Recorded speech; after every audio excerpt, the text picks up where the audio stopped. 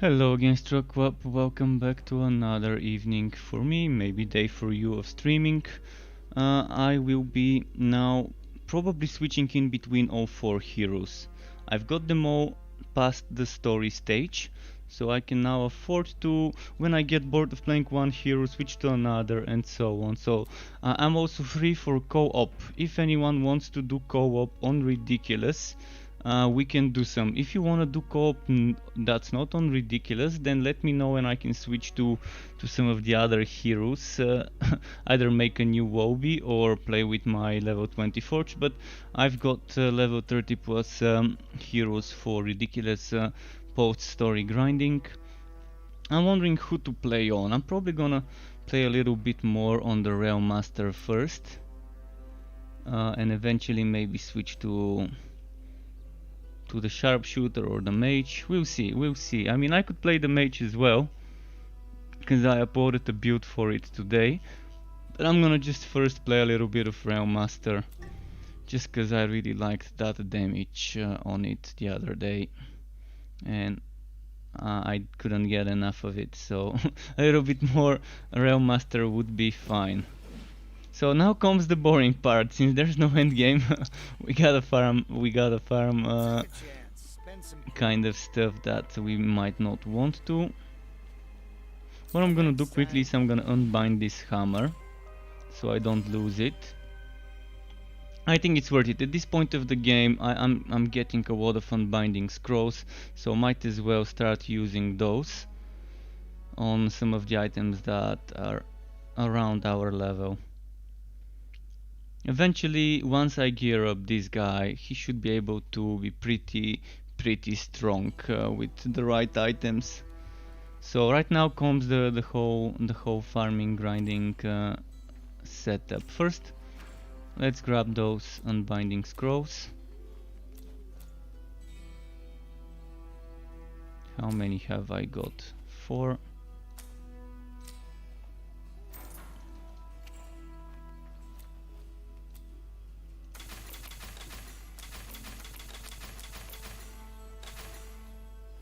Okay, now, what am I unbinding? First, the Realm Hammer seems to be worth unbinding. This doesn't seem like something I want to unbind. Then, is there anything else over here that I might want to unbind? Yeah, I'm gonna go for just the Rail Hammer. If I end up finding something good, I'm gonna keep those scrolls with me. And yeah, let's send the pet to sell, and let's get rid of some of those items here, and we can then go. Your pet has returned. So this thing here, I'm gonna keep it probably. Or actually I might. Yeah, I'm gonna keep it because I'm planning on leveling another Realm Master, so might as well just check it in number 9. Okay, number 8. Okay, number 10. Let's see what else could I put there for a Wobby. This one.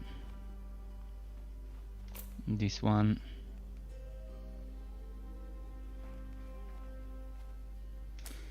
And this one. Shield wise, yeah, I don't need this one. I'm gonna get rid of it and then we're good to go. Right now this is getting changed, so this is also for the Wobby, and this is gonna go for the Wobby as well. And let's start enchanting. We've got this thing that can get enchanted. Oh, that's a very good roll. This one gets disenchanted and enchant. Gearwork, perfect. And we're good to go now.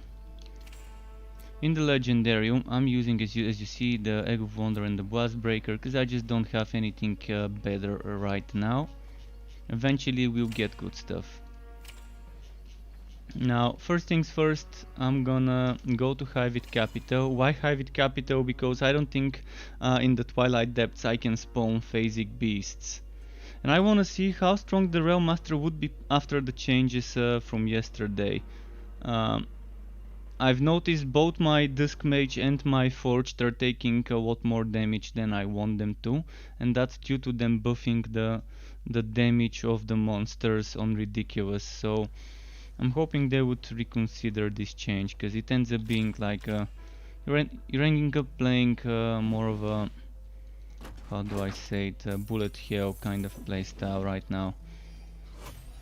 Unless you end up getting full legendary set, but I can't confirm whether a full legendary set would be good enough to give you the survivability one might need.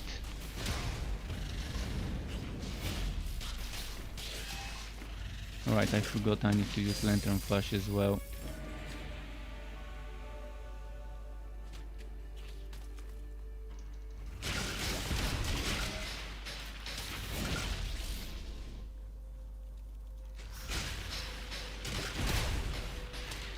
Although Lantern Flash now doesn't even need to be on my skill bar. Why?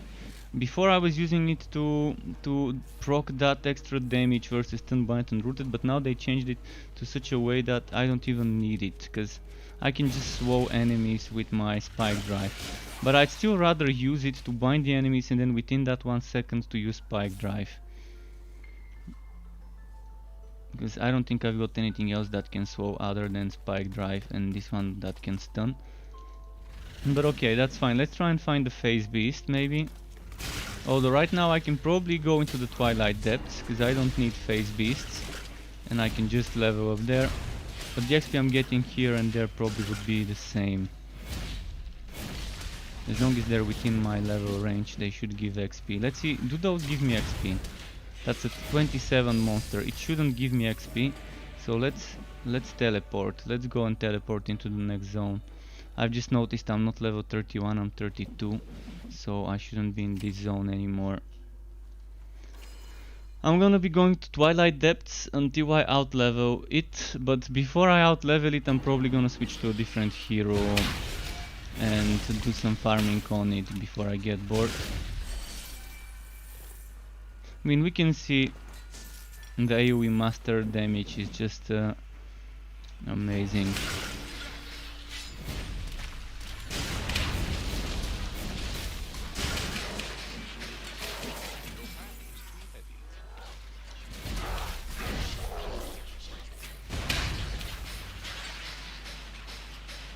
What's my cooldown? 2.4, and that means I don't have items with cooldown reduction for this thing.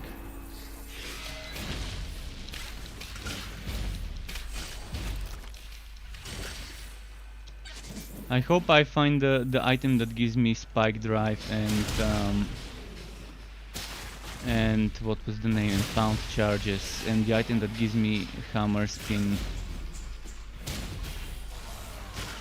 The item that gives me the Hammer Spin Charges as well. That's kind of the ones I really want to get. This is a new one, and he is hungry.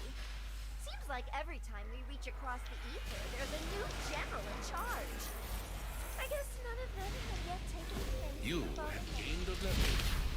But yeah, the Realm Master right now, after they reworked it with the train skills, because they promised they will be changing some things in the train tree, in the conductor tree, I want to see what they're gonna do with it.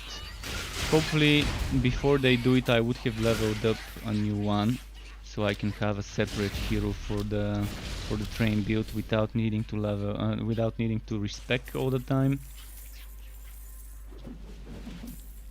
And I'm so happy that they increased the SWATs of what's its name, the character SWATs.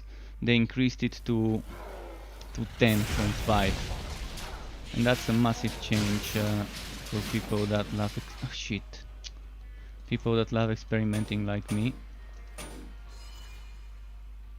Okay, let's stay this way.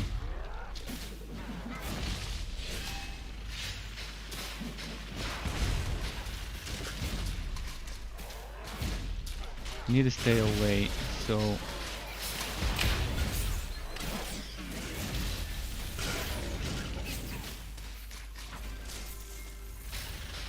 and I don't think I should be in this zone, But before I move to the next one, let's see if anything worth it dropped. 3 SWATs. Yeah, I'd rather use my cosmic ones. Cosmic boot seems to be nice.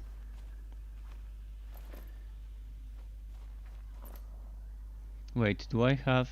I've got 2 skittering, 1 cosmic. Alright, for now, still no set bonuses of any kind.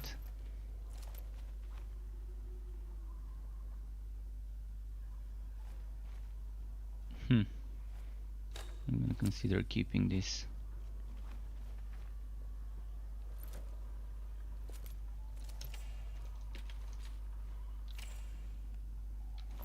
Alright, pet, go sell. In the meantime, I'm gonna spend that 1 point. And the question is, where do I spend my points now? Obviously, Spike Drive needs some loving, needs some damage, and Mashi only is saying how is the Rail Master doing so far for you? Well, for me so far he's doing better than before. I can tell you a lot of things are better than before. Better than the alpha, better than the closed beta. I love the way they rework the endurance. I'm still not a big fan of the train. I mean, I've always loved playing certain train builds, but I've always preferred the Slammer, known as lineage skills before. I don't know, somehow I prefer playing the AoE stun warrior rather than having the train. The train still feels weird to me, and they're promising that the train is getting some changes. The way the whole train system works is getting some changes, which hopefully would mean we wouldn't need to equip the build train skill on our skill bar. That's one of the main things I don't like about it. But right now I'm a big fan of the hammer spin giving me damage reduction. I don't feel the need to be cheesing it by using shield train together with my slammer build, which I used to be doing before when I needed damage reduction, when I was doing ridiculous runs. But the damage is definitely amazing on this guy, even with some crappy items. I mean, you can see I've got some lower level items that are not that great, and some decent higher level items. This one is good. This one is definitely good because 20.3% damage with slammer skills is great, great boost for that build. I mean, I did when I killed Sadista for the first time, I did 19,000 damage. I don't know what did the 19,000 damage, but I did do 19,000 damage somehow. I have no idea what did it though. It must have been either Spike Drive or... well, it has to be Spike Drive. And there's a lot of ways to get damage on this dude.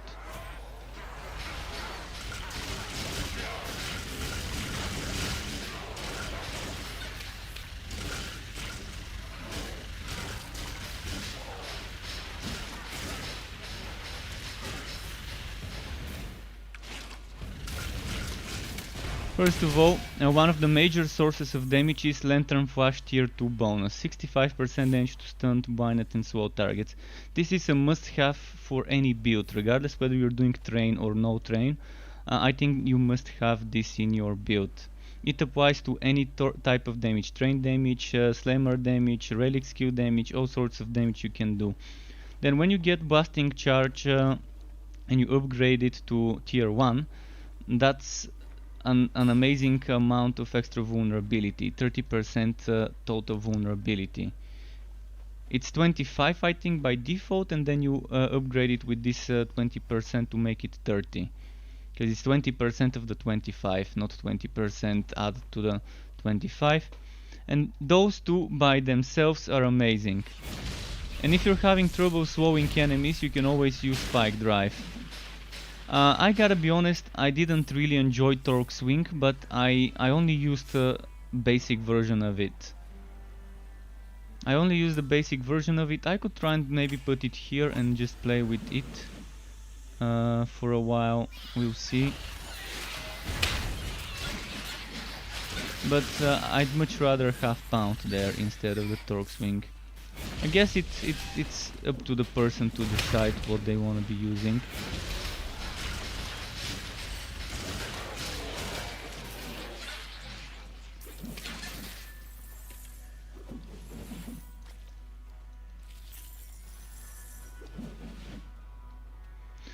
Let's go kill Sadista, but for Sadista I'm gonna switch back to Pound.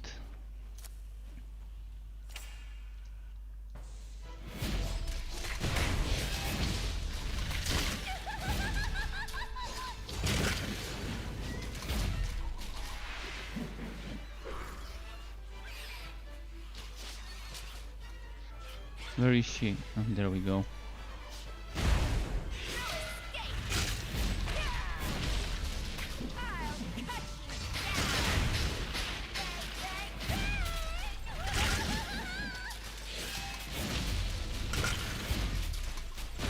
Can't wait to upgrade this guy to something that does more damage.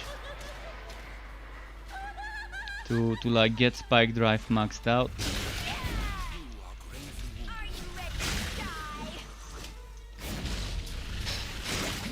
As you can see, I'm not the best at playing this. Someone else using my hero would be doing much better and rotating the skills better and applying the debuffs first before doing the damage skills. But it works. I mean, it works the way I play it, even though not in the most optimal way.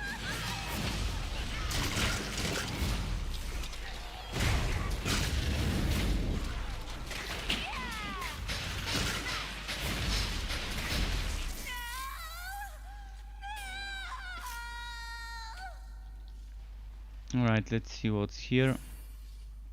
Release. The Soul Blade skill. Do you mean this this one that gets procced every now and then? This is from the Bleeding Relic. I'm using an offhand Egg of Wonder. Egg of Wonder allows me to cast, when using my Relic active skill, another one. So you can see I can use the Spinning Blade, I can use the Flaming Sword one, and I can use the Ice Wall one, and sometimes the Shock one, which doesn't want to proc now. It's completely random, but when you are casting your skill, it has a chance to cast one of the other ones. Let's try and walk back out and reset the map, hopefully, and do some more farming in there.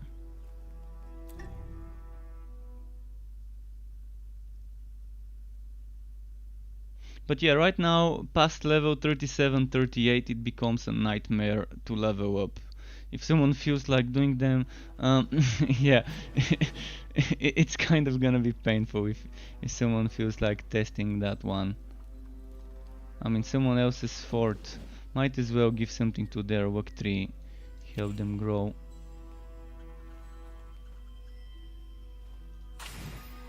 See, damage versus Voltura, but we don't have Voltura in the game because they removed them. And now by doing this, I got some extra. What's its name? Gear work.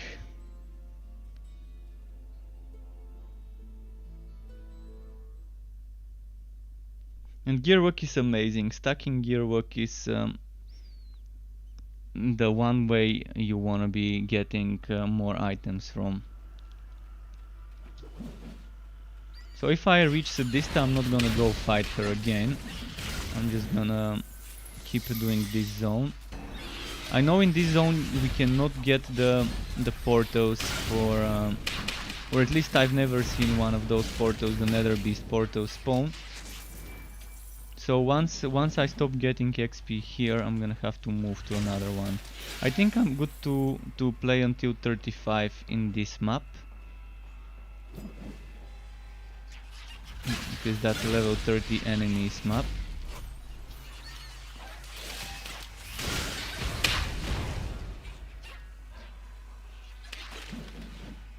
But it's definitely super boring after it's gonna be super boring afterwards to level up when you stop getting XP here. And that's why it would be nice for them to make something like map level scaling. You complete the story and the maps start scaling to your level after you finish the final boss of the final act. Currently that would be Act 2, but once they add Act 3, that would be Act 3 when it starts activating this thing. Right, Netherring Chamber, I'm not gonna go in there again. You can't carry anymore. Might give my pet some stuff to sell again.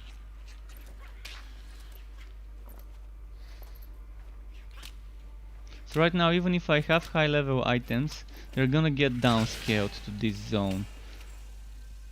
So the only reason one might want high level items would be to have them ready for when new stuff gets added. Oh, actually need to be using this one.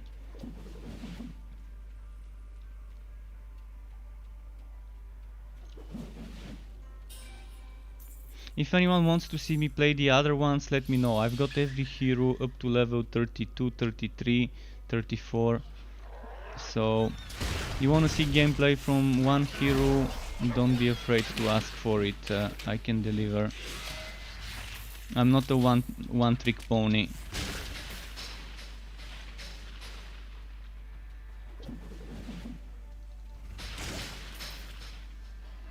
So let's group up more. I wanna group up more. I will start spending some time leveling actually even multiple versions of the same hero. Because I like playing different builds. I don't like sticking to the same build. I'm all about experimenting, making builds and then making build videos. And I'm trying to mostly steer away from the meta. I'm trying to mostly steer away from the meta and to do those weird builds. That may not be the meta builds, but might be fun to play. Because everyone almost, the majority of the people are always going for the meta. And every now and then I would go for the meta if I enjoy it. But right now on some classes the meta is kind of boring. Like for example the sharpshooter build that's probably getting a nerf soon. The targeted strikes reload setup. It's amazing though. It's an amazing damage if you do a targeted strikes reload setup for the damage on a sharpshooter. On a mage, I'm pretty sure there's a lot of good stuff to do. I really want to do a Radiant Blast build, but that's gonna be on another hero mage. I've always wanted, since I saw that Radiant Blast damage, I've always wanted a Radiant Blast build ever since like update 7 or 8. When I first experimented with making builds for Radiant Blast. But back then we didn't have unique items that boost it. Now, if I look at the Legendarium, you have an item that boosts the damage of Radiant Blast by a ton of damage. Where was it? I think it was 500%, but I can't be sure. Let's see. If there was a search button here, search window, it would have been nice. So let's look for mage, disc mage, disc mage, disc mage. Radiant Blast, this one, Brilliant Hair Out. Oh, that's actually one of my favorite looking offhands. It was named differently before. I think it was called. See, this Arc of Light was called differently, and this was called Arc Light. One word, I think. This one. So that's amazing. See, 500% increased damage in Radiant Blast. That's something I've always wanted to try. A basic attack Radiant Blast maybe built. At least before, Radiant Blast used to be the basic attack stingy. Now maybe people may not necessarily want to do basic attack stuff. And one thing I've not tested yet since update 11 is basic attacks. Basic attack builds. On any hero I've never done those. I've only used them within the first few levels, but then I've always switch to either a relic skill or another skill over there.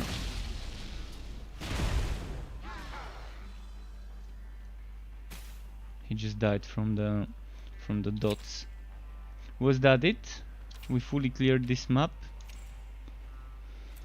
Alright, we can try again. I'm kind of disappointed I didn't get much XP from this map. But it was a shorter one, it was just two passageways.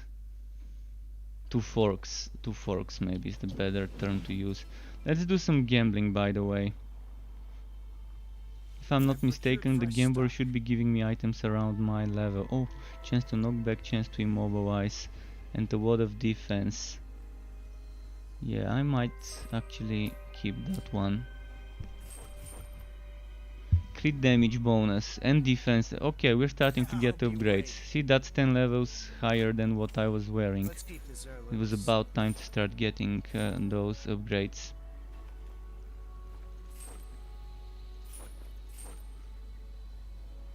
So what do I need? A helmet and probably leg armor, because my leg armor is low level. So let's go for helmet first.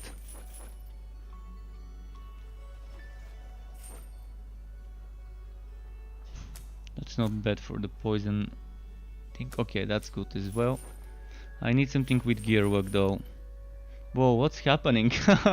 Okay, that's amazing. 8.1 gearwork. Alright, I'm not gonna roll more for stuff. And that's 420. That's my kind of defense. It's green and it's 420. You can't get any better defense than this one for this level. Next would be trying to get some leg armor.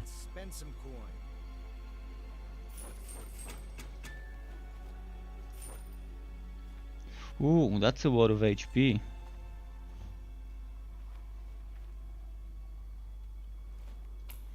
I'm probably gonna consider keeping that one.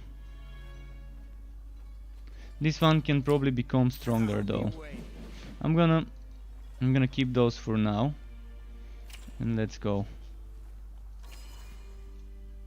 See, I'm assuming this is probably the most boring thing ever that I've done in this game. Grinding the same zone over and over again. At least when we had the old map works, we could kind of switch between one frontier and another frontier and make things slightly different. To not be the same thing over and over again. So I'm gonna go this way first. And what I'm gonna do now is let's group up more enemies together, as many as we can.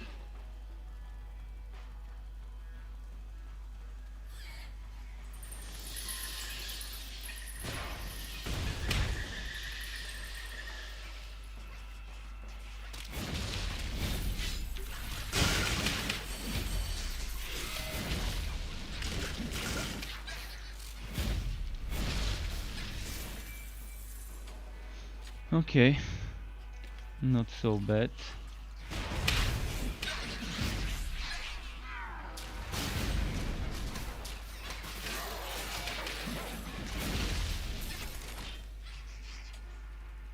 Ideally, I would be going for a one-handed push shield. Because I just love that extra block chance I can get from a one-handed push shield. But if I do end up getting a good legendary version of those rail hammers that I really want to use, before I unlock level 40's legendarium slot, I might chug it. I might either chug it here or just use it if it's a good one. It's a good road.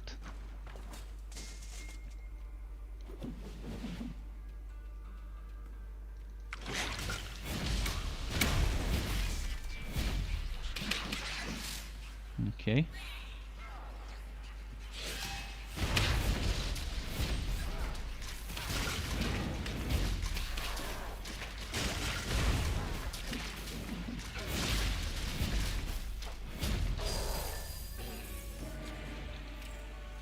But yeah, I'm loving the damage numbers I'm seeing on this class.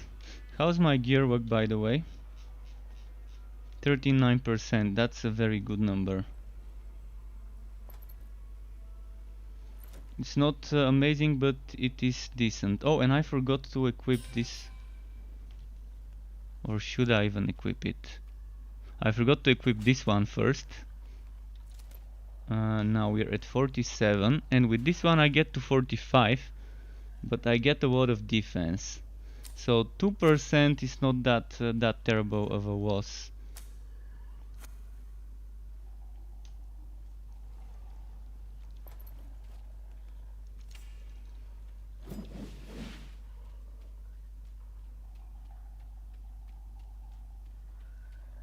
I might as well use a Dista while I'm at it. You made a mistake.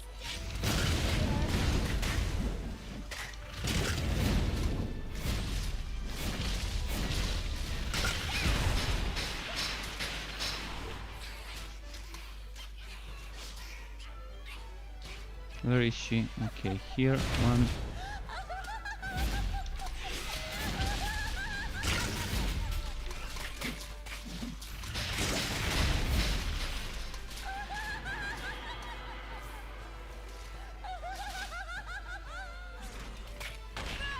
Okay, 1, 2, 4.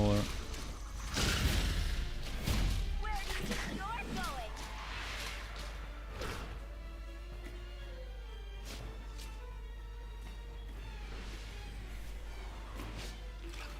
No escape. Alright, 1, 2.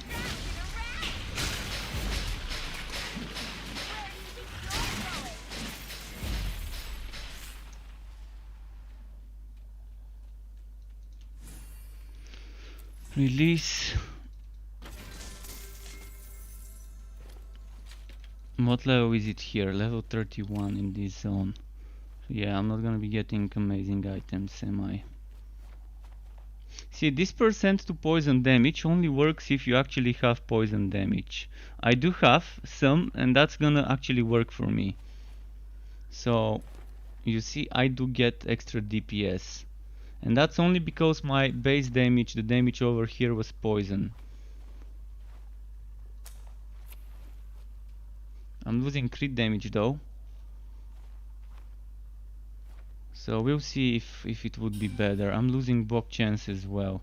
So I'm down to 7.5% from 15. But let's play with that one for a while.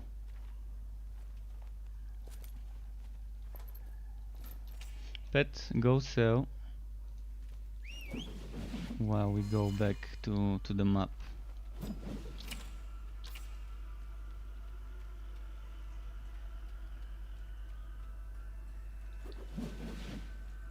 See, every hero needs to have this speed buff after using the movement escape skill.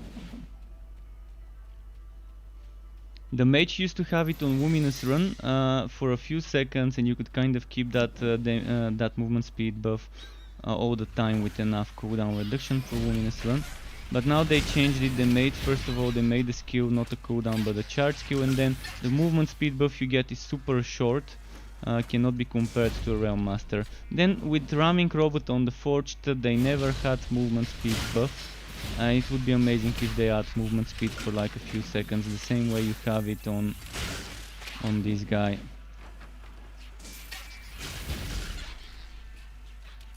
And for the Sharpshooter with Ghost Visage, it would be nice to have that, even if it's a tiered bonus or something.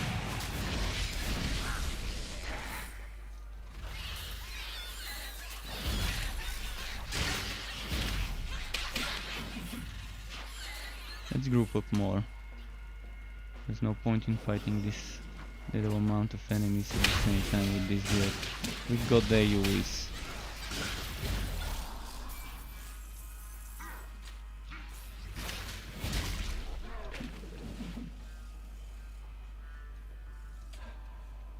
Wait, was that something I didn't learn? Never mind.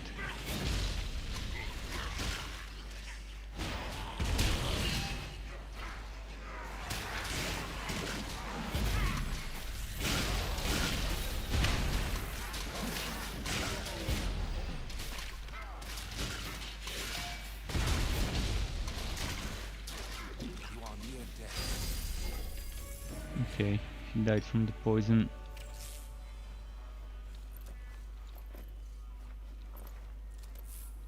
By the way, in like half an hour from now, there will be official dev stream, Friday Fun Day stream on twitch.tv/play Torchlight. So if you want to ask questions and just hear information from the developer that's in charge of the Legendarium, Michael, he will be joining Bean, Extra Bean, on a stream for a chance to let you guys hear some information about Legendarium from him and to also ask him those questions. You can also ask those questions in the Discord channel, and Bean would then relay those questions throughout the stream.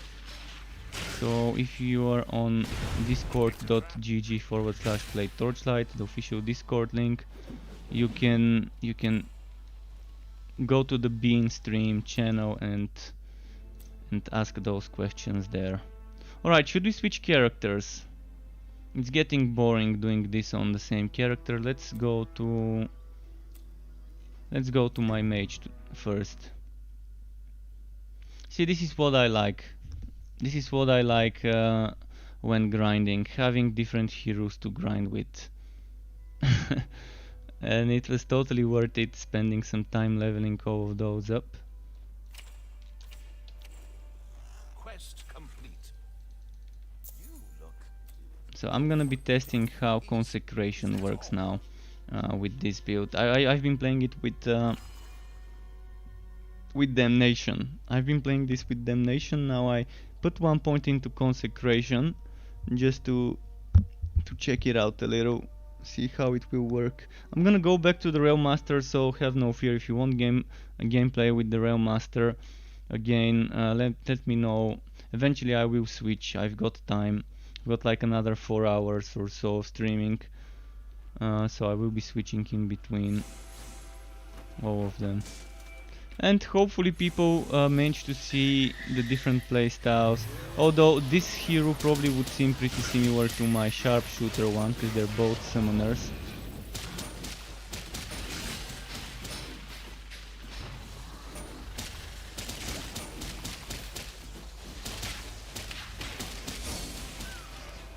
I need to stand in this field. I keep forgetting I'm using consecration.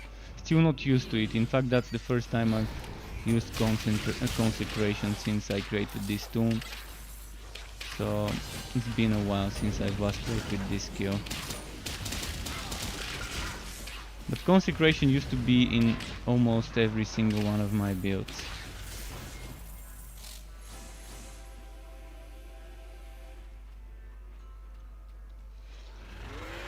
Until I made that build I uploaded today, where I've included setups without it. In fact, I was recording footage without it too.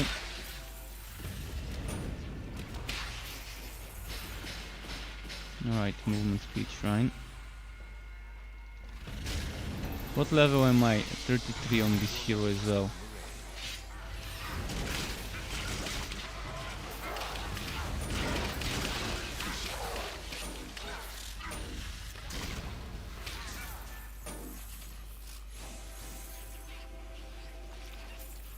I can't wait to get certain unique items and legendary items and test the synergy they provide, especially the Vitality Extractor.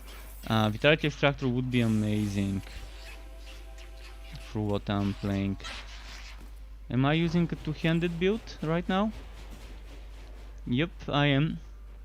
Oh, and this one might be better for my DPS.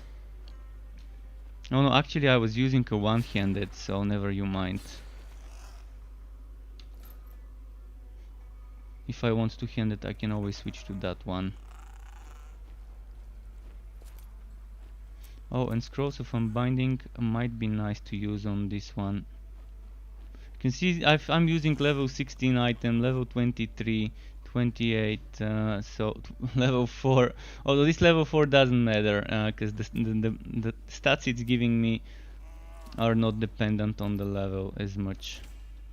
More dependent on the rarity rather than the level for some of those stats.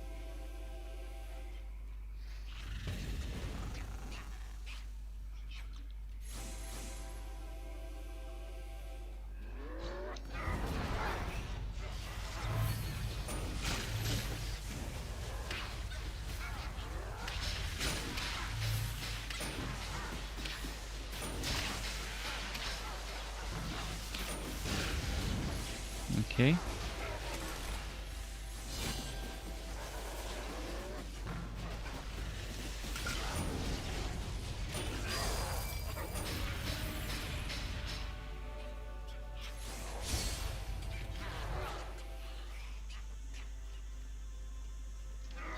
Let's do this. See how much damage they're doing to me right now.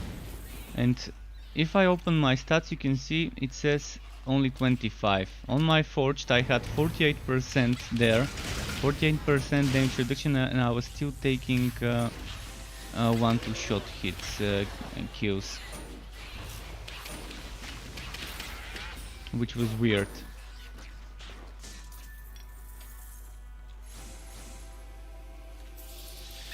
And here I'm not getting 1-2 shot, even though I have twice as little as I had on my forged yesterday.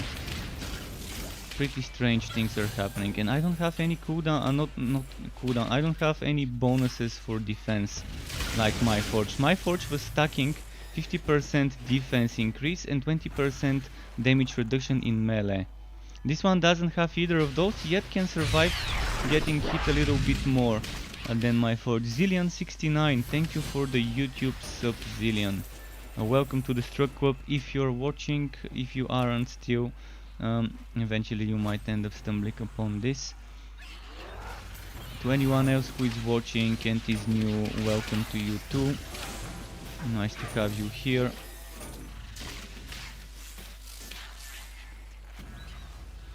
Let's see how much damage I can do with Holy Fury. Without any other things, without consecration. I'm gonna be testing some stuff. Alright, let's test this one in consecration. Let's test... I wanna test the summons in the consecration field. So I'm gonna do this. Before, oh yeah, it still seems to work. I do get extra consecration bonus damage based on how much of my summons are in my consecration field, which is OP. It is fucking OP. The extra damage you can get. See, now I've got 5 times 15%. I think that's the limit though. I don't think you can get more than 5. And 5 times 15% is a lot of damage. What's that, 75? If I'm not mistaken, it should be 75 extra damage. So first I get 26% damage and then I get another 75. So that's like 100% extra damage bonus. Just think of it for a moment.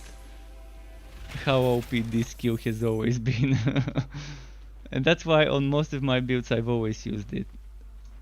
Before, even when I wasn't using Spirit well, even when I wasn't using the spiders, it used to be pretty strong before. They kind of nerfed it, which was I kind of expected to get a nerf on this one, because right now if you're using it the right way, you can definitely stack up that 100% damage. And your allies can get decent damage as well, and that's just me having this at level 1. Or is it level 2? Level 1, yeah.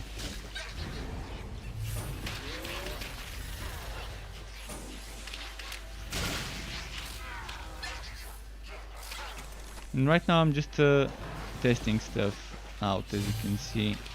I'm not trying to kill them as quick as I can. Taking my time to notice the damage numbers.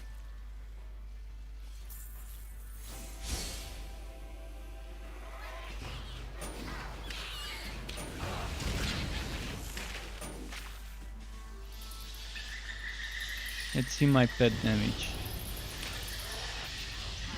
That was actually really the pet, not the...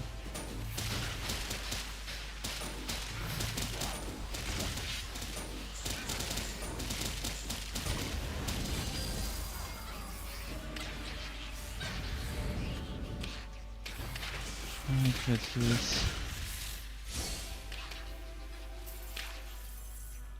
Getting close to 34 already.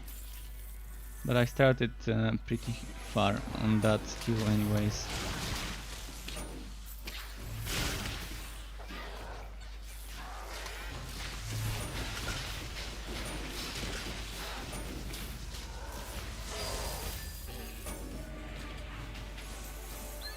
So I can't wait to get a Vitality Extractor for Holy Fury and test it.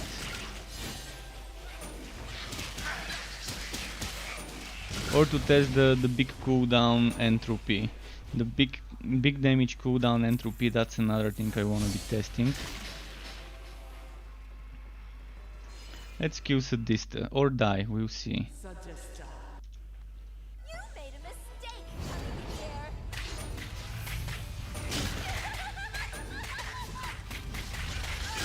See, or die, as I said. She one-shots me on this hero. She one-shots me on this hero. As I kind of knew would happen. Let's change my items. I intentionally prepared some spare items here.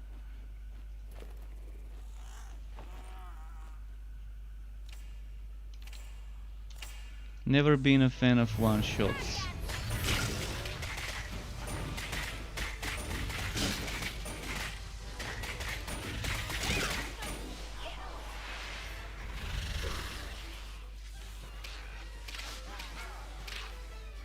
Well, hello there.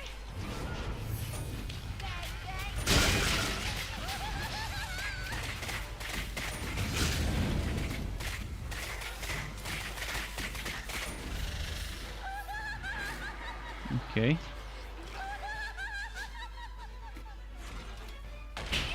You are dying.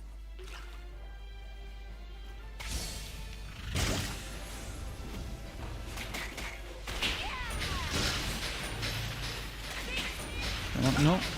Fucking spinning thing.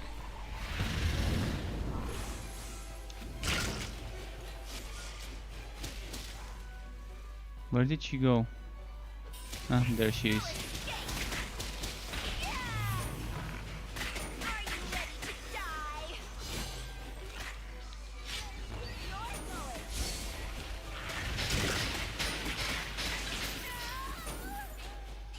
You're going. Okay.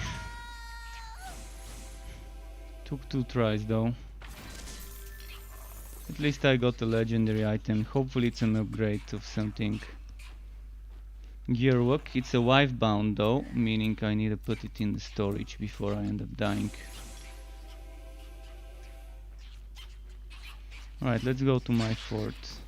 Cause my unbinding scrolls are now all in my Rail Master. I left like 4 scrolls with him.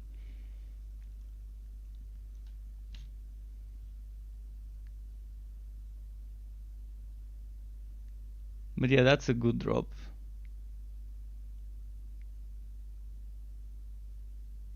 What was the bonus on those? Was it the set that increased? Oh, it's the dark buff one. Oh, and look at the chance to walk and faster cooldown for relic active skill. This is such a nice row, such a nice row. Okay, where would I keep my disc mage items? Let's say number 7 would be my disc mage stuff.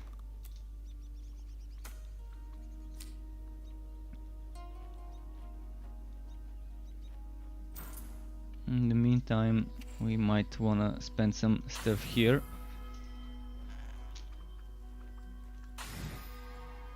See, this one 623 damage. Pretty nice.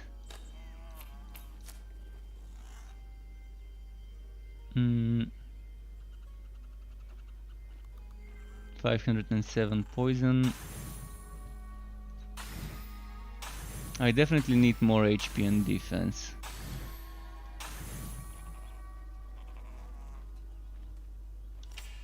Right now I am sitting at... that's not worth switching for.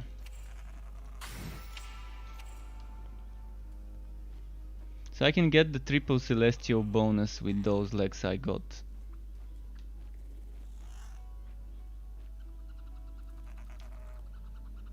And a lot of walk chance, because I've got 6.4 with the other legs and I've got 5.9.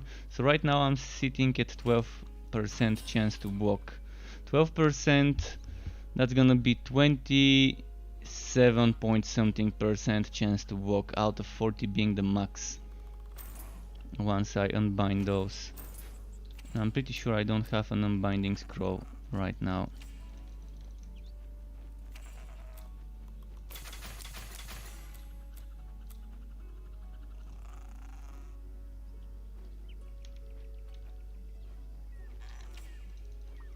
Let's feed that to the tree. Getting close to max level of the tree. Bit by bit we're gonna get it there. Alright, let's do another run on this hero and then maybe switch to something else. I just need a little bit more to get that level on it.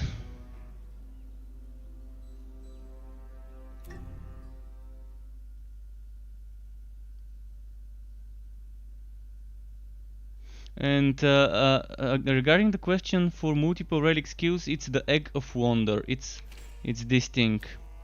The Egg of Wonder allows us, when you're using your relic active skill, to cast another random relic active skill that's different than yours. So when I'm using Venomous Maw, it can cast all the others, like the Ice Wall, the Spinning Blade, the Burning Sword, the what was the other one? The Lightning Bolts. So this is an amazing item. It's probably my favorite item in the game right now. Potions for you, potions for your little friend. Oh, I'll be seeing you. Just so fun with that item. Alright, let's do some gambling for since we got good legs, we could probably try and get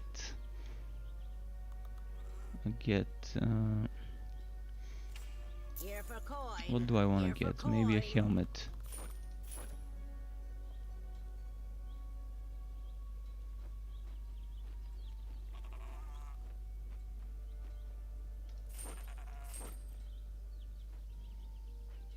Mana regen. HP on kill. I'm not sure I want the HP on kill.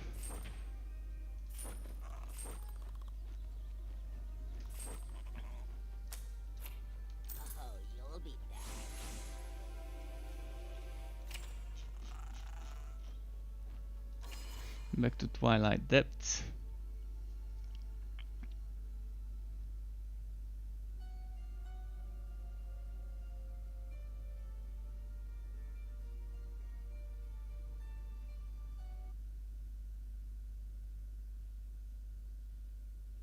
So yeah, right now I'm just gonna hit that level up on this one and then maybe switch to something else, like a sharpshooter, because I haven't played her in a while. Eventually, as I said, I will be switching between all the heroes all the time, so that we are showing all the various types of playing the game, some loving, instead of sticking to just one hero.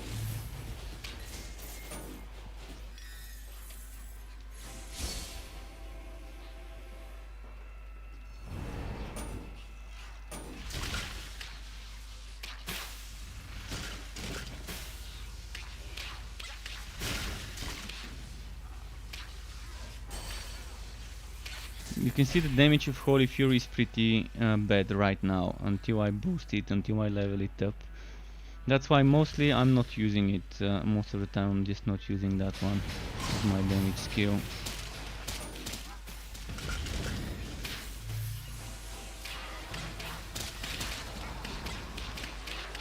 Consecration is a little tricky if I can't stay in the field. If I can survive staying in the field, because I'm taking a lot of damage. Then another legendary item, and again leg armor. Well, this one is getting changed for the other one as soon as I can get it, but for now it's not a bad upgrade. A little bit more defense to poison, but overall my defense to the others would be less, but more chance to block. So right now I'm at what, 17? 18% chance to block. Not bad.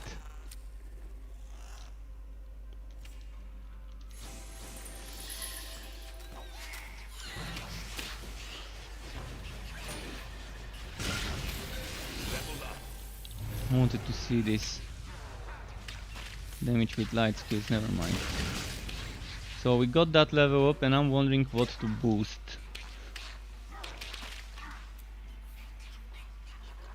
mean, I'm not right now. I'm not using Dark Spears, and I can get some points respect from it if I want to.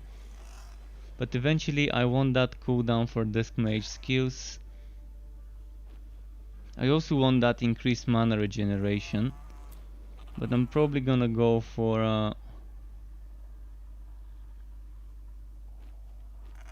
maybe for Luminous Run healing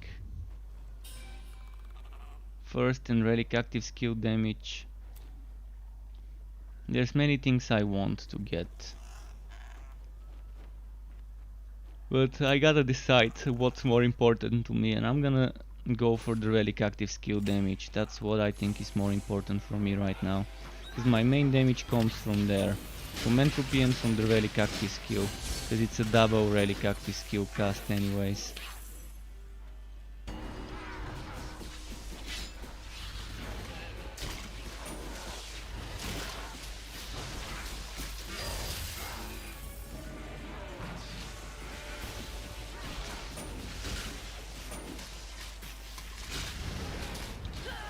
Ah, fuck. You've met your end. I'm not even sure how he hit me. I clearly seems to have been away from his range, kind of on the side.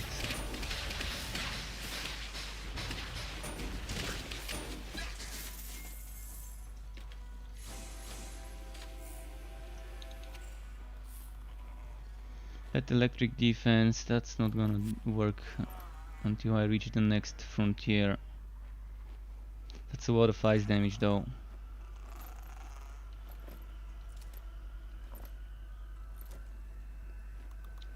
Alright, let's keep moving.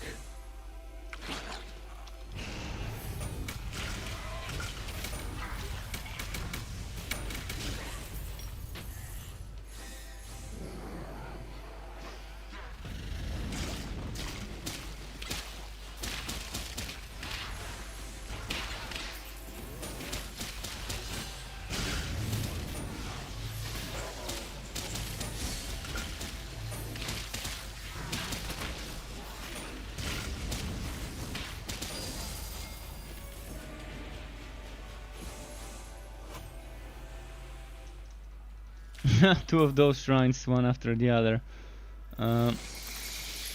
Should I go and kill Sadista again? Might as well go and kill Sadista again.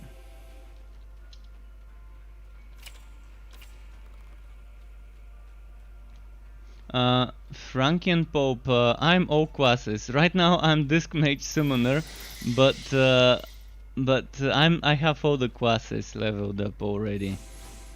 So I can constantly keep changing. I can kind of constantly keep changing.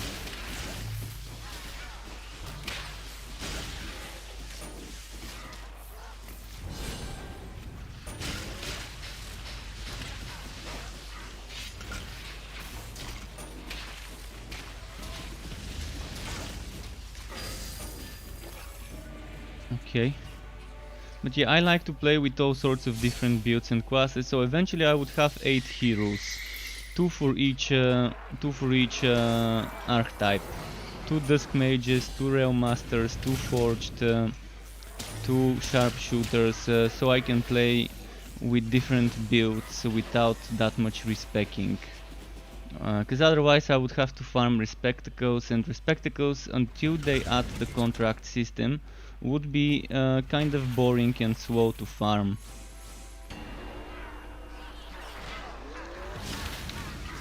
Wow.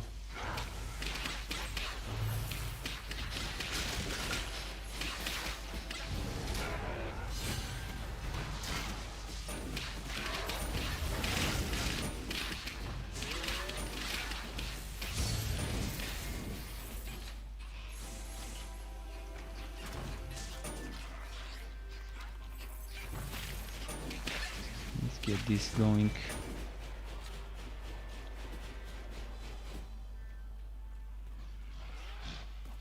Wait, that's not the way. Right, we gotta go back. Look at those. Floating Netherim. That's the new engine bug. That they keep finding new reasons why this bug keeps happening.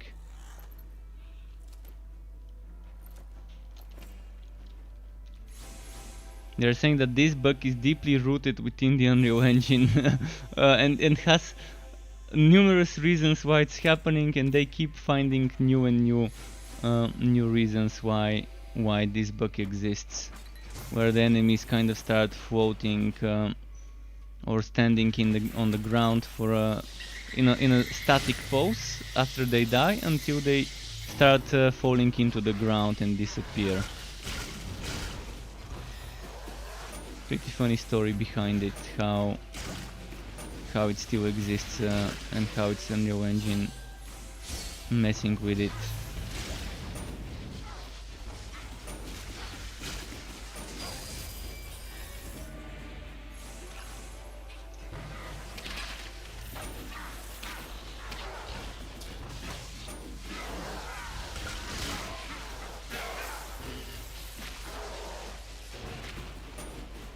Alright, what's happening here?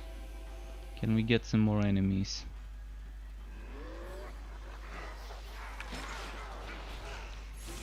Let's get some more. And a choke point.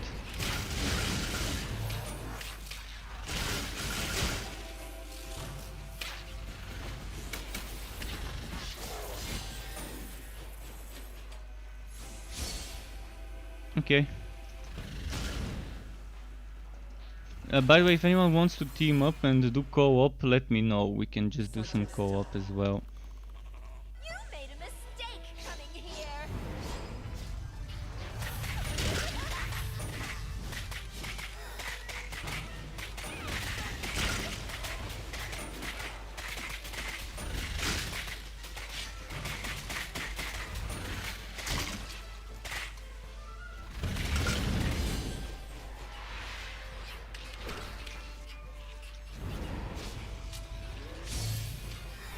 Where is she? Oh, that's where she is.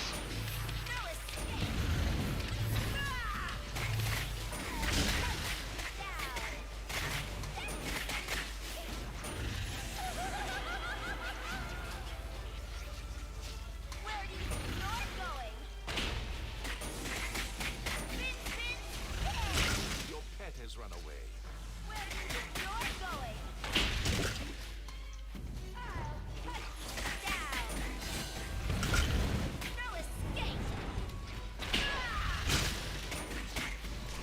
So she's doing 3.7k damage to my pets. My HP right now is 4.6k.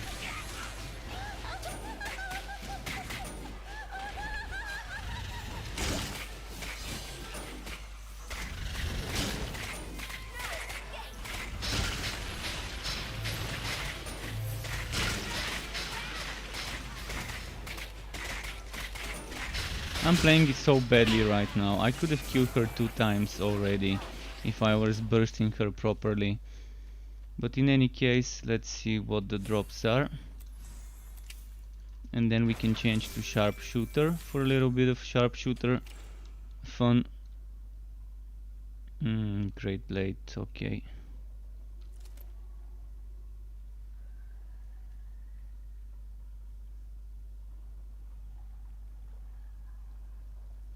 Oh, my pet's dead, never mind.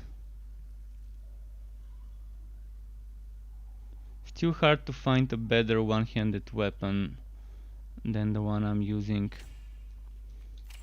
Was that one-handed? No. Okay, let's switch to sharpshooter.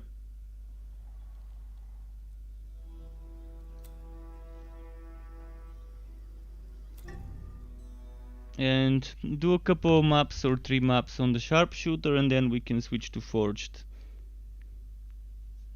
Again, feel free to tell me what hero you might want to see if you want to see another one.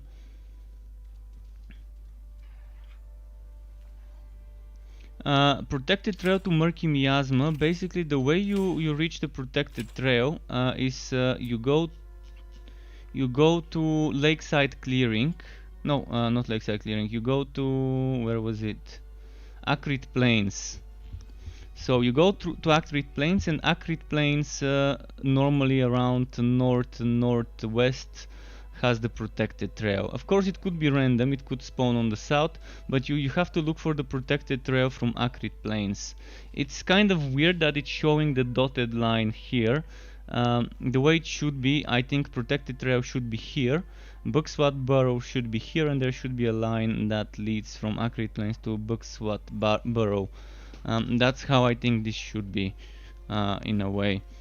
So at least I would have done it that way. I would have moved protected trail around here and Bugswat Barrow here and just add a forking like this forking to the Bugswat Burrow.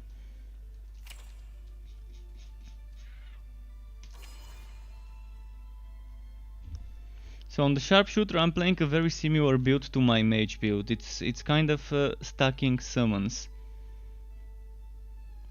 Stacking summons and using that relic active skill, so you're gonna see a lot of similarities between this and the other one.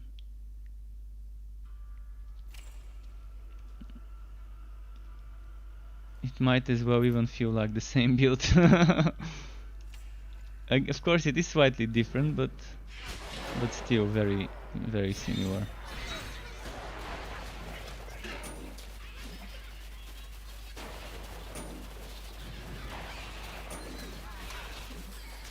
Oh wait, I'm missing my relic. I don't have my relic. My relic is in my mage.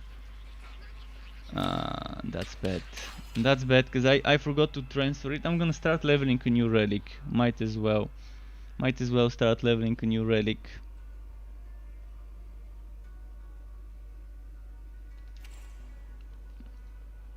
Or not. I'm just gonna switch to the mage and transfer the relic because it's my only summoner relic right now.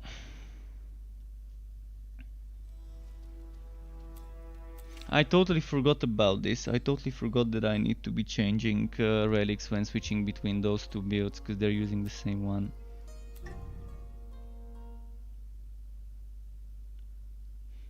I wish I always had access to the relics that are currently equipped on my other characters. So I can from one hero take the relic of another hero without having to rewalk and do that. And now the game is bugged. Every time I want to change my relic from one hero to the other, this happens. I cannot access my fort for like half an hour or so. So now I'm not going to be able to use my reliquarium until I exit to desktop and restart the game. And even then I'm not guaranteeing I would be able to. Maybe I'm gonna need another half an hour or an hour to actually just be able to access my fort. Sometimes that's what has been happening. But it's early access, so things like that are good to exist in the early access rather than on the final launched version, because we can now report them if something like that happens. We can report it and they can fix it before it starts happening again. So let's see. Am I gonna get lucky now and actually teleport to my own fort instead of someone else's?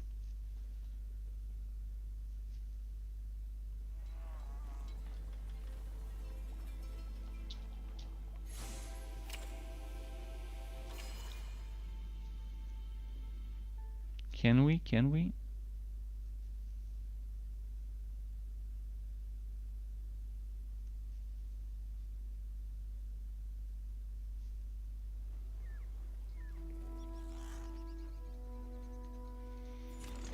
Okay, unequip. Let's equip this one on this one. Since we are here, I'm gonna quickly feed the tree. Gotta water the plants, so let's water the plants.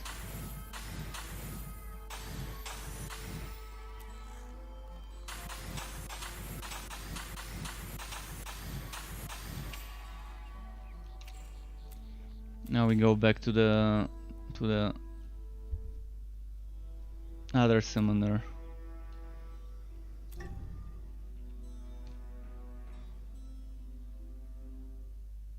But yeah, good thing I noticed I didn't have my relic skill. Because I started playing and then immediately noticed, wait, where's my spiders? I'm missing 12 of my summons. So hopefully I can enter now.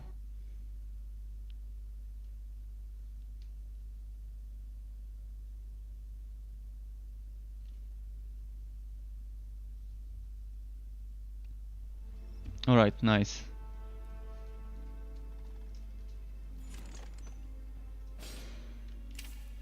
And now we're good to go.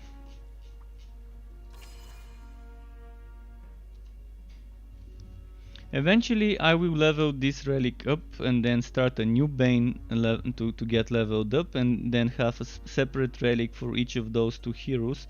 But for now I don't see the reason to be doing it until that one is finished leveling. At least level 40 is what I want in this one, before I start leveling another one.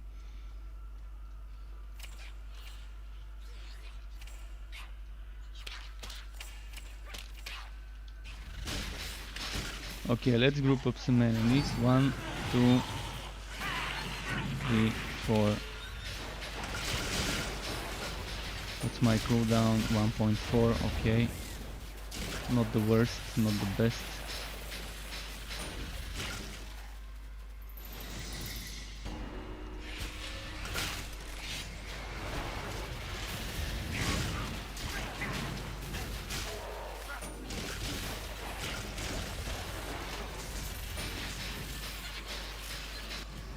What's this?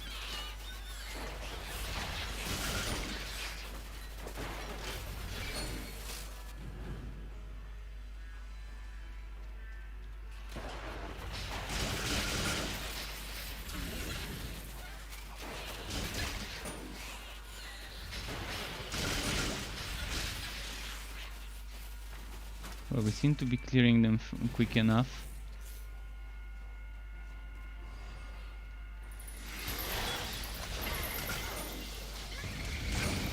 I'm reducing the damage those enemies do. I'm afraid to test how much they do, whether they're gonna want to shot me or not.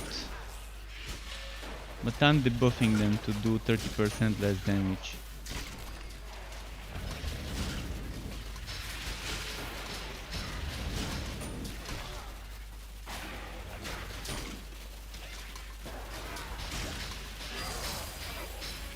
Right now I really want to get some specific legendary items so I can test specific synergies for the builds. Is my pet? Fuck, he's full.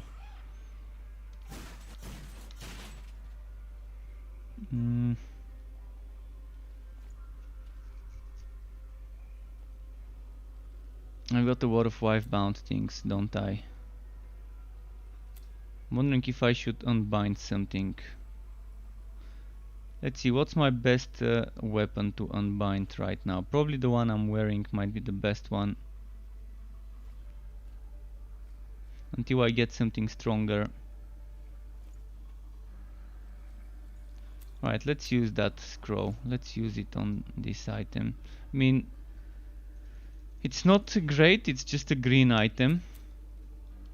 But I'd rather not lose it if I die, and I'm probably gonna die now that they made the enemies do more damage, and I'm not the one to be good at dodging. In fact, I'm probably the worst person at dodging and using their own potions at the right time. That's why I like tank builds. I like builds that can face tank shit even if it takes them forever to kill stuff, because I don't have to worry whether I'm using my potion 1 second later than I got hit, or in the exact same moment I got hit by something. Like this, just this made my point here. This made my point. So I've got spare legs, and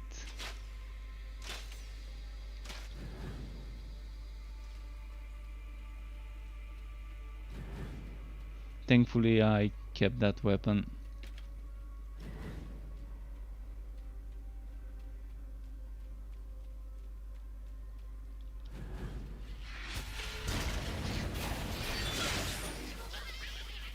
Let's keep doing that.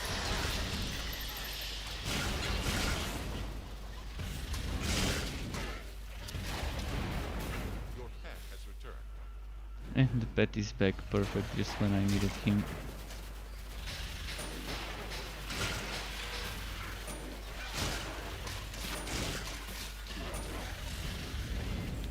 Let's see. Well, I don't need this. For one-handed, this still seems to be my best one-handed weapon. This one would be amazing if it wasn't wife-bound.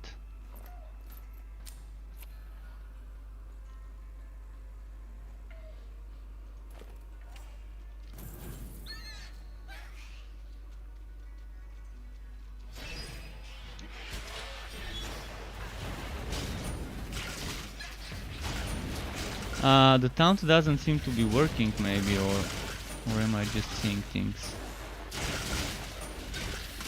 Maybe I just didn't see it. First it seemed like they were gonna attack me, but they were just facing the same direction by attacking the pet.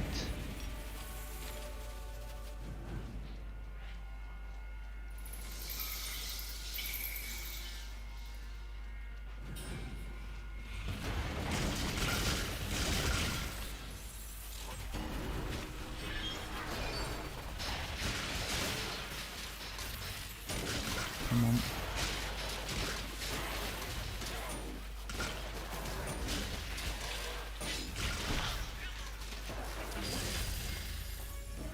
And there's something I really wish they would change. I wish that you see those green plague bearer or plague bringer, whatever it's called, bows, the green bows. I think our pets and summons should be triggering the explosions. Instead of the explosions ignoring those pets and just traveling towards us. I'm gonna write that as a suggestion to make it so that pet builds would be very useful when the enemies are using this plague bearer modifier. Because that means as soon as the bow spawns, a pet is gonna trigger it, because the bow is probably gonna spawn next to the pet, and then it's gonna explode, killing some of my pets, but never even starting to travel towards me. That's gonna be such a nice boost for summon builds to help with survivability against at least that type of monster. Another thing I need to experiment with would be sacrifice to ghouls to make the enemies take more damage. I used to use it a lot. I used to use it before on my scatter shot build in the alpha version, and I think I used it with my scatter shot build in the beta as well. But there were kind of different types of scatter shot builds.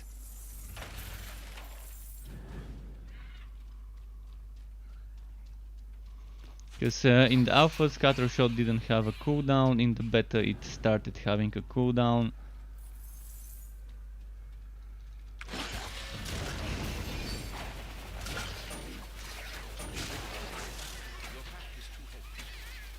Do I have points in Revolt? I might try experimenting with Revolt a bit. I'm trying to get 1 point into everything. Just for something I have in mind. That's why I need 1 point into every skill. So right now I'm not gonna even be going for a good setup for the next few points. Might end up using Respectacles. Because how many skills? I've got 1, 2, 3, 4, 5 skills more. And I've got 4 Respectacles, so maybe when I level up now, then I can use some of those Respectacles, and then I would beat them with that. Eventually I'm gonna have to farm more Respectacles to undo this. But yeah, right now I wanna show every single skill of every single class as a series of videos. Like, actually my very first videos on YouTube were skill showcases for Torchlight Frontiers, for the Dusk Mage and Forged, which back then were the only classes. We didn't have Realm Master back then, and I want to make the same things again, but for all 4 heroes and with the early access. And that's why I want enough skill points to spec into everything.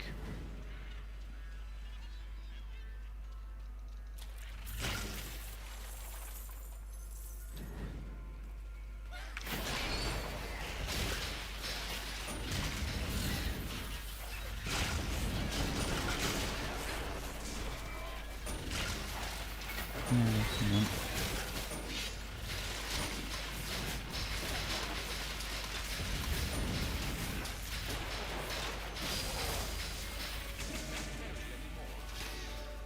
Okay.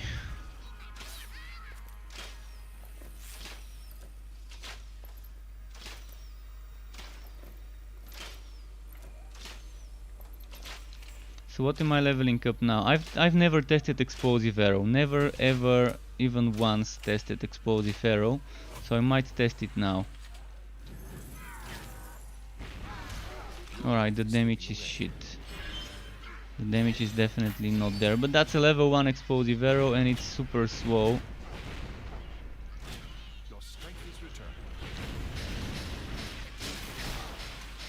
Wait, does this revolt have a cooldown? No, it has charges.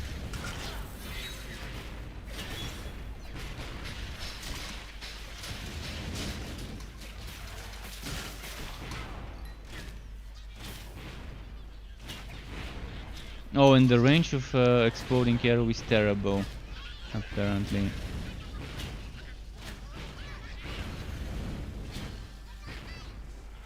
Wow, look at this enemy glitching.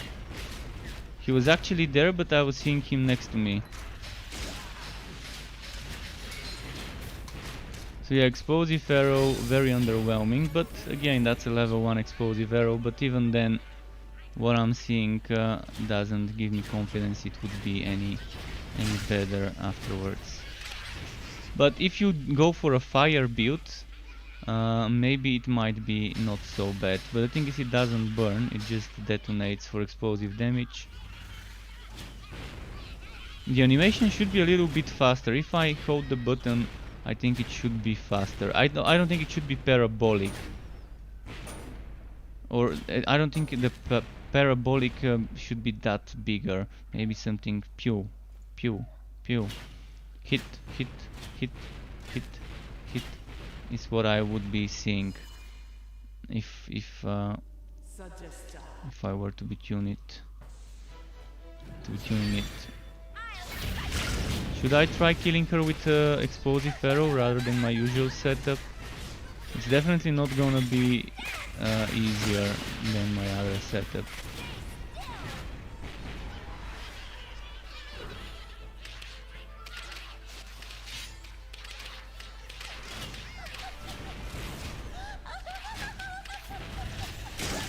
But yeah, let's try with explosive arrow. I'm not gonna switch to it and to onslaught.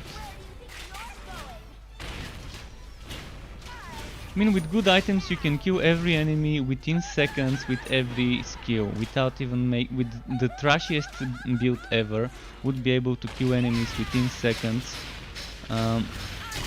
with the best items in the game. That's how good it is to kind of gear up in this game.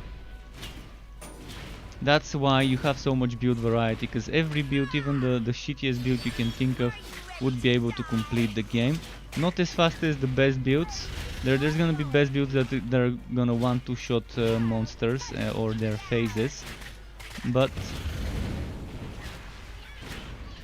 yeah, you can try and take upon a challenge to make the most unsynergized build, or maybe a build where you're just putting 1 point into every skill and not spending all your skill points. You're still gonna be able to beat the hardest content if you have the best items.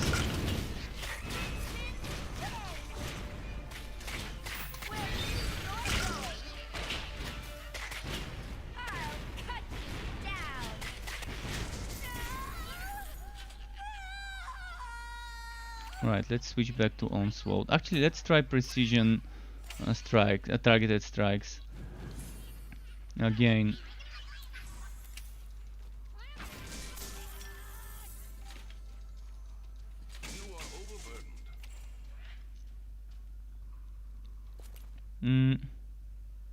Ammo regen 15.7, 16.7, 5.1. I think the fear one is the better one for a summoner build.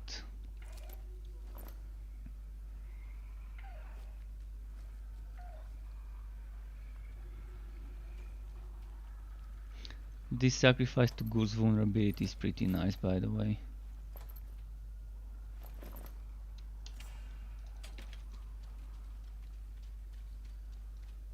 I'm gonna go quickly to my fort and then rewalk and switch. But yeah, right now, if you're watching, keep in mind there is an ongoing official dev stream, twitch.tv/play Torchlight. You might wanna head over there. I'm gonna be here for another 3 hours or so, so you might wanna head over there, watch the official stream, get informed about certain things from the devs themselves. Michael, also known as Mayhem on the Discord channel, will be answering questions about the Legendarium.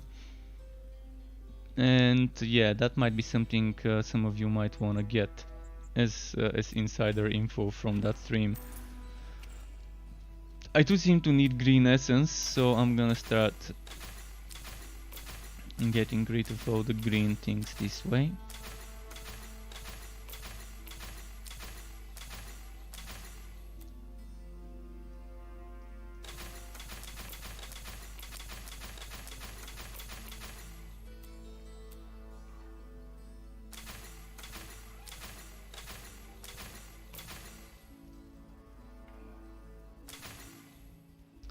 So what can I enchant? My armor. And I still don't have the large armor Hivit. I'm not sure it even exists in the game. I've already leveled 4 heroes to level 30 and 1 hero to level 20, and I still don't see this. I still haven't found this one.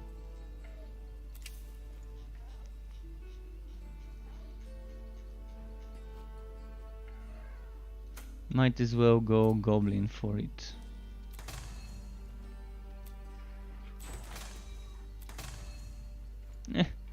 Keeps giving me shit, honestly.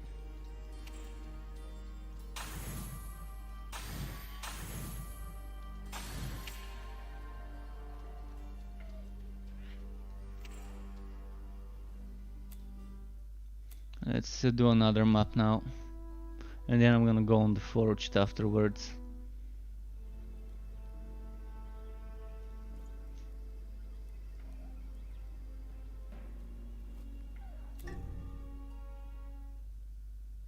But yeah, I'm playing what drops. Whatever drops is what I play as a weapon. Ideally, I prefer the offhand and main hand setup, with either a shield for defense or for sustain with an offhand.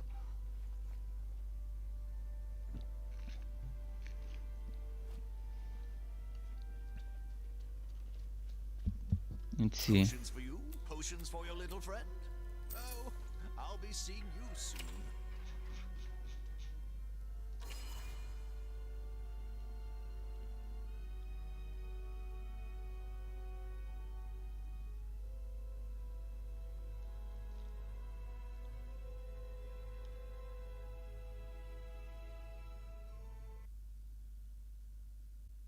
Come on.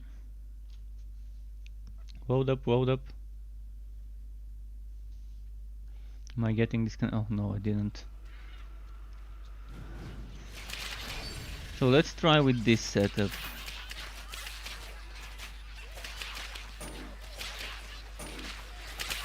Yeah, when I'm using this setup, I don't have time to even use my relics, so that's a completely different setup. If I go for using targeted strikes, I might as well get rid of the relic.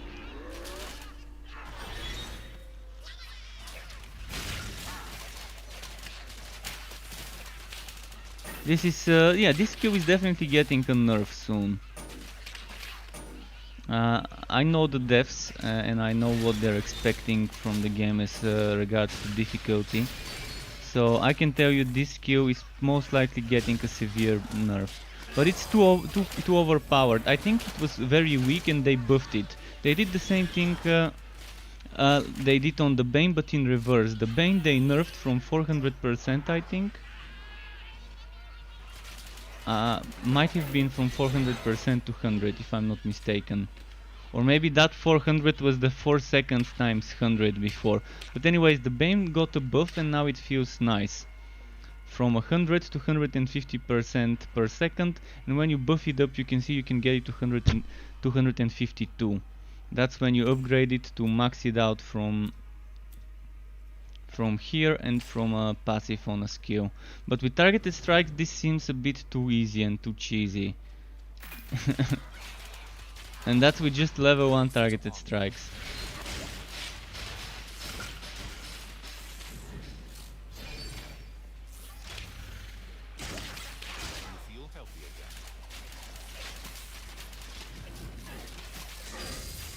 Alright, I'm not gonna play this, it's too easy. That just it's not fun playing with that skill being this strong. But yeah, that's definitely much stronger than it used to be. I don't remember this skill being this strong. I remember this skill being super slow and low damage compared to that. Maybe I don't remember well, but when I played it in alpha, and that's the only time I tested it. I tested it in the alpha, I didn't even bother testing it in the beta. Whereas exploding arrows I didn't test in the alpha or the beta. Heartseeker would be something I wanna test again, because the last time I tested Heartseeker was the alpha. In the beta a lot of things changed for the sharpshooter, so I wanna see how Heartseeker feels.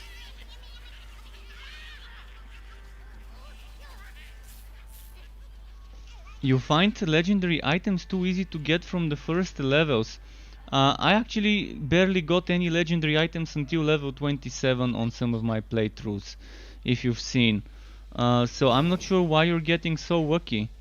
I think on my first playthrough on the mage, I probably, before I completed the game, had 4 or 5 legendary drops from drops. And since there's 104, and since you're gonna be constantly out-leveling them, and since you need the perfect stats on a legendary item, I mean, the other day I got such a bad legendary item that the only thing worth doing for it was either to dismantle it or to give it to the tree. Sometimes you're gonna have terrible RNG, so even if you're getting a lot of legendaries, that doesn't mean shit until you're getting good road legendaries. And since we don't have a rerolling system, you're gonna spend a lot of time farming the same legendary item over and over again at level 60, once level 60 is doable. So I'd much rather than not touch the drop rates of the legendary items. You should be getting every 3 maps at least 1 legendary, every 3 runs of a dungeon. Because a run of a dungeon would probably take between 5 and 20 minutes based on the dungeon size and how good the build of the person is and how much the person is rushing and so on. So I think a legendary per hour at max is a good rate. People want to be rewarded. Most people like getting rewarded, and again, even if you get a legendary, it could be shitty, it could be terrible. I just got a notification, I didn't see what kind. Maybe it's just taking it slow on my end to notify me. But if it's a follow or a sub, welcome to the Struck Club to whoever followed or subbed. Do we keep anything after early access is over, or just your experience of playing the game and knowing what skill does what? So everything gets wiped, full total wipe, to be fair to the people who get the game on wipe. You're probably gonna get maybe some sort of achievement, but I doubt that. Maybe some special cosmetics, but I also doubt that, because they were promising some special alpha cosmetics to alpha people once the game launches, but we don't see those. Maybe when the game launches I'm gonna get my special wardrobes, the alpha hero wardrobes and so on, one for each class, so I can have an extra wardrobe unlocked in my fort. So at best you're probably gonna get some special wardrobes or special statues to put in your fort, and that's me guessing, so take it with not a grain of salt, but a few spoonfuls of salt, if you want.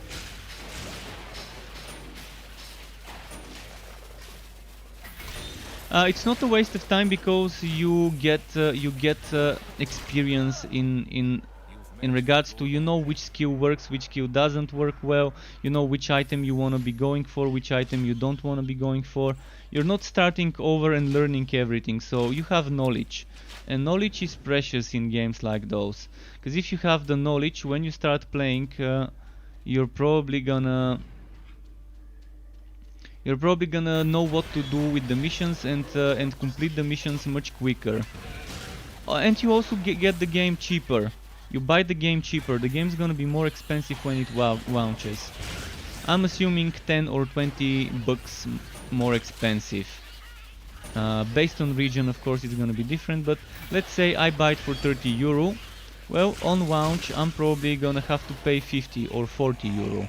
If someone buys it for $40, they might need to play for $30. They might need to pay 40 or 50 when the price changes. So there's also this one. You can buy the game and not even touch it, not even play a single second, but still buy it for the cheaper price if you think you would be spending time in this game post-launch. There will be creator codes as well, eventually.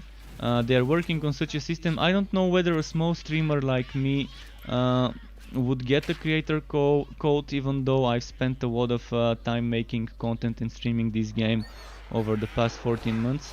So who knows, maybe I might get a creator code and get you guys hooked up with discounts. But yeah, for now I'm assuming they're gonna be giving those creator codes to streamers over a certain average viewer number and over a certain number of followers or subscribers on YouTube and so on. But if they do, that's gonna be nice. If they do end up sharing those with small streamers, that's still gonna be nice.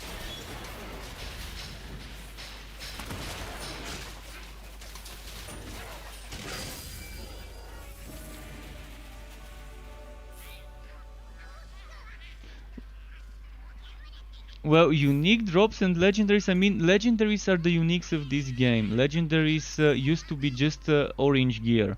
They used to be just stronger versions of the blue items, but now you have those special abilities, which makes them unique.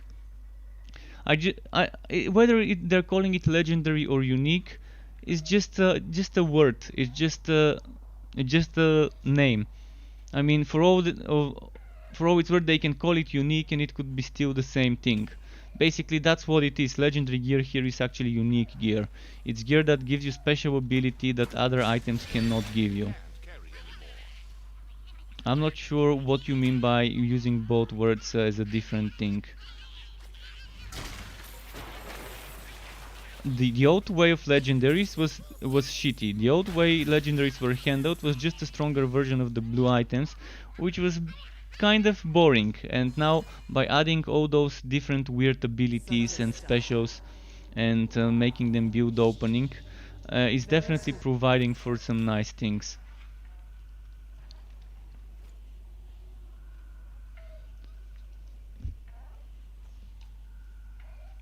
But in Torchlight 2, getting those legendary items was kind of terrible. Yeah, I remember those times where I'm barely getting legendaries. I felt very bad when Torchlight 2 wasn't rewarding me with unique and legendary items. That's why I like playing mods, because in some of the mods the drop rates are a bit higher. I also didn't like the enchanting in Torchlight 2. It was very hard to get a good enchanted with the max slots and stuff item. I much prefer the enchanting in this game. There's other things I like more in Torchlight 2, like the pet system was so more advanced than the pet system here. You had so many different things you could do, especially with the fish you can get, especially in mods where you have the NPCs selling different types of fish. But see, different people like different things. This game is not gonna be for everyone. And I can tell you, the Path of Exile and Last Epoch players, the ones that want something grim dark, the ones that want shitloads of customization and depth into the skills, are not gonna get as much. For me, this game is right in the middle. It doesn't have as little customization as Minecraft Dungeons, but it also doesn't have as much customization as Path of Exile when it comes to making a build. And in general in this game, as I said, you don't even need a build to play it. You don't need to look up a build or watch a video on the internet. Again, it does help to do that, to give you some ideas about how you might wanna combine certain things, but it's not a must-have, must-do thing. This I really like. That much defense on this helmet. Damage versus goblins. No, no, no, no.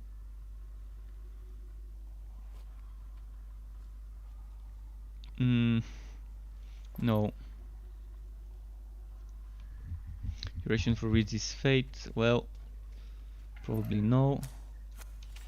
Okay, do we wanna do some forged now? I don't think I've got this this skin. Let's send it home. Oh, scroll of unbinding. Might as well unbind this shield. Or this bow. Look at that bow.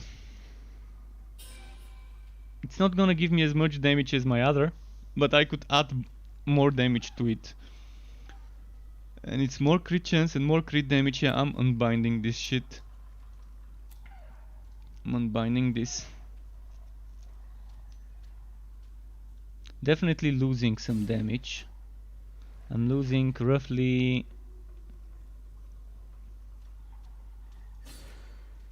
like 60 damage or so.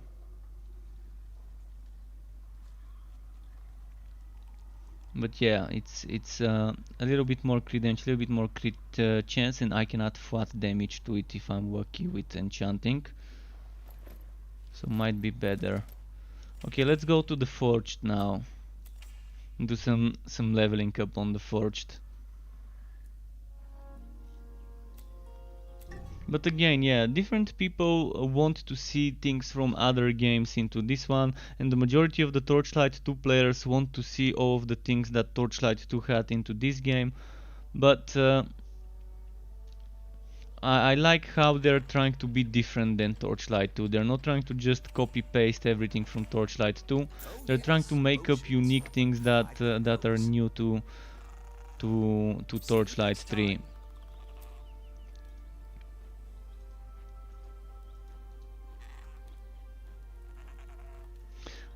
The limit of stash tabs is 10.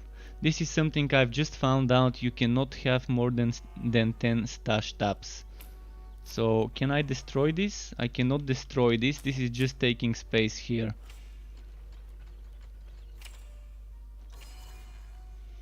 So that's pretty nasty, having this item and I can destroy it, I can't sell it, and I can't use it.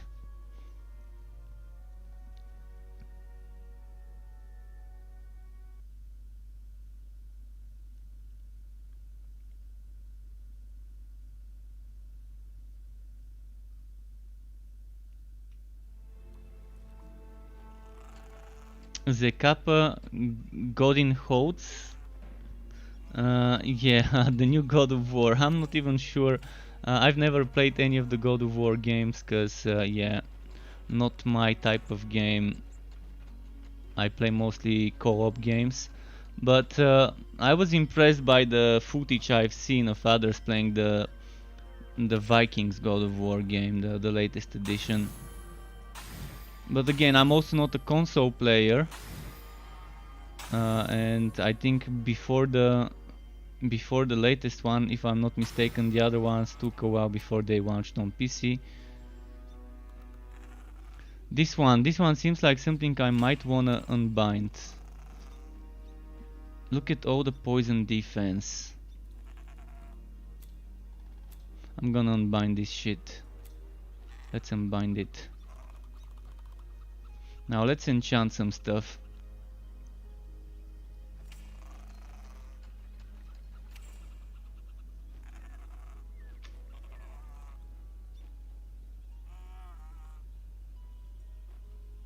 You mean the maps themselves? Yeah, the maps themselves are mostly go in one direction and eventually you reach the end.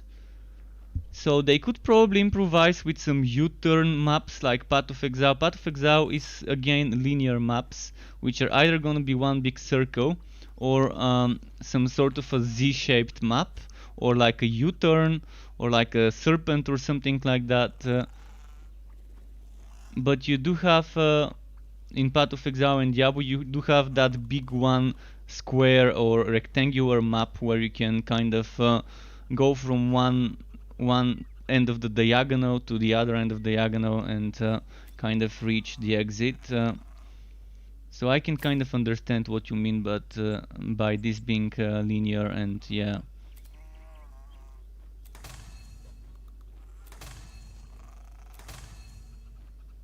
Fuck, this fire defense ruined it, but it's still not bad.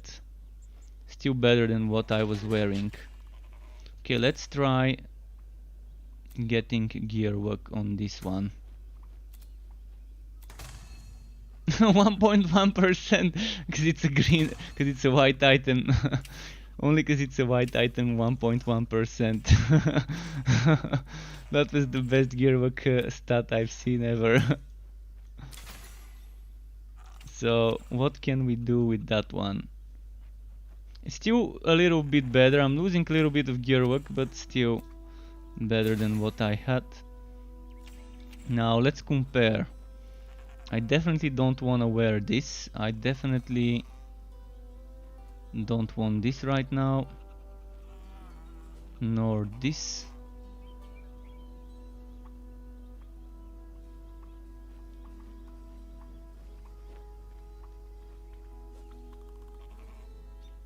Should have unbound my weapon. Right, let's put some items for my other forged in the storage here. So we're putting this, and maybe this. Oh, we can't put both of those. Okay, what about this one? We can put that here. Oh, and that I no longer need, so I'm gonna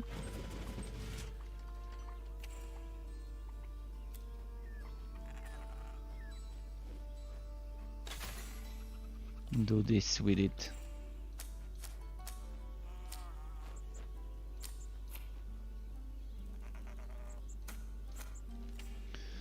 Alright, I think we're ready. Hopefully I don't die as much now.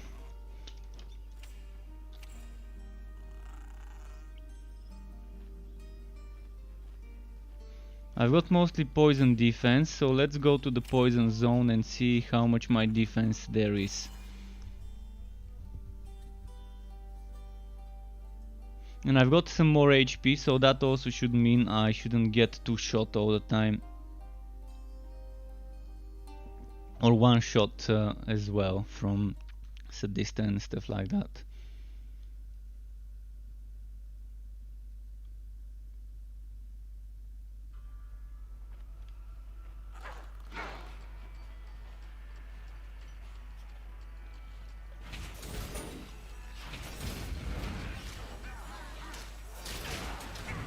I need to kill those just to see. I want to see how much my defense is before moving on. Let's kill them all. Okay, so I've got 51.7% damage reduction. 51.7% defense. And that's excluding 20% from this skill. 20% damage reduction in melee, and excluding the extra 50% defense I get when I use this. And this extra 50% only gets me to 60 defense versus primary element and 14 versus O, which is kind of bad, because with Sadista you want defense versus O rather than versus primary element and other Netherrim bosses. So I guess that's why Netherrim do so much damage to me in this map. I just don't have a regular defense as high as I need it to be.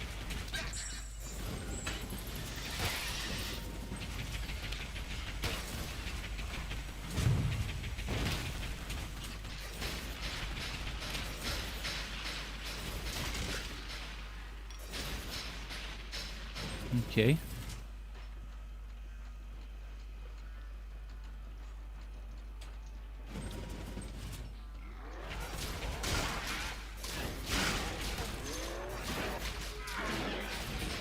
Let's see if I can tank some hits. Let's see if I can survive a direct hit from this guy. Well, I could take direct hit from him once, but if there's two of them hitting me at the same time, it's me getting toasted.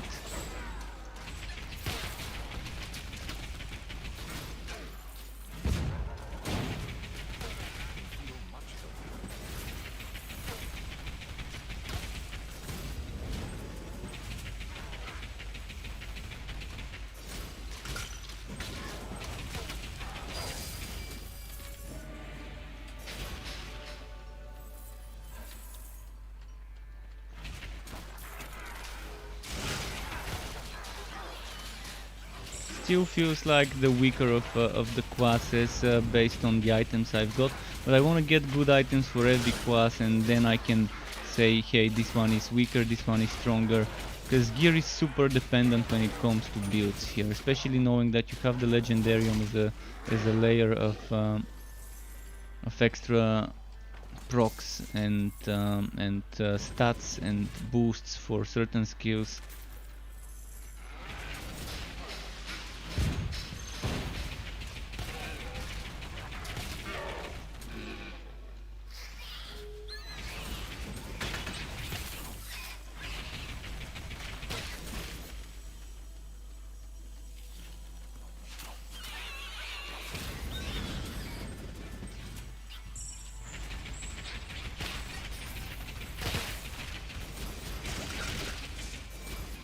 Okay, I'm trying not to use my relic skill as much, even though I can kind of spam it with 1.4 second cooldown.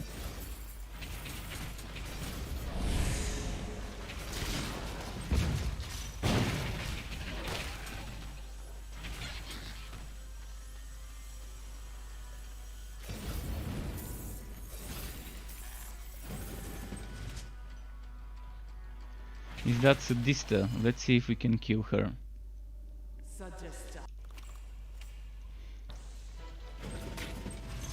It's probably gonna take forever to kill Sadista, as it took me the first time I was doing her on this class. And the main problem is I need to stay in one place when doing damage most of the time.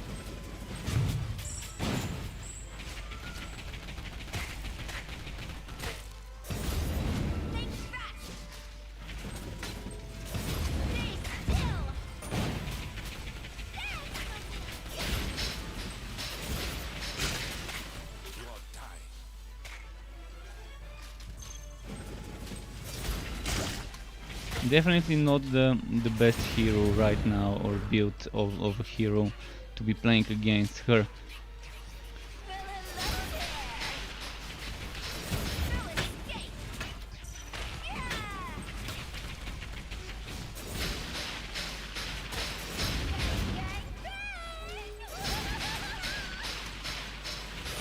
But if I have enough physical defense, enough regular defense, she's gonna be easy to face tank, even with her current damage buff and boost.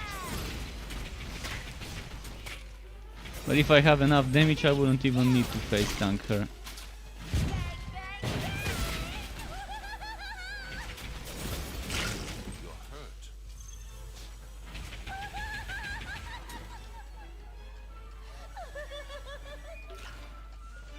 I've only got 4 potions, I better be careful now.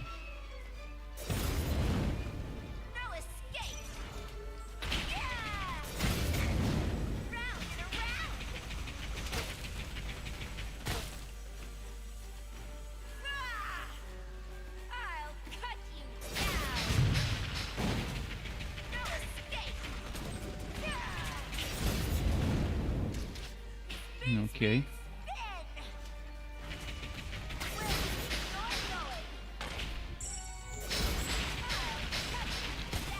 Fuck, I clicked outside of my game for a second. Thankfully it wasn't the one-shot attack. Are you ready to die? No escape.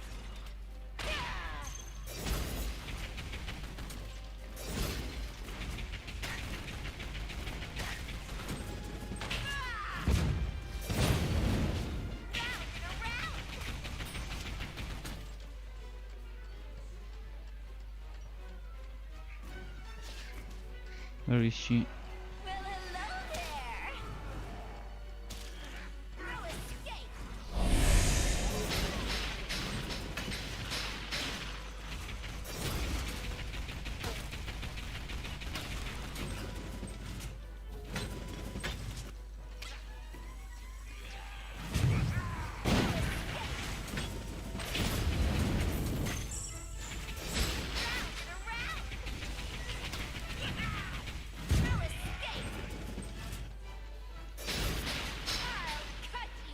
You can see with this class I'm having the most troubles in killing her. Because right now I'm neither tanky enough nor I do the damage to kind of afford bursting her quickly.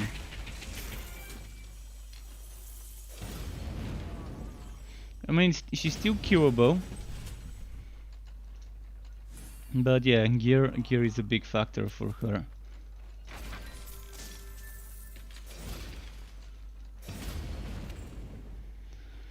$371, so this might be a little bit better.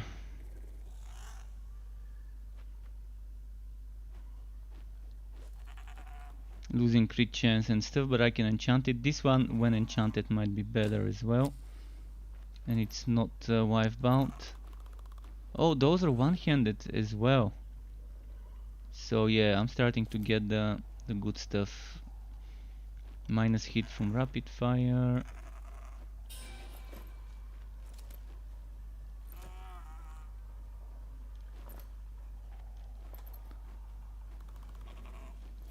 Have I got the unbinding scroll? Nope.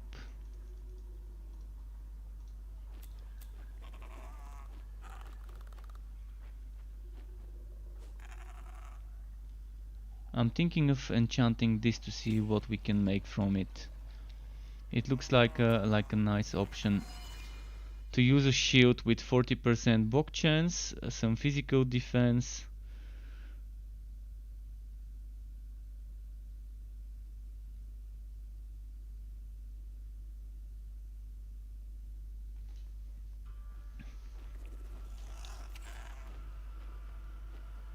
Wait, why didn't I end up in my fort? Wow, that was a weird thing to happen. Should have ended up in my fort. Alright, the game's telling me don't go to your fort, keep killing in this map.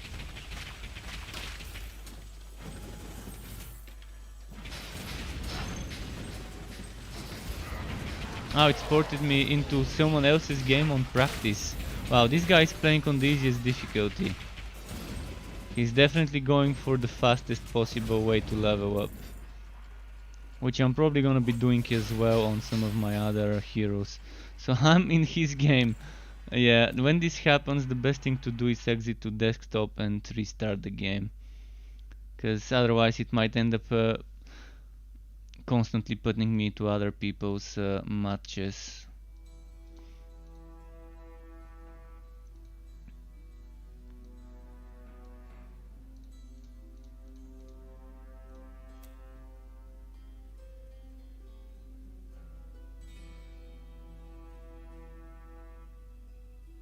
Come on.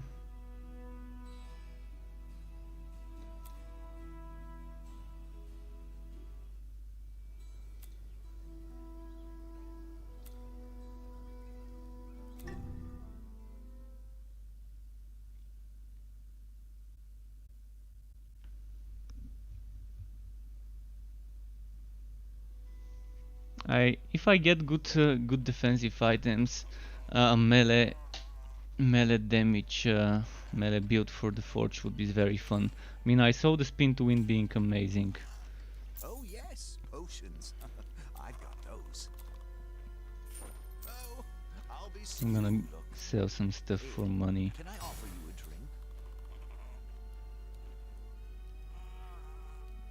drink? Mm, Oh, is that all? let's go to the fort. I wanna enchant this mace and use a shield and see what we can do with it.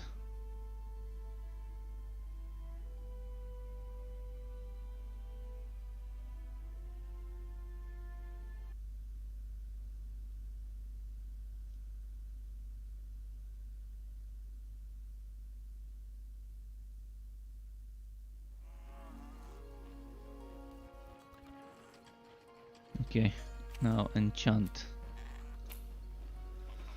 I'm probably gonna go for 1/4. Nice, that's actually a very good one. What about this one? It could be body critical.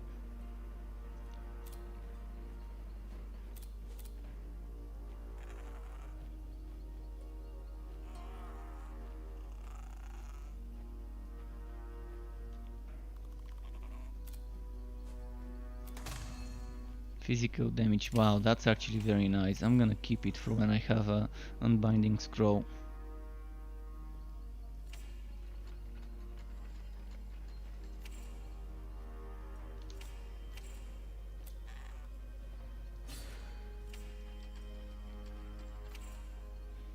And for now, we're losing a lot of crit chance. I'm not gonna have any crit chance left, am I? Only 25. That's a big loss. I'm gonna chuck this one over here just in case.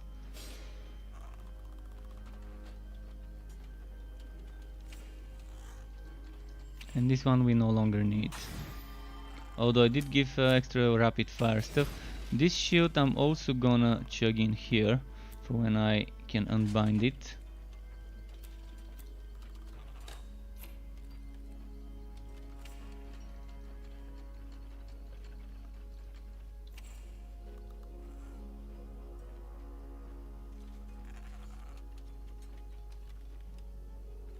And we can go again now.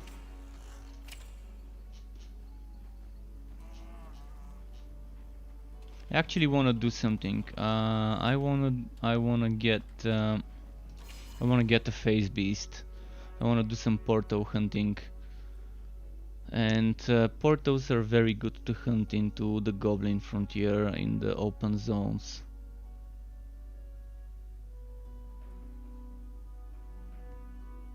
At least over there I constantly keep getting those beasts to show up when I'm leveling up, trying to debate me into going there.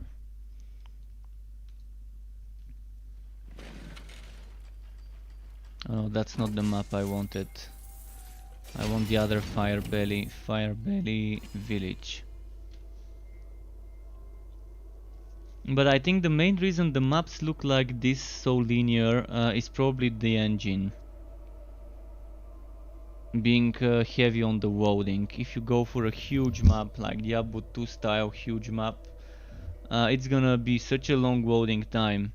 And when you're changing zones all the time, when you got so many loading screens, the zones probably are better off if they are left smaller with less things to load up.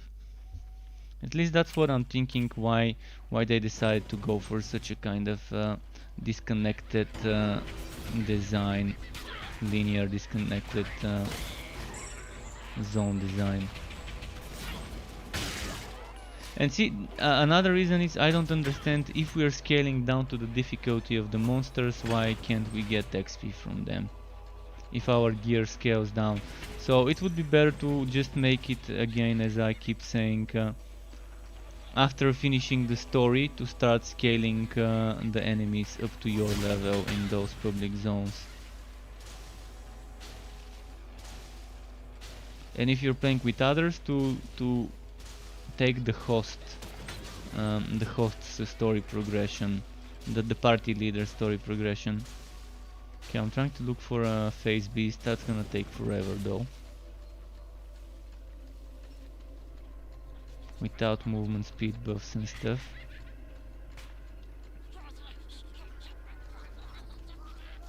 Just not dropping, is it? Come on, phase beast, show yourself.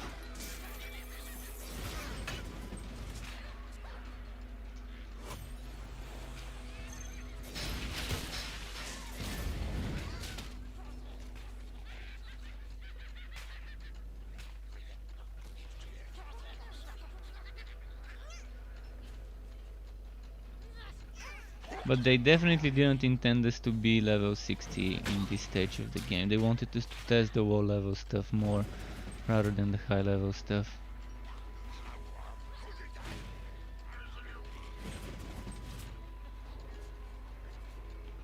So far no luck, not a single beast in sight.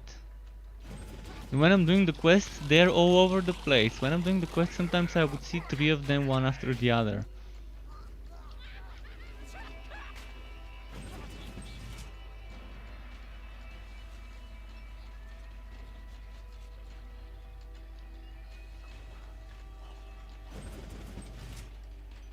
Yeah, that's not gonna happen, I guess. I'm gonna go back to the Hive Frontier if I don't find a single beast in here.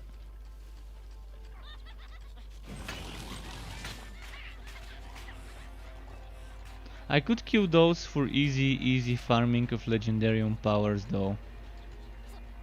There is this as an option. Might as well stop and do some killing, eh?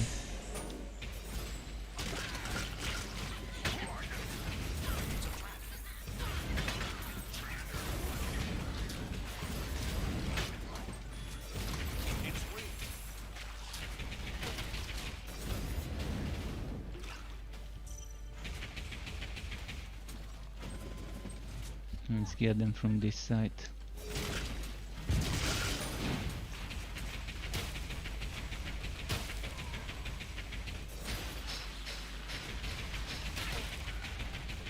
At least they feel challenging when they're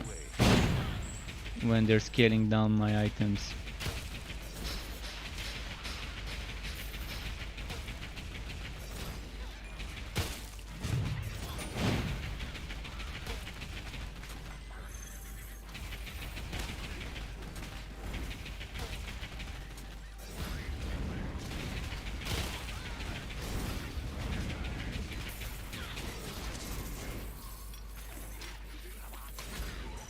And the items I'm getting here are also the same price as high level items, so that's another thing I've always liked about the game, handling itemization.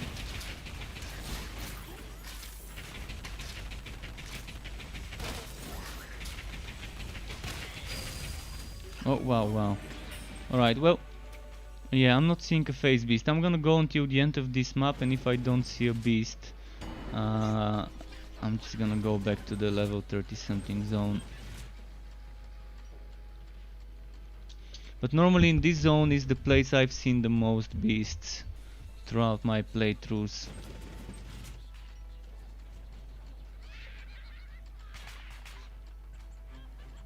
Unless yesterday's patch silently nerfed the spawn rates of those. That should be the place to farm them.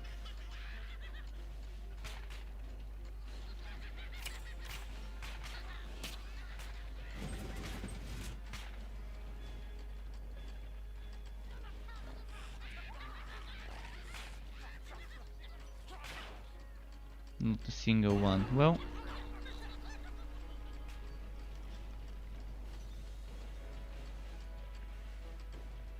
can't say I didn't try at least a single run in the Firebelly village.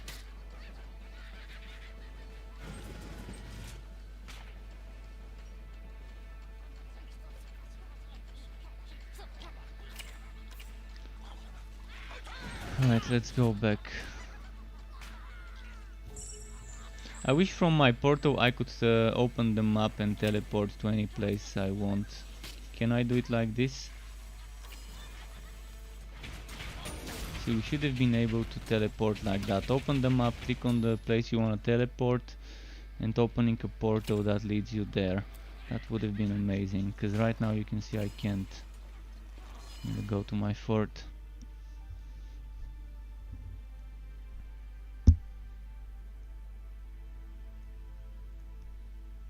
Hopefully it's reset the map by now. And respawned all the enemies. But I had to test it. I mean, I had to test getting a beast.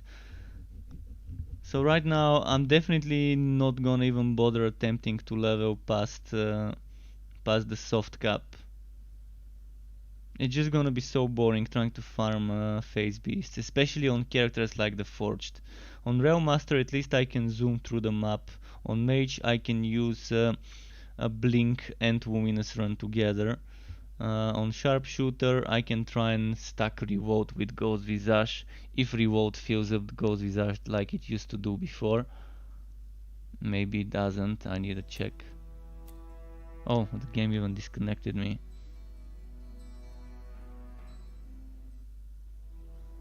But melee Forge with Frost Relic won't be a bad idea.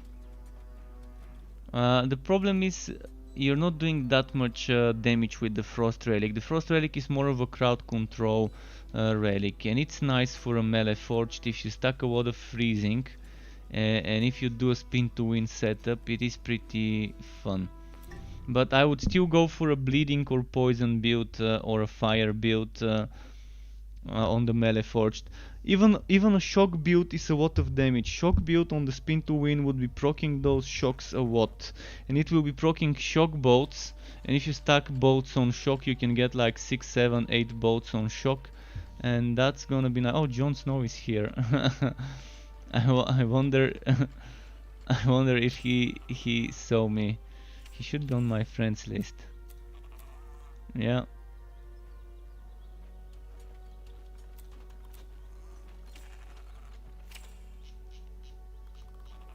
Alright, let's go to Twilight Depths.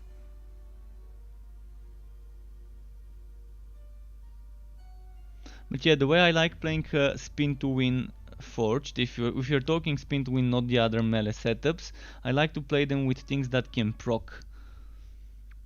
So Magma Burst can proc easily, the Rupture can proc easily, the Spread of Death can proc easily, the Shock one, which I don't know the name of, I keep forgetting, it can proc easily. Whereas the Ice Relic is the only one that doesn't have something. With the Ice Relic you need to be, you're not doing any damage or anything like that, you're kind of doing other stuff with it. But it still has an interesting playstyle, especially having that extra summon there. He was beefy. Actually, I was doing a nice relic forged some time ago during the beta.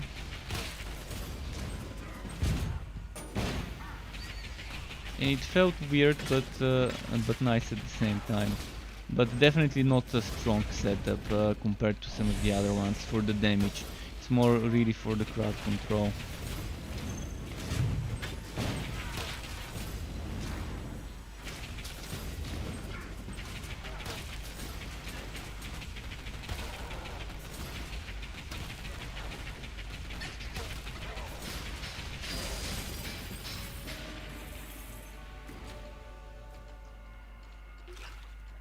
I'm gonna try and avoid Sadista because it just takes too long to kill her with this build.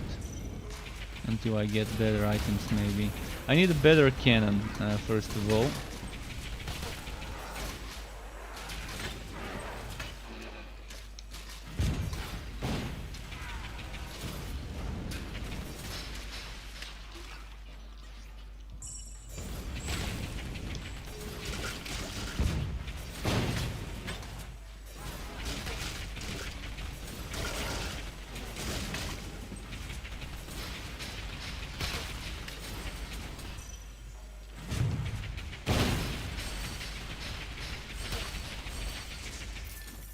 Oh, nice, legendary. Unbinding. I don't have unbinding. Damn, I don't want to lose this one. Really don't want to lose this one, so let's go to the fort quickly to stash it. Yeah, he's coming from the north.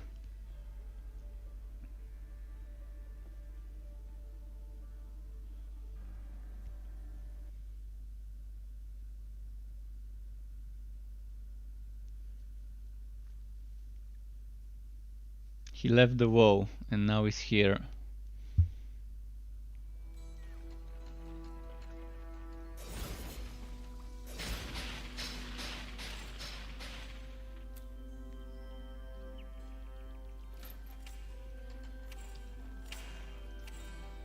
How are we doing on this one?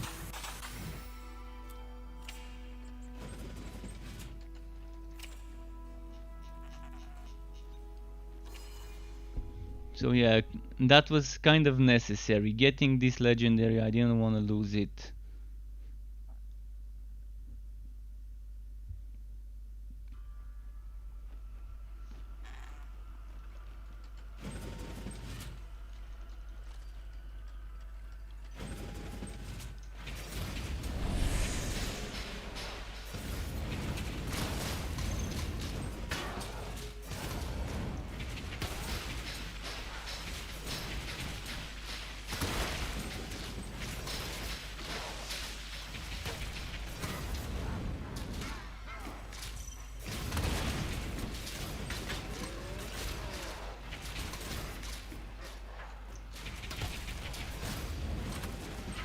Game, drop me a good cannon. I know you want to. I know you want to drop me a nice cannon.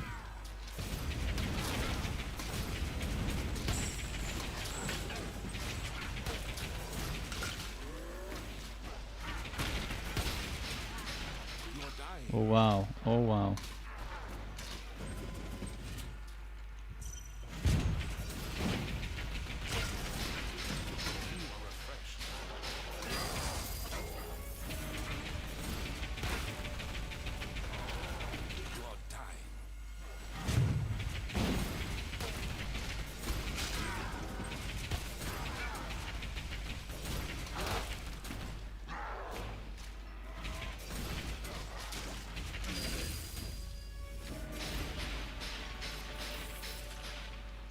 How's my gear work, by the way? Do I have at least 30? 31. That's not too bad. There we go, stronger cannon. Temporary, but still a stronger one.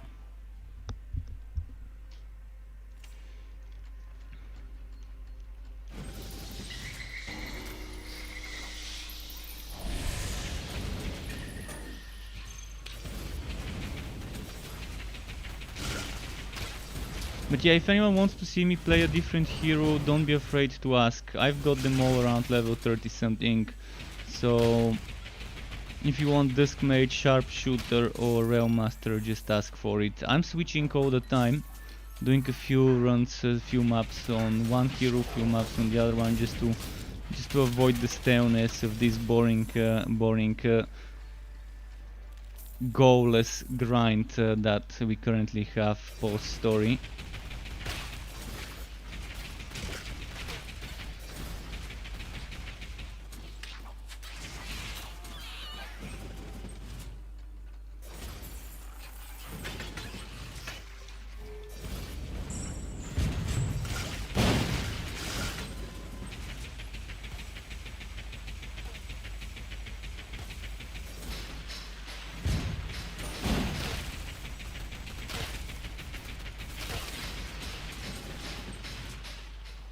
Okay.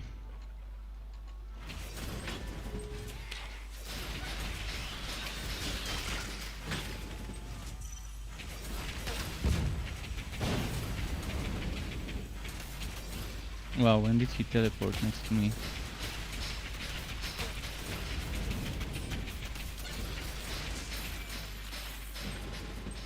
It's weird why the teleporting enemies always teleport next to you. It would be nice if they teleport around the map, but not right next to you. It's super bad the way they've done it, and I'm gonna write some feedback about that as well, I guess. I'd much rather have the teleporting enemies change from, for example, those enemies teleporting here, or behind me somewhere there, but not right next to me. Because right next to you is kind of very annoying when you get surrounded by 5 enemies right next to you and you're kind of body blocked by them.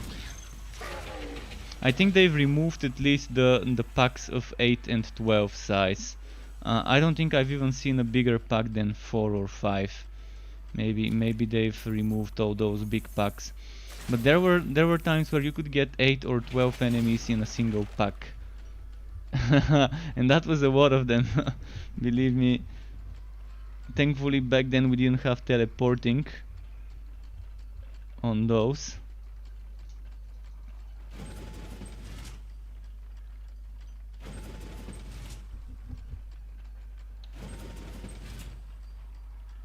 Redick, Nivek, the WoW reviews on Steam are mostly from people who have no idea what early access stands for.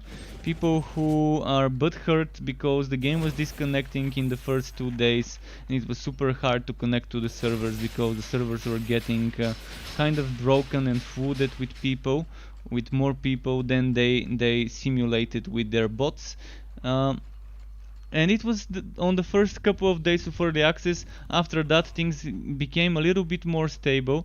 There are still the occasional disconnects which they are trying to fix and working on. And also the game doesn't have any endgame right now. It used to have an endgame few weeks ago. It used to have 3 acts and some things you could do after those 3 acts. And now it has 2 acts and 0 endgame activity, and some people are expecting this game on day 1 of early access to have as much content as games that have been out of early access for more than 5, 6, 7 years. I mean, people just don't know what early access stands for, obviously, on Steam. I don't think Steam should actually allow early access reviews in the first place. And even if people were to be reviewing early access, they need to put like a huge restriction of like 50 or 60 or 80 hours played before someone could review a game that's in early access. Because for like an hour or 2 or 10 hours, you can barely scratch the surface of this game, even in its current shape in early access. You can barely see what's there. In regards to build customization and so on. Just making a beginner's guide, which I didn't talk about everything, like for example I didn't talk about gambling NPCs and stuff like that. In my beginner's guide, trying to cover all the major subjects in the game, it took me 90 minutes of a guide. Yeah, maybe I probably could have done it in 60 minutes if I didn't talk too much off topic. But still, there's a lot of things in the game that I needed to talk about in my beginner's guide, and even then, that by itself should tell you how much stuff is in the game as an early access game. And that's again in my guide. There's things I didn't even mention, like the gambling NPCs. So most of those people are just people who shouldn't even be reviewing games. And Steam is something, Steam is as good as IMDb. I mean, everyone can review, and you know, some people like vanilla, some people like chocolate, so you can't kind of rely on someone else's opinion unless it's someone you know, unless it's like a streamer or a content creator or someone that is like a journalist that you're following, that you know has similar tastes in the games that they play compared to you.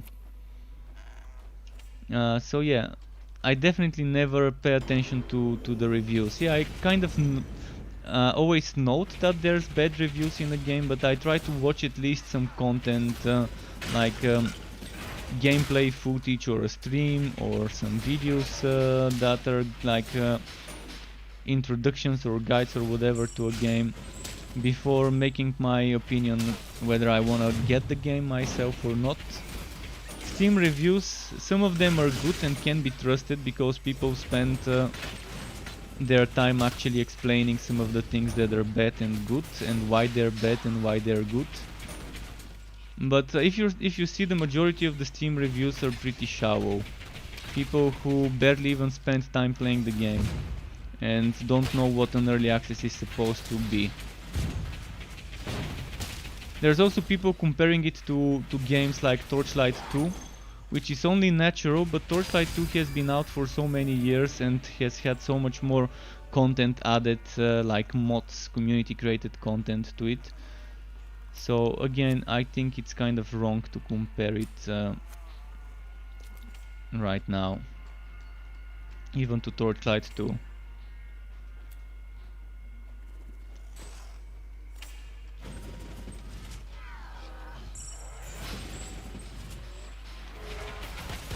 But I personally have always loved this game, and as weird as it might sound, this is my favorite ARPG right now. Maybe my favorite game overall.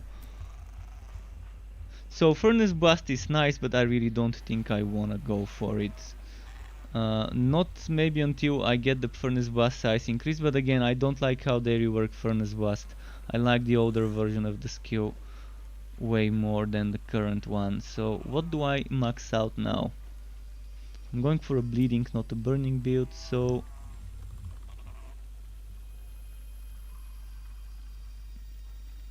this might help me make a burning build with the bleeding and have some nice synergy. Or maybe relic active skill damage. Maybe relic active skill damage is what I might want to do. Or duration for this one.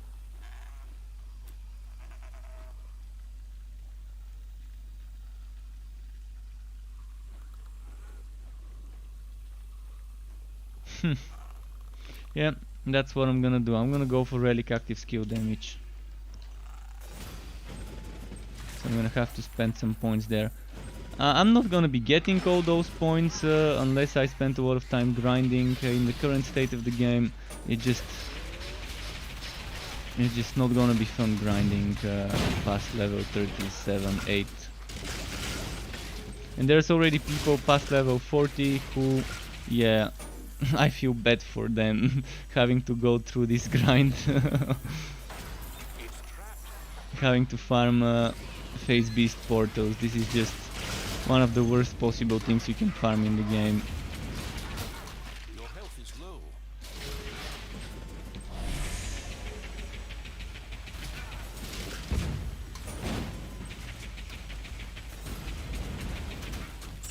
I can go for the damage to extra burning enemies, and I can get extra 50% damage to burning enemies, and eventually in my level 60 build version there will be the 2 bonuses to burning enemies, because you can get it from ramming robot, you can get it from coal launch, easily burning the enemies, or you can even stack items that burn. Stacking items that burn would be nice, because we can already do bleeding with spinning blade and get the ruptures. I sometimes cast the burning relic, but I can't rely on my egg of wonder for the burning. So the extra damage to burning enemies would be nice, especially on bosses where they're not gonna be moving as much. So you can have probably 1 or 2 seconds to quickly burst them before they move away from the burning. I'm gonna now go on the Rail Master. I'm not gonna do another Sadista run on this guy.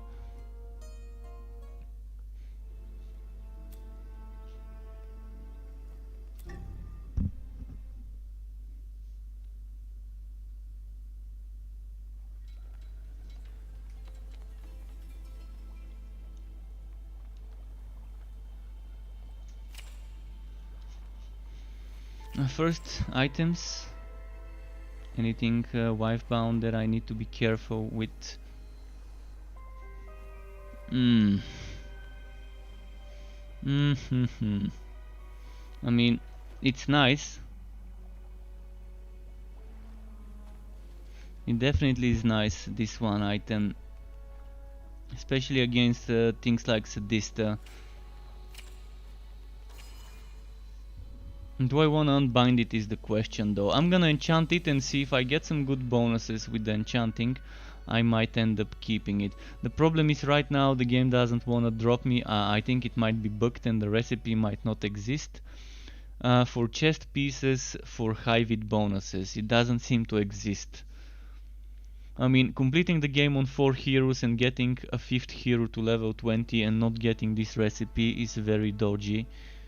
And leads me to believe that maybe that recipe just doesn't exist.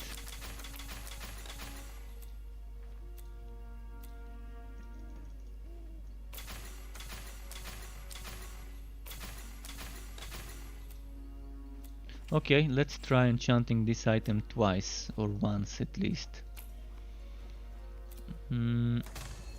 Okay. Okay, so it didn't give me goblin defense, which was my main concern. Right now, this I am really liking.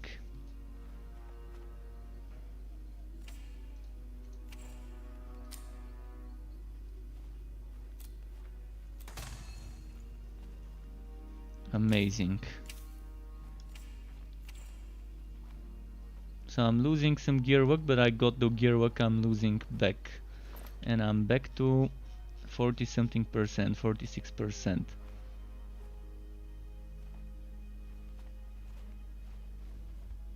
Now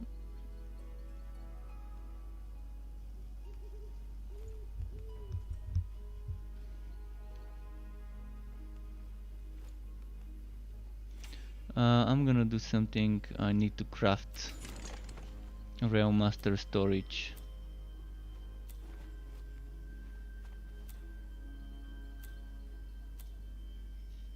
But before I craft that, I need...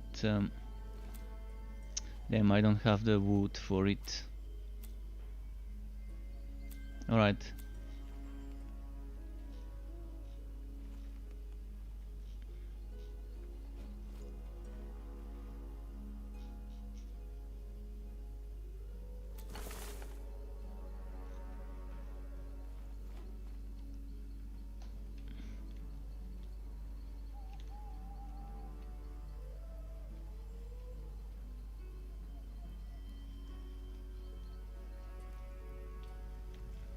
Let's place it something like here maybe.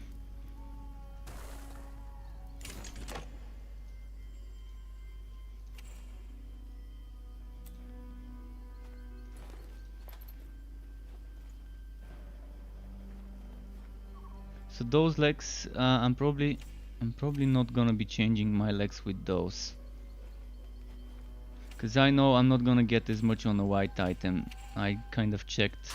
The bonuses white items can give me are terrible. They're still the same bonuses but very low. So right now we're good, 8.4 thousand, even if I don't have much defense. Which versus poison would be different. I should be fine. Oh, and before I forget, unbind.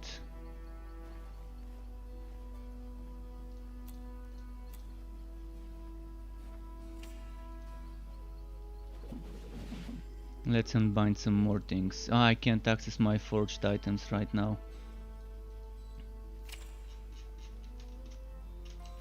I wanna check, can I go to Echo Landing? No, I can't. I'm wondering why in the post I were made they were saying Act 3 question question question, when in the game when you go in you can already see the name of Act 3. I mean, even if it wasn't in the NDA, because we were allowed to say the name or anything when there was NDA of Act 3, we could talk about it, so it's not like it's secret what Act 3 is called unless they're deciding to rename it.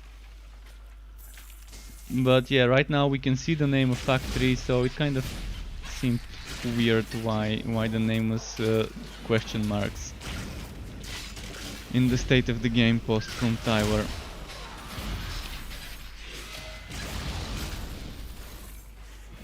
On Steam, that is. But yeah, who knows, maybe they're changing the name of Econoc Mountains to something else.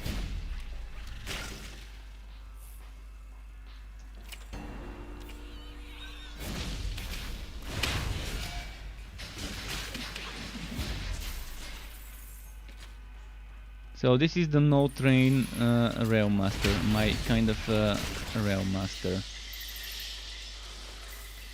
It's not like I don't like playing trains at all, I just don't like playing trains as much as I like playing the knockdown stunning kind of playstyle of the AoE master.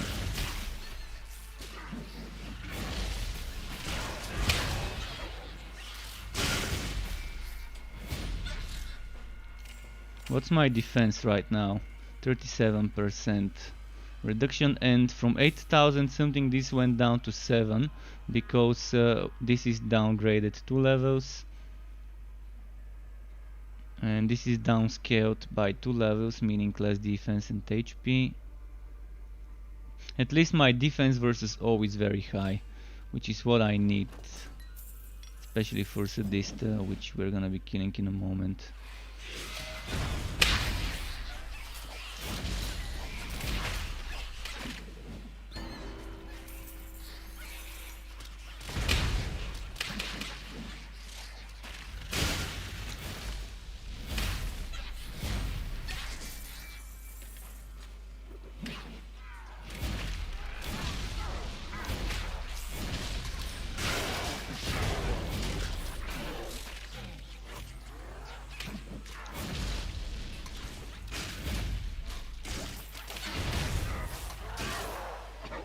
Okay.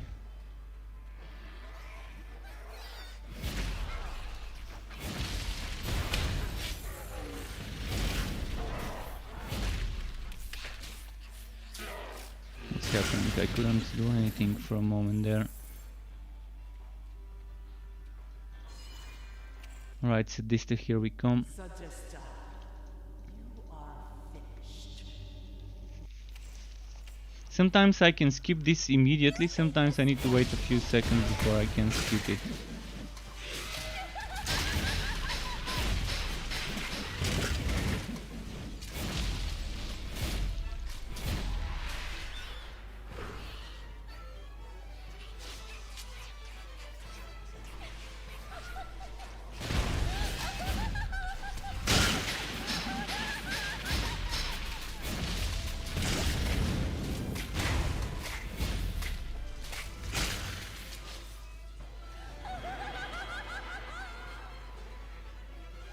Where do you think you're going?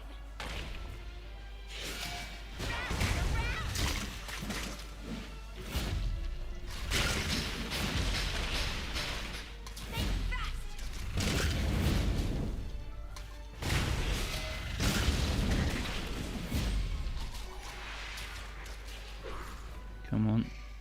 Show yourself, show yourself. Where did she go? Ah, there we go.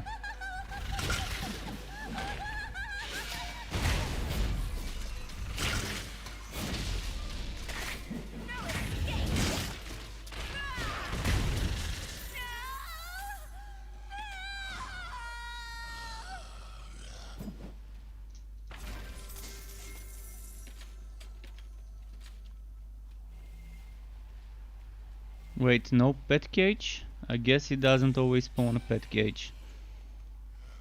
This one might be an upgrade, but the 20% damage with Slammer skills is kind of a big difference.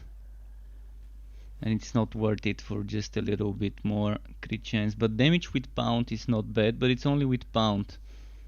So yeah, damage with Slammer skills is the bomb. Not worth the change with this one. Wait, didn't I have Rail Hammer damage somewhere?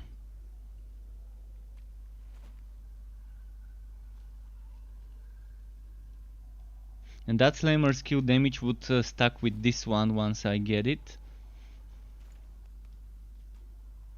And this point, since I no longer need that point, I might eventually have this sooner rather than later. So let's see, 34 gets me to 5, 35 would get me to 6, and then where was the extra hammer, rail hammer damage? I'm remembering something gave extra damage with rail hammers. Unless they removed it. They might have removed it. It might have been hammer spin tier bonus back in the day, where you could get extra damage with rail hammer attacks.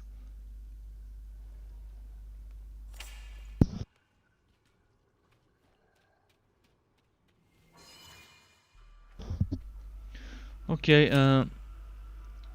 that's gonna be too far, so let's go to the title and let's rewalk again on the Rail Master for another clear. See, this is what I'm talking about. This is the the current activity we can do after after finishing the story, if you can even call it an activity. And this is another thing probably no one would be happy about.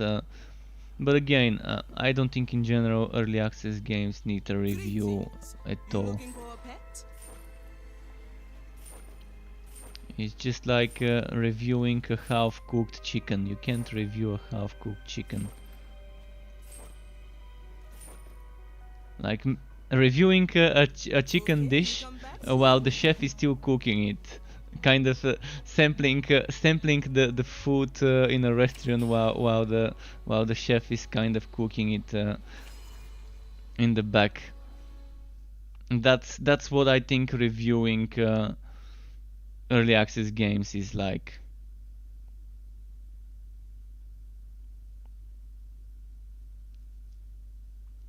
Oh, the book again. It's the book again. I'm gonna need to completely shut down the game and restart it again.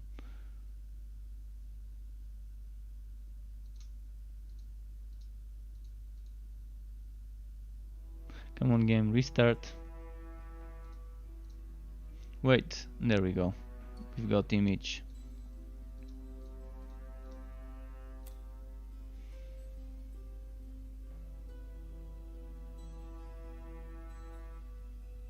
Hopefully by the end of the year, around Christmas, we can see this game releasing in a good state with all the content they have planned, the Fazir's Shah dungeon, the Equinox Mountains, the contracts.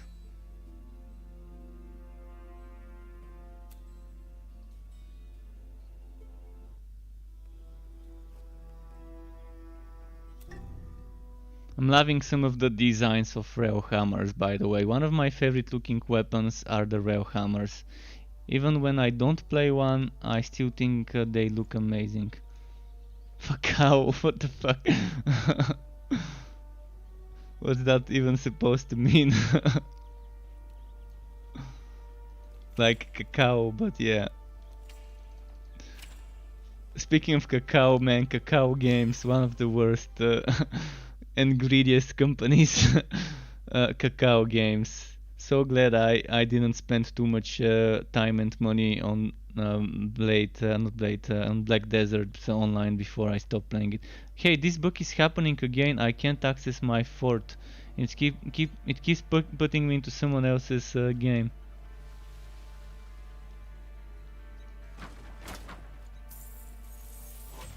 It keeps putting me into someone else's game.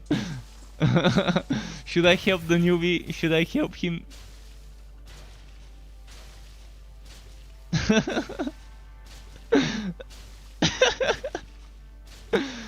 He's probably what the fuck? How? What?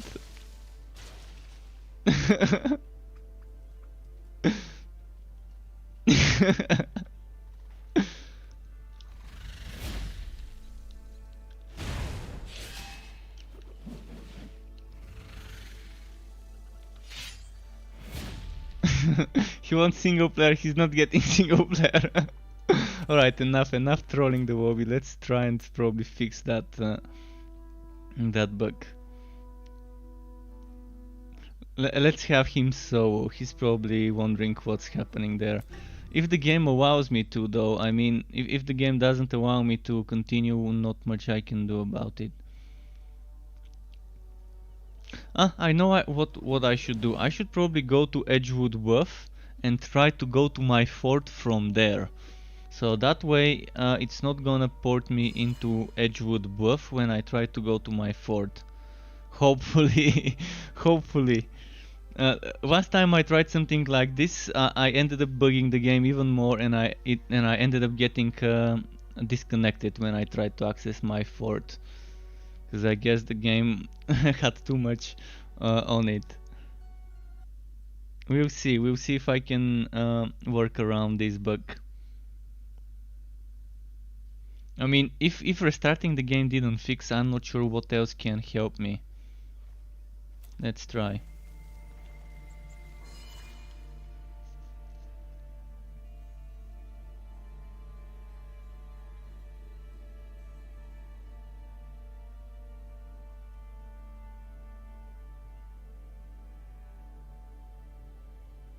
Come on, come on, come on.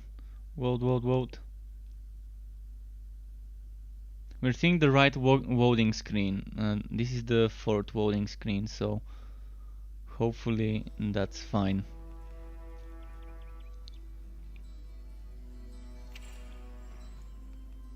Alright, I can finally go and chuck this somewhere into the tree.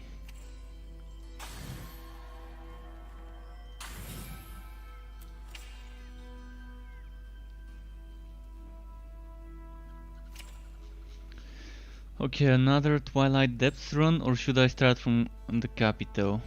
I'm probably not gonna get XP in the capital anymore.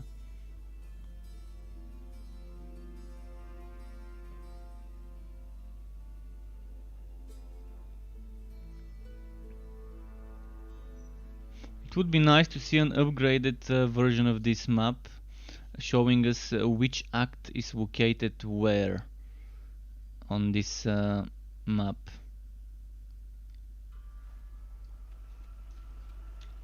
There's gotta be a place where Act 1 and Act 2 are taking place. Somewhere on that map.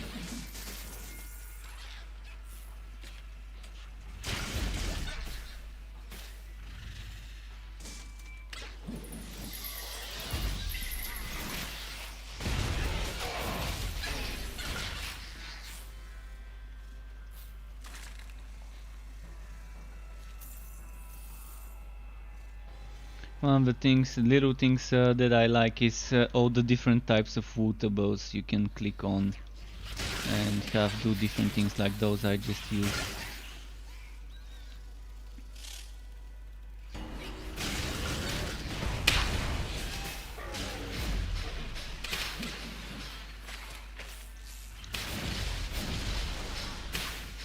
And each of those has its own distinguishing sound, which again, a lot of work just for little things like that needs to be appreciated.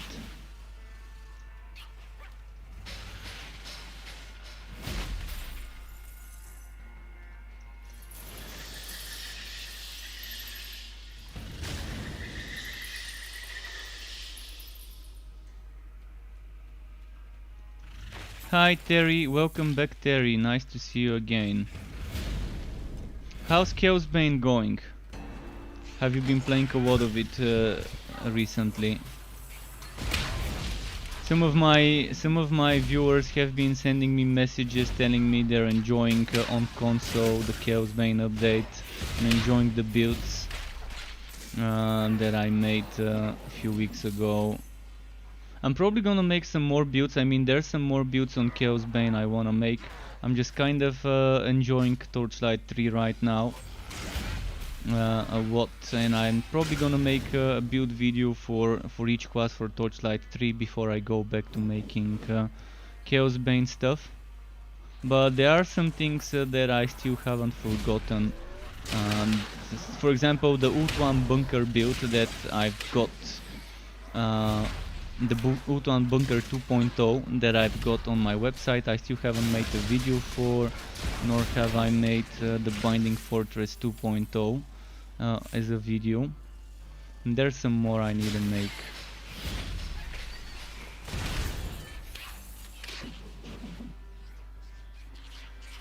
You've been playing the last few hours, nice to hear that.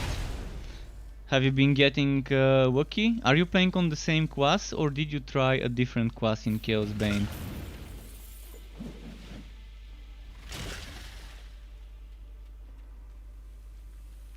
If you've tried multiple classes, you've probably noticed how much stronger the Mage and the Slayer and the Engineer are compared, for example, the Scout.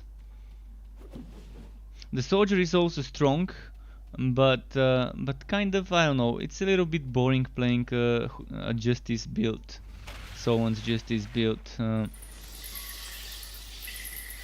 But it's strong, I mean, it can tank, it can do damage. You're getting more greens, nice.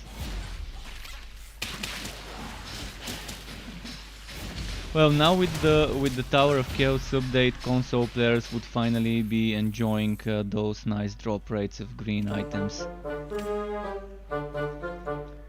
Cat Crew TV is raiding the channel. Thank you very much, Cat Crew TV.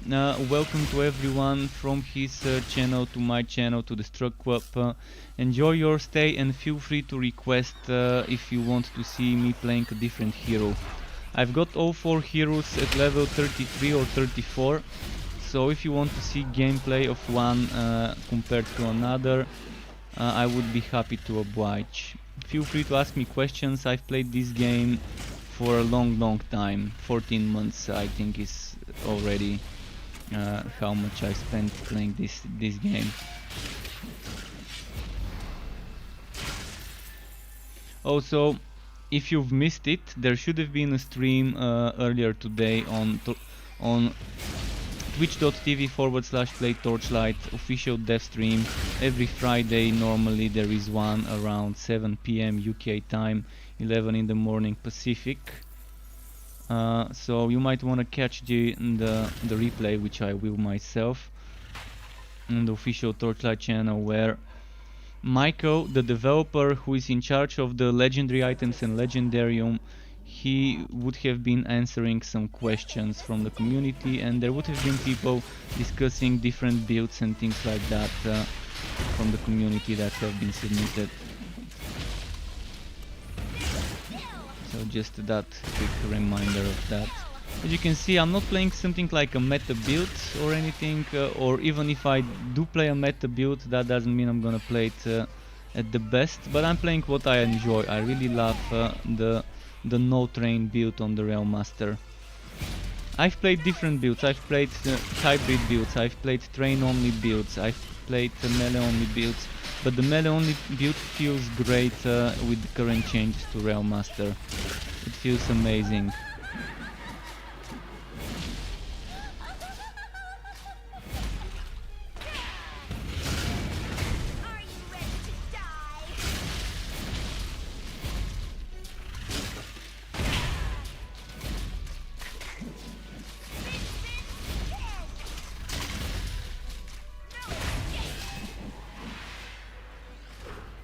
Come on, show yourself, Sadista.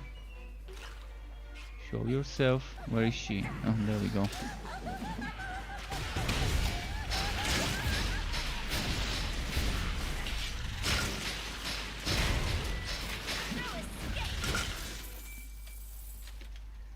So many Ember cores.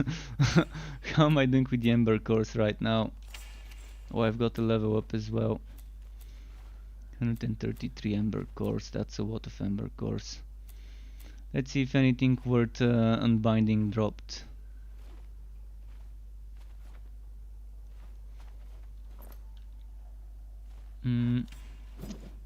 Maybe here.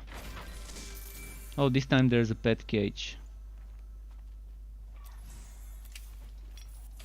Your pack is too heavy.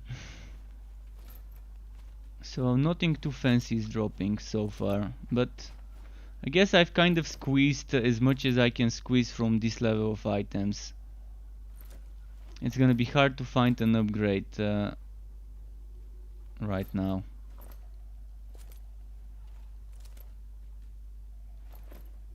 This one might end up being an upgrade after I enchant it. For poison enemies. The other one is much better for things like Sadista that I was doing, but I can probably get 2 times gear work on it. And have, right now I'm sitting at 46. If I get 2 more gear work here, I'm probably gonna be 53 for.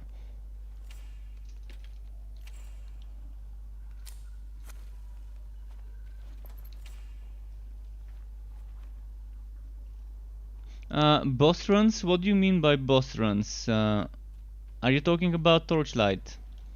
Or about Chaos Bane? Because we were talking with you about Chaos Bane earlier, so I just wanted to make sure. I actually have to respectacle this point, because I'm not gonna be going for the crit chance for Slammer skills yet. First I need the Slammer skill damage, so next level at 35 I'm gonna spend 1 point here and put this 1 point over here, and that's how it's gonna be then. Okay, this one's 30. Now it's time to get extra damage for spread of death, for mobbing. I need to start collecting more wood. I definitely need to start collecting more wood. And that's the wrong place to be collecting wood. There's not gonna be any wood here. Maybe from breakables. So let's quickly exit to title and restart. And again, if anyone wants me to play a different hero or wants to co-op, let me know. I'm open for co-op. As long as we're playing on Ridiculous, I can co-op. If we are not playing Ridiculous, I've got a 5th hero. Eventually I'm gonna have 8 heroes. 4 heroes for Ridiculous and 4 on different builds for any other difficulty. But my non-ridiculous hero is only level 20 because I haven't had much time to play it. So let's go with Puffing Billy. What do you mean you can't auto attack without the skill for you can't auto attack without the basic attack skill. Without this one. That's the basic attack skill. So right now I'm not using basic attacks because my build is not centered around basic attacks. There's items that are much better for basic attack stuff, and then you might wanna do those builds with those items. Right now that's what I'm using. But yeah, there are items for basic attack. First of all, you've got Frenzy's Blade, which you come at level 1 you can get that one. At level 3 actually, in the Legendarium. There's other items that give you basic attack bonuses. Each hero has one of the sets, probably having at least 1 or 2 pieces that can give him something. So this guy has the Seismic Charges, that's a basic attack build. This build would be nice for Railhammer basic attack things. So Cosmic Set is definitely something you might wanna consider for a basic attack setup. Then you've got what else was good for basic attack stuff. I'm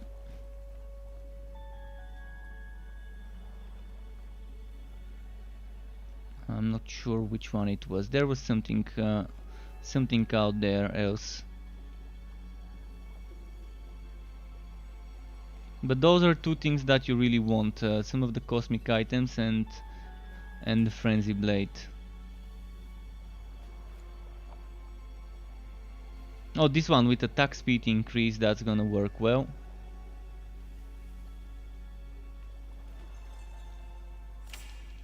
Alright, let's teleport again.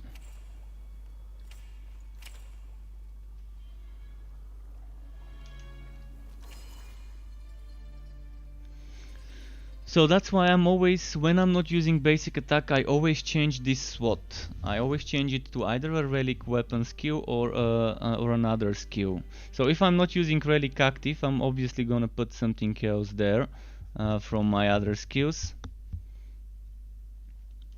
While leveling a build like the one I'm using, you might wanna invest into Shield Car. Just as a 1 point, I was using Shield Car in my early levels, so I had 1 point in Build Train and then 1 point into Shield Car.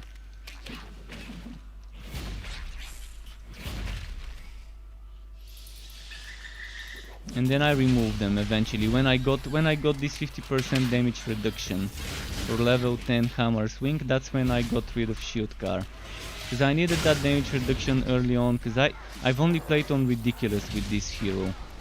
Meaning the first few levels would have been kind of hard. Alright, Phoenix token. Please don't be wife bound. Oh, actually I've got one. Just a weaker one.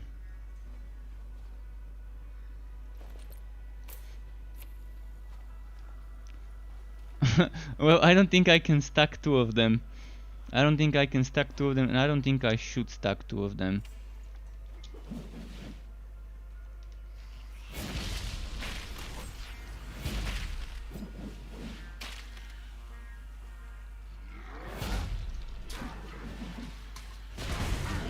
Wow, okay, he was kind of rubber banding, I guess.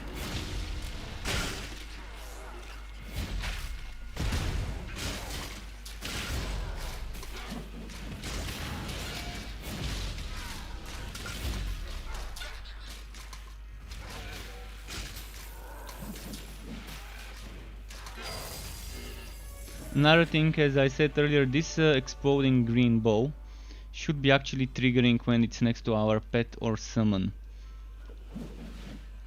Oh, okay, I can do a quick sadistic kill again. And then I can go back to clear the rest of the map. Because there's not gonna be that much backtracking if I go back.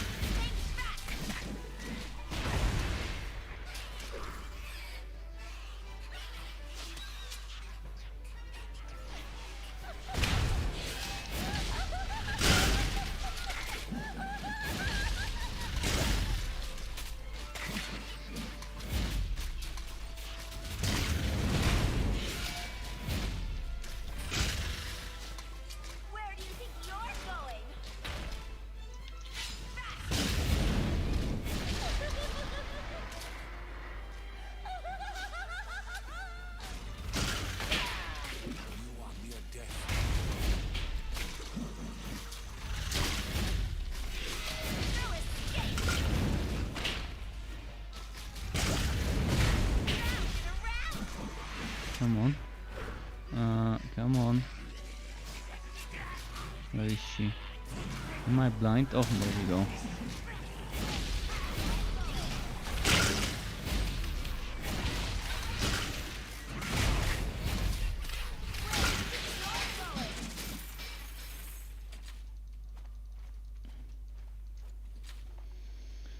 So, let's see, release. And I'm gonna go back and finish the rest of the map, because we barely even moved to reach this place. There's more enemies to kill. But again, feel free to request gameplay for another one of the heroes. In a moment, after maybe one more map, I'm switching back to mage. Then after that maybe a little bit more sharpshooter, and then eventually a little bit more forged. So there will be a little bit of everything again. I already rotated them all, so we're starting the second rotation now. And that's at least making this grind a bit more bearable, because if I'm doing the same thing, might as well do them on different heroes. If I'm spamming the same stuff over and over and over, might as well just switch heroes every now and then to make the grind less boring.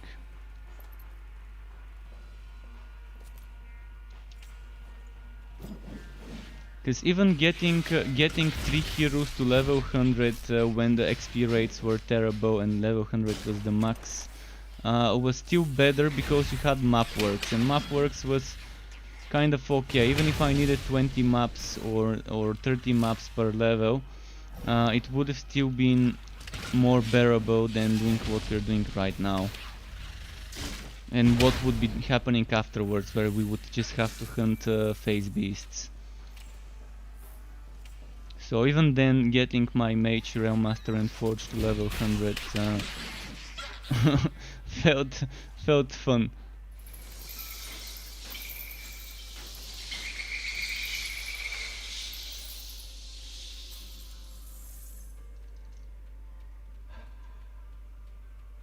Let's look them up.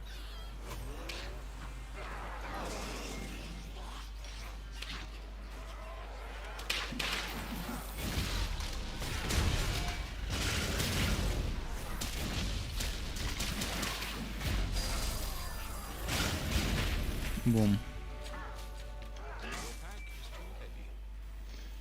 Okay. Pet, go sell. We gotta destroy some items. See, if you're doing a basic attack build, you would want things like attack speed for basic attacks. You're gonna have to want that.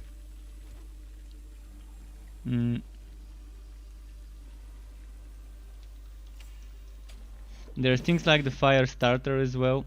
Fire starter with firewall, and then where was it? So fire starter with the firewall shield, which is the maestro. The maestro sword also good for basic attacks. And then you have the firewall for the fire starter, and then you have frost wall with the frost mace, but the frost mace is not in the legendarium right now. There's some things that are kind of missing in the legendarium, maybe bugs, like some of the shoulders. I think maybe the skittering shoulders on every hero. So far I've seen on 2 heroes skittering shoulders not being there. I'm assuming that's for every hero, I guess.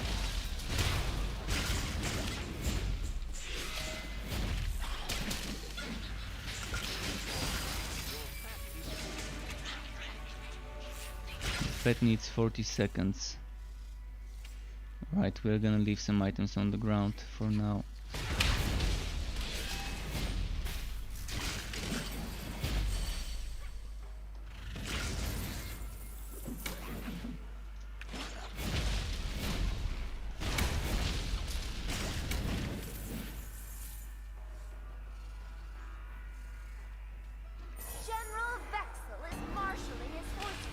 Nice, that did summon some enemies next to my items, so I can kind of keep killing them here until my pet returns.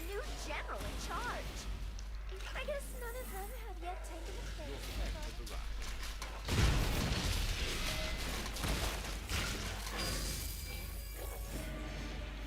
The pet is back right on time. Life support systems repaired. Freestyle subscribed for another month. Thank you, Freestyle, very much. And glad you like the style. Glad you like the style, and appreciate that a lot, dude. Thank you very much again. And how have you been? Nice to see you again. Haven't seen you today. Gearwork. Now this is, yeah, definitely going. Those I'm gonna save to upgrade my Gearwork 3. I'm saving some blue and orange items for the Gearwork 3.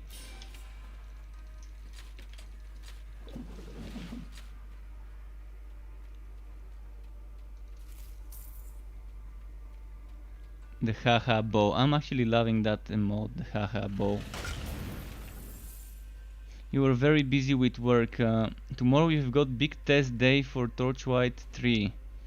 Do you mean that you haven't played Torchlight 3 and tomorrow is gonna be your first go at it? Or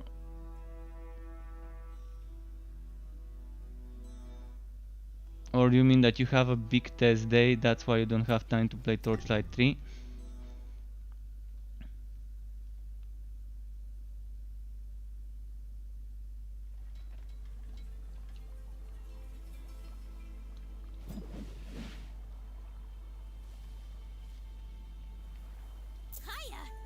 You just played 4 or 5 levels, so not much played yet. Oh, that's fine. You're gonna have time, and the game's not gonna go away. You're not gonna get your progress wiped until probably 5 or 6 months from now. I'm assuming around November, December latest is when we're probably gonna see the game launching. So let's hope they spend all that time polishing, fixing all the things that need to be fixed. And hopefully we can give them enough feedback on the contracts, on the Fazir Shah's dungeon, and on Act 3 once they return into the game, or arrive in the case of the Fazir Shah's dungeon. They still haven't revealed information about the Fazir Shah's dungeon, but see, I can give you a teaser. Not something that hasn't been reviewed, something that has been reviewed that maybe some people missed. So let me quickly show you an image that I downloaded from the Steam. So do you see this one? This was put into the Steam post, into the State of the Game Steam post, and do you see what we are seeing here? What do you think this means? This symbol here. What do you think this is? I'm gonna let it sink for a moment there. What you're seeing this thing here and what that might mean for the end game mode. I'm closing this window. If you want me to reopen it, let me know. So this would be something, I can't reveal what it is, but this hopefully lets you think and imagine certain things, what is going to be a part of the end game. And that's gonna coming. Yeah, it's obviously gonna be rifts because it's an upgraded version of Mapworks. Mapworks was the previous version of the rifting in this game. So it's obviously gonna be rifts, just what kind of rifts and what's gonna be happening. The image contains a big clue. There's a big clue in the image. Like just look at closely the shape of the thing. I'm gonna open the image again and look at the shape. Wait. What does this look to you like? It's not a rift, it's not a portal. I don't want to say it. You guys have to come to the conclusion yourself. This rectangular shape here.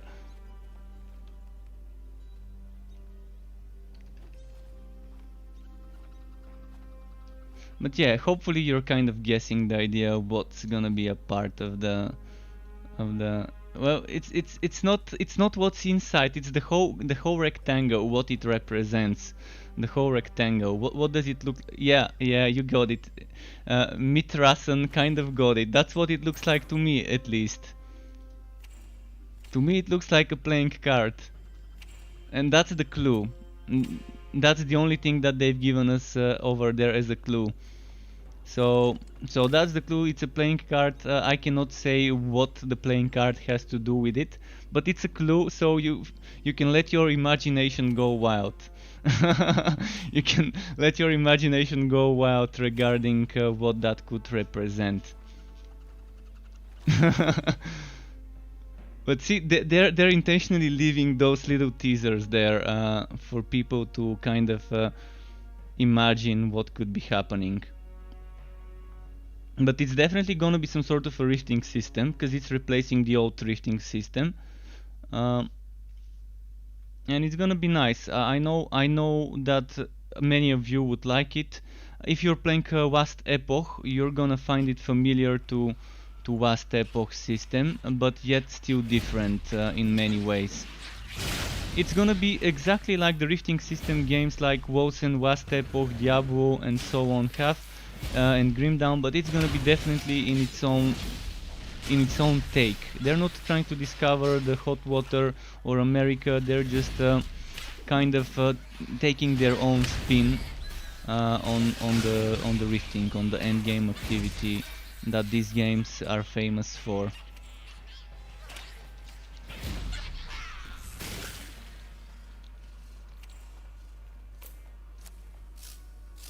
So yeah, knowing that this looks like a trading card, feel free to go out with your imagination.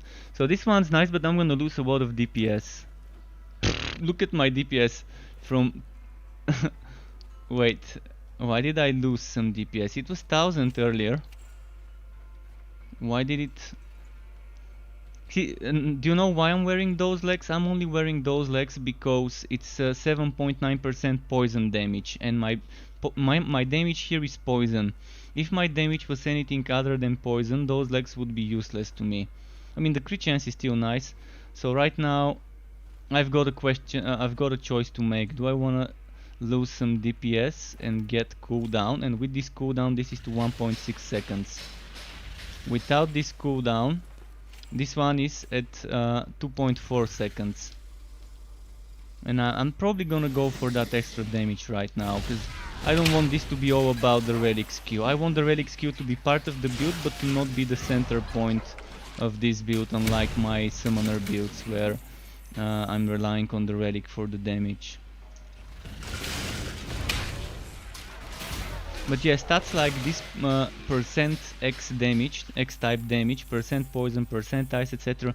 They're very good later on in the game, where you start getting items with good base damage. And if you have that type of base damage, if you have sources of that damage and boosting it, those are very strong. They shouldn't be underestimated. But early in the game, if you have to make a choice, flat damage or the percent different type of damage, definitely get the flat. Like in the early 10-20 levels or so, before the numbers start getting bigger. I mean, by level 40 you're gonna be seeing, or level 44, you're gonna be seeing such high numbers. Like after between 42 and 44 there's a huge jump in the numbers, or at least used to be.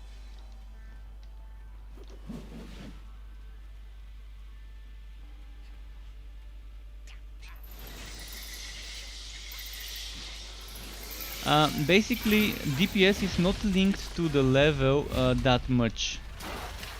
But when you go to a different zone, certain items level up in a way that you get the item. I'm gonna show you in a moment. Just let me kill those enemies and I'm gonna show you what I mean. DPS is linked to the zone level. If you go back to a level 8 zone, all your items are gonna get scaled down and do less damage. So right now I'm at level 30. This means this weapon is level 30. This item on the other hand is getting scaled down to level 31. This one is scaled down to level 31. So you can see this one can be level 33, which means it would give me more defense, and a weapon would give me more damage in a higher zone, in a level 32 or a 33 or a 31 zone. Basically you get gear of the level of the zone plus 1. So I can't get the stats of something higher than 31. And this is why you see level 31/33. That's how it works. This one would be scaled down from 34 to 31, meaning some of the things which are scaled down will do. There are certain stats that never scale down. You would notice which do and which don't.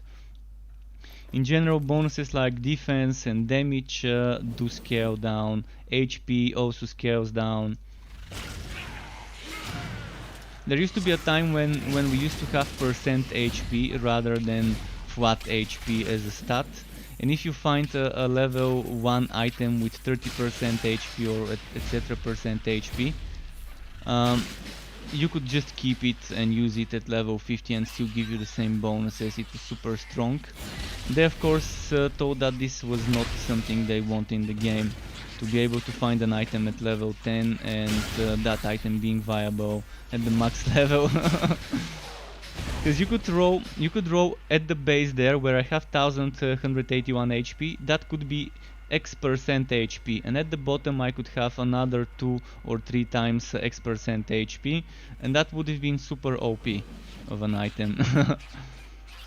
And it makes sense the way they made them now, having flat damage and the flat damage scaling makes a lot of sense. Alright, let's kill Sadista again. Sadista, you are You made a mistake. But I can remember some of the good times I've had with some of those OP early level items that I've been keeping for my high level setups. Hello there. Where do you think you're going?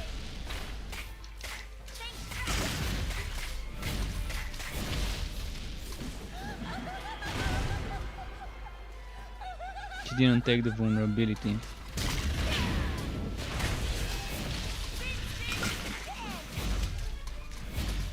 No escape.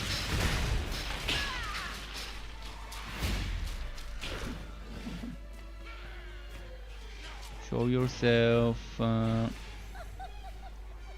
hear her, but I can. Okay, I see her now. I couldn't see her, I was only hearing, but.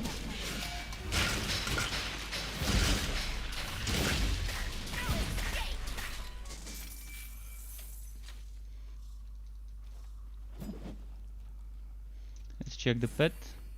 Release.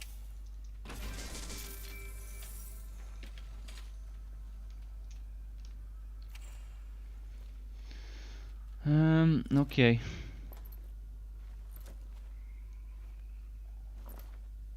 So after this now I'm gonna be changing to mage again. To those of you who are looking forward to some mage gameplay, you're gonna see some now.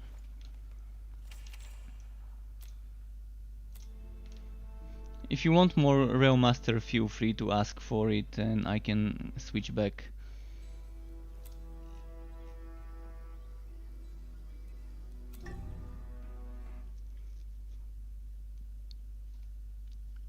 So this mage build is like a build I uploaded today on YouTube. It's an entropy build for the summoner. I'm actually using slightly different. In the build video I'm using Damnation.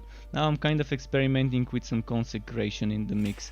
And Consecration is strong because I'm not sure I can show you in the town, but you see now my summons, my Netherlings are giving me 5 times 15% bonus damage. That means what, 75 bonus damage when I have the Netherlings inside that field. And then there's the 26% I get just from the level 1 of the skill on top of it. So I've got like 100%, 101% extra damage while me and my Netherlings are inside there. My only problem right now is survivability. I'm pretty squishy, I don't have good defenses, especially against Netherim. physical defense against all, and I can't afford to stay in one place for too long because the enemies are shooting or charging. But yeah, that's a strong setup.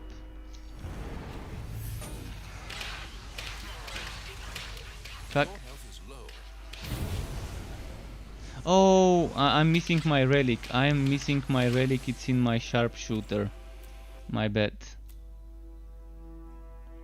Okay, let's play sharpshooter first, then I'm gonna give the relic to this, because this one was with a level 1 electrode relic. I normally use the same relic on my sharpshooter and on my mage. And I transfer between those, the same relic. Because it's a summoner bane relic, so there was no point to level a second one until I get it at least to 40. I'm probably gonna spend some time on another hero leveling a new Bane for summoners, but for now let's play with the sharpshooter first to avoid additional loading screens, and when I'm done I'm gonna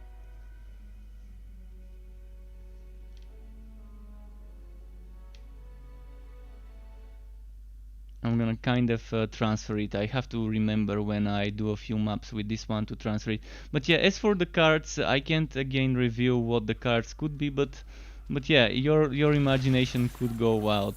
But it's definitely not poker. You're not playing poker. But yeah, you're kind of getting close to what it could mean with the cards and that mode. I'm thinking they're intentionally leaving that clue for us there to kind of try and guess what the cards would have to do with the end game. And again, if I want this to be easy mode, I can do this. If I want this to be easy mode, you can see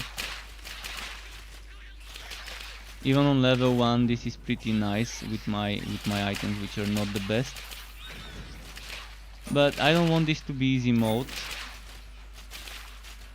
so I'm not playing with this skill.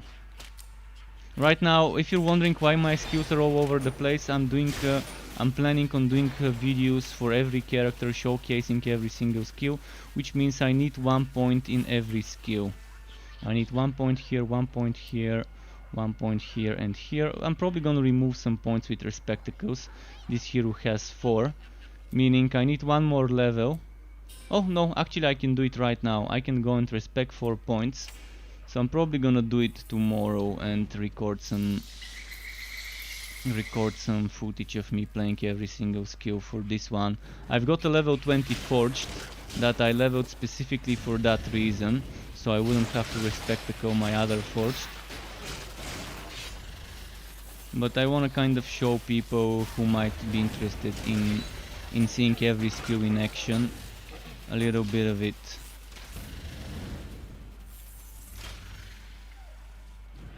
Wait, do you want to see something nice? This one.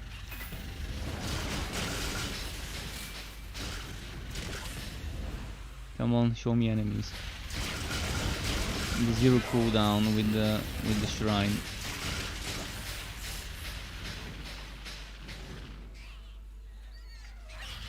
That's my favorite builds. The 0... not my favorite build, but one of my favorite builds. I mean, I've got many favorite builds. So on any hero, this is a viable build. Getting this down to 0 cooldown without a shrine. You can do it without a shrine on any hero. And you just need to combine it with Egg of Wonder. And then there's one more item. Which one was that one item? I think it might be a mage only item, but there was one item on the mage that's great with it, that has a chance to burn nearby enemies when you activate that skill for X damage. Well, it's probably only on the mage. Probably. Arc powered pants. This one is nice, because when you cast it you have a chance to instantly refresh it.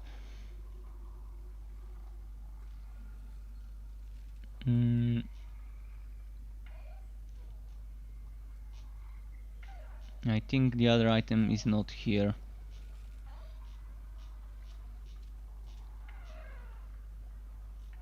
Yeah, it's probably not here. But let's find it on the mage list of items.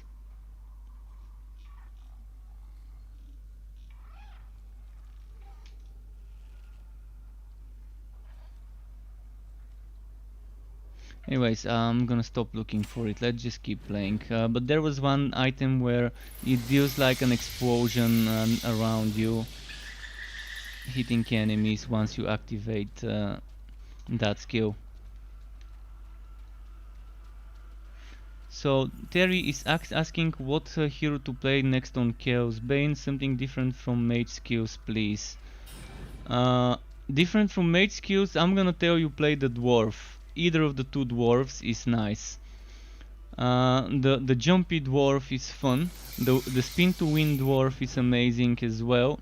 Not as high damage, but still viable. You can check my Whirlwind Bragi build and my Crit Monster Bragi build. But for the Crit Monster Bragi build in the video, I'm not using the best items, because I haven't tested the Victor's Tribute as much.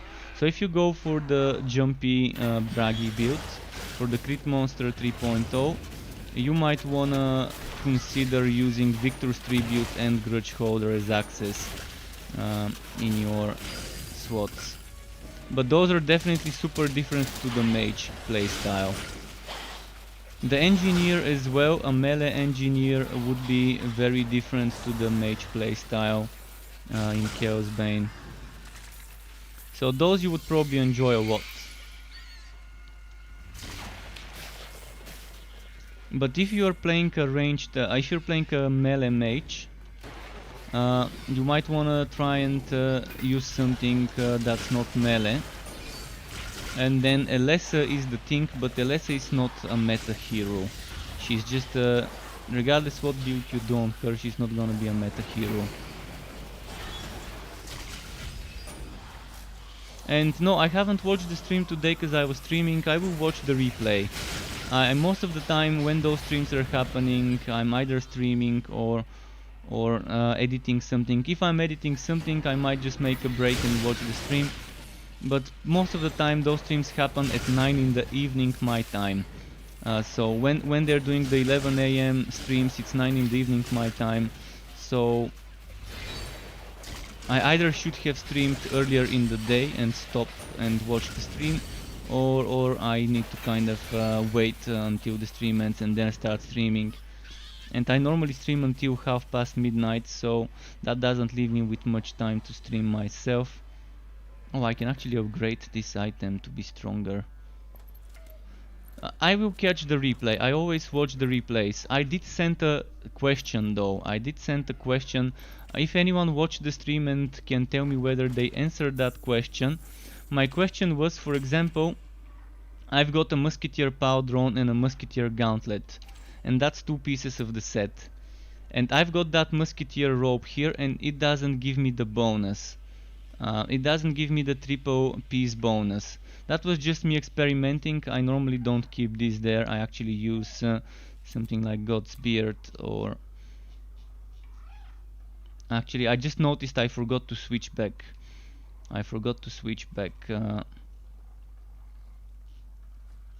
Let's go for Spewing Acid maybe. But yeah, it doesn't give me the set, and I was asking whether this is a bug, and if it isn't a bug, are they planning on making it so that we can combine items like that? The keyword was around equip, but yeah, but the thing is, why can't we combine them?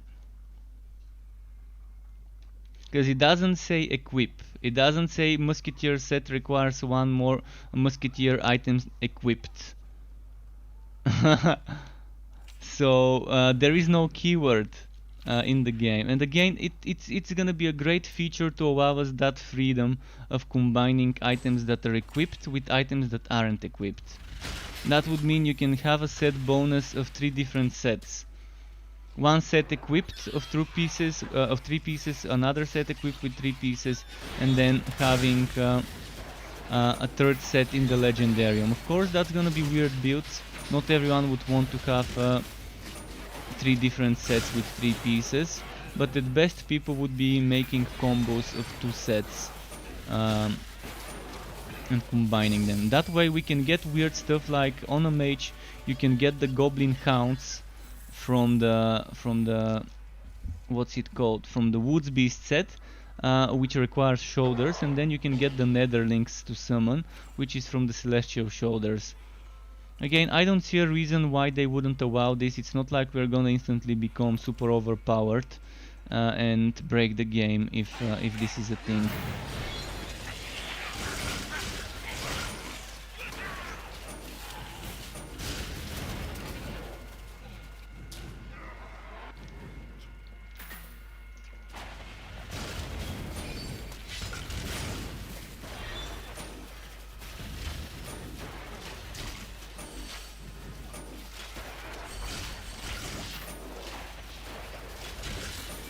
But I mean, I'm gonna send it as feedback, just so they could consider this change, because I think it's a really good suggestion as a change.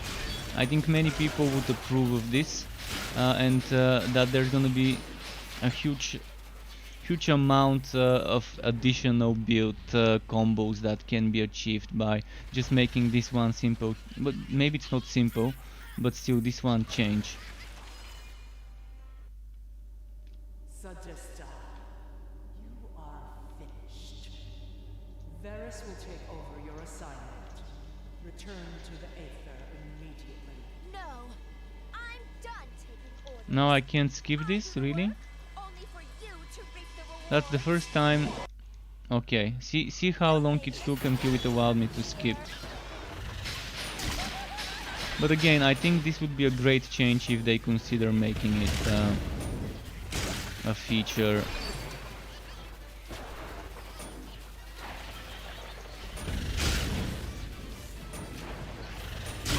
Because look at how many possibilities there will be, especially for summoner builds. The ones that would become stronger are the already weaker summoner builds like the one I'm playing. With those builds you're gonna be able to get double the summons from shoulders. And if they increase the damage of summons by giving us this thing, you know how there are skills that give you 65% pet damage? If they make this 30% or 25% or 35%, but also make it apply to summons, this would open up a lot of opportunities for the summoner builds who are stacking a Bone Blocker, Bone Razor and other things like that to be a little bit stronger. Oh, now I have to start over, okay. You're close to dying. Thankfully I didn't have Wife Bound on me.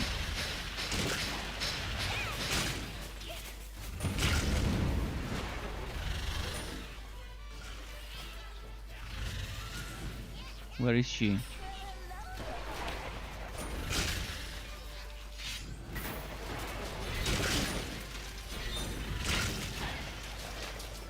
Why is she not taking any damage? That was kind of weird.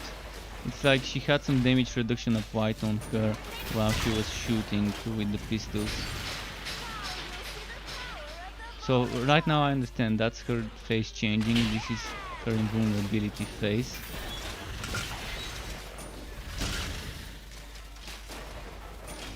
I should switch back to Curse of PP.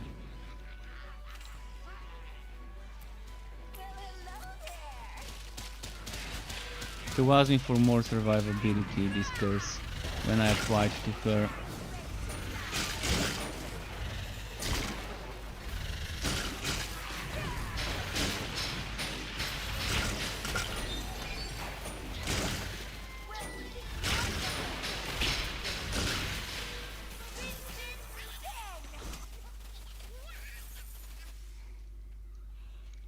Okay.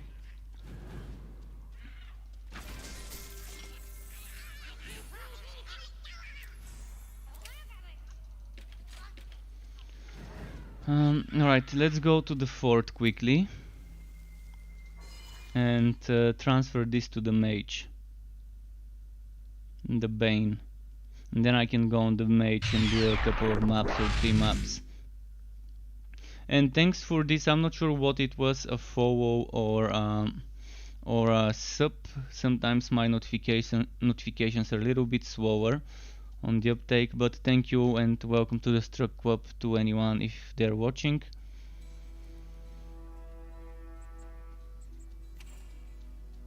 Let's upgrade this first though.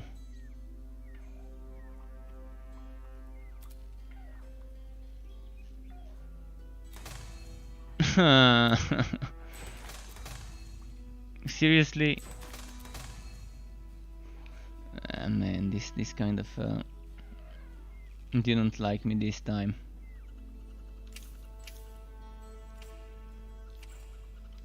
But okay, let's see this 309. Much stronger than this.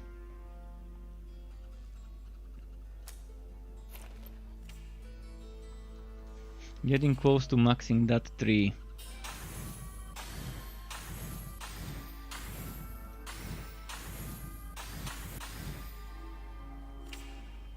Should I get rid of that Sneku stick?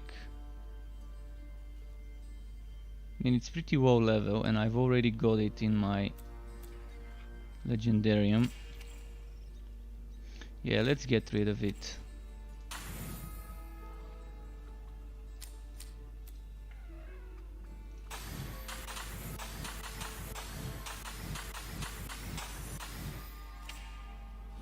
And let's not forget why we came here. We came to leave the Bane in the storage.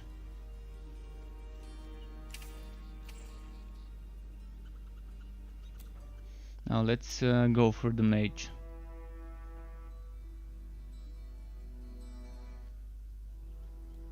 But yeah, the ones that would definitely benefit are mages with summoner builds from a change like this. But not just that, there's gonna be a lot of builds that can benefit from being able to mix and match sets from the Legendarium with equipped items.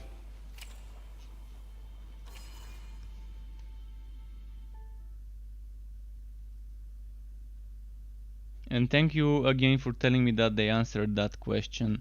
I'm definitely gonna look forward to hearing exactly what was said. You have received a quest.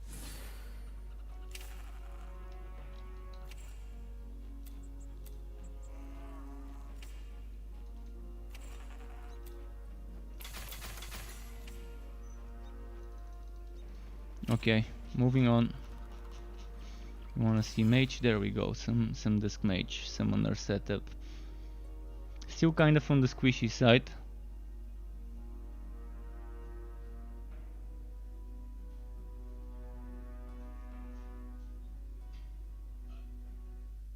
Let's see where that might be.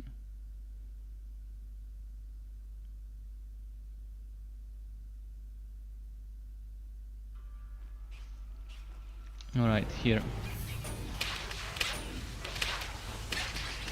Oh, I forgot to... Just a second, I forgot to equip this here. There we go. So this you would see is kind of similar to my other setup. Kind of. Because there are summoner setups with Bane and I'm focusing on Bane as the main source of damage.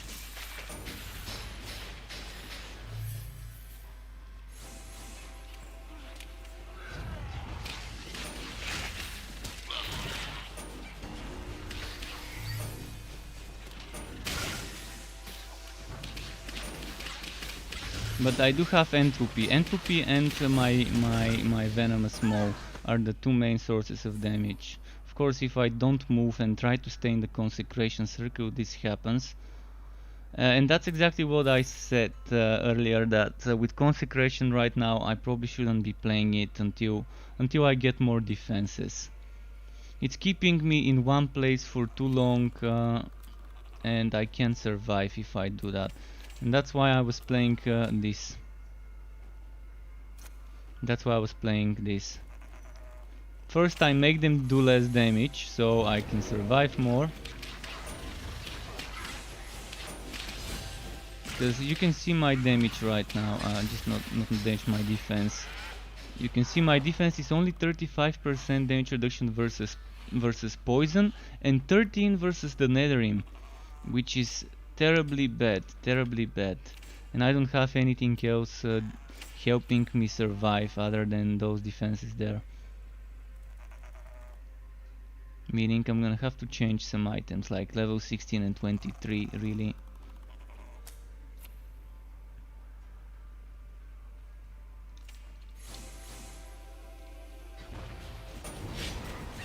But entropy still is a pretty strong skill.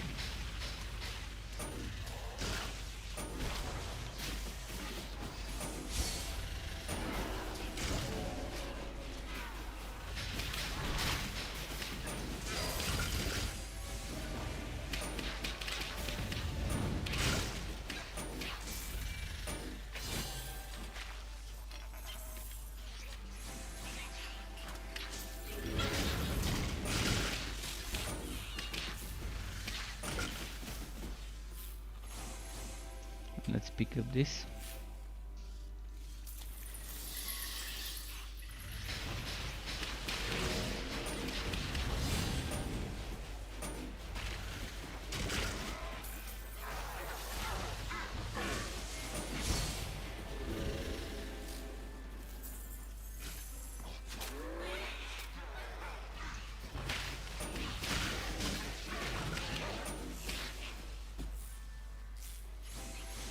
There we go. More spamming. Need more enemies.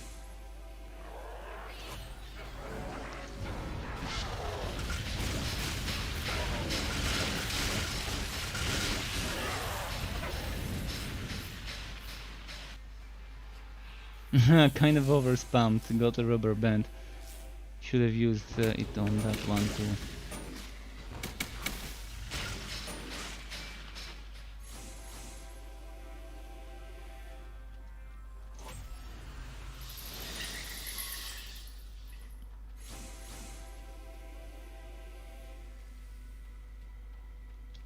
A lot of shrines in this stage.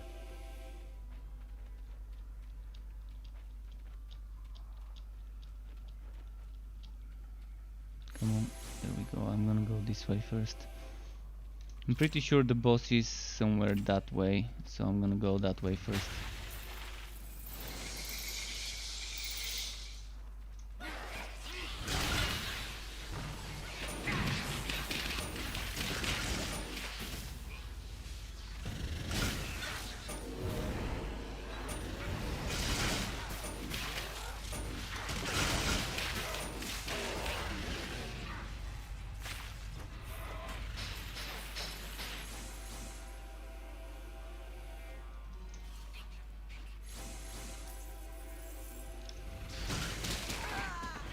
Ah, You've met your end.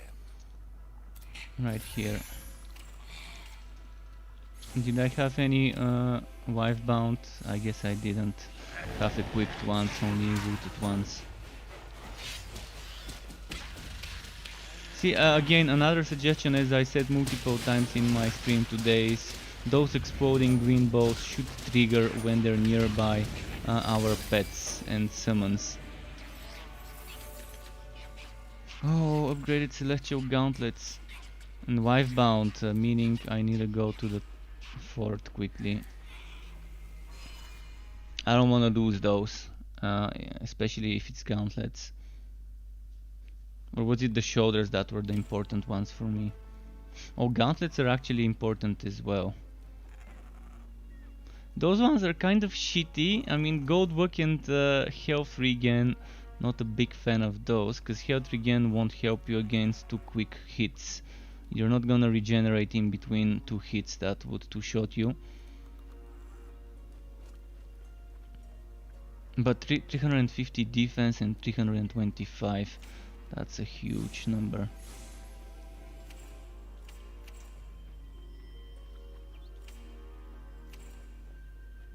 Okay, I can't put it there, I'm gonna put it... Actually, I can, never mind. I can't put it here. Orb Anchor. What the hell is this Orb Anchor? I've never seen this item. That's a new design for me. I've never seen something that looks like it. Let's zoom in and rotate. I wanna see it in action. Oh, that's a nice looking thingy.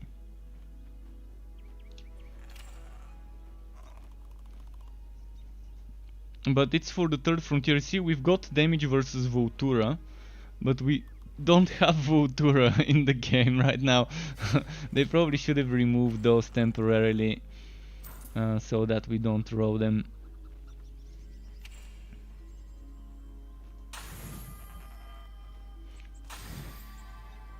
Can't wait to see some sort of transmog system. It was in the... Wait, did they add the transmog system? There was a transmog system planned in the Trewu board, in the official roadmap. They've been planning for a transmog system, and last I checked, it wasn't on that board, on the Trewu board anymore. So maybe they kind of gave up on that and might add it after launch. We'll see. What's the best blessings to do for damage over time for Chaos Bane? Well, there's only one blessing to do for damage over time, and you can kind of do it with, I think it was green, yellow, green, the best one, because the best one would be the more HP, the less crit damage. Basically, more yellow gives you more crit damage, less HP. More green gives you more HP, less crit damage, but all of them would always give you, when an item is fully blessed, up to 4000 damage over time. Damage over time is good on certain builds, but on most builds it's terrible on most heroes. The only two builds I find it worthy of investing in are the mage Riftwalker build and the mage Morvo build, the Binding Fortress.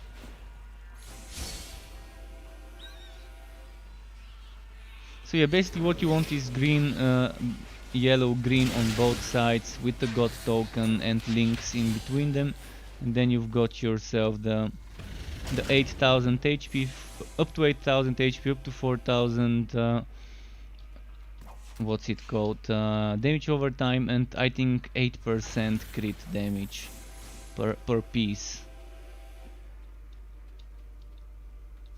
It works very well with the Riftwalker build and with the Phoenix Herald equipped, and it also works very well with my Binding Fortress setup, the one on my website, though, the newer one.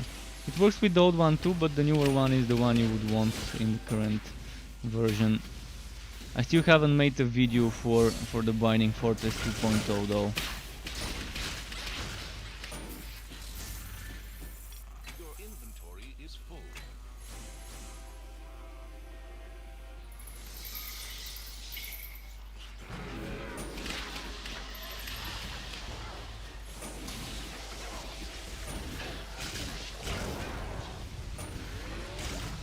Should I switch back to Consecration? Try and get that damage stacking. I think I don't need to stand in the Consecration. If I don't stand in the Consecration, I'm losing 25% damage. As long as my pets are there, I'm still getting 75% damage if I have 5 summons in the Consecration field.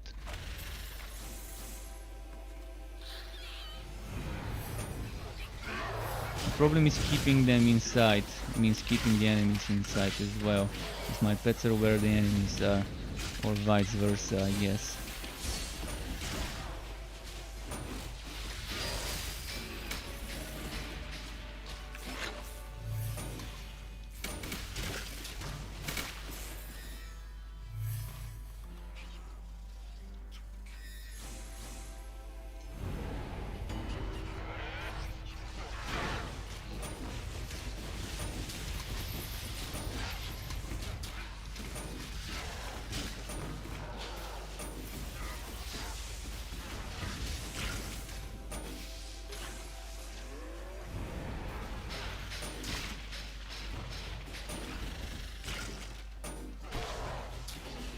Come on, die. Oh, wow. He's doing a lot of damage. I can't see him there. I want him to be here in the open. Come on. There we go. Now that's a little bit easier to hit.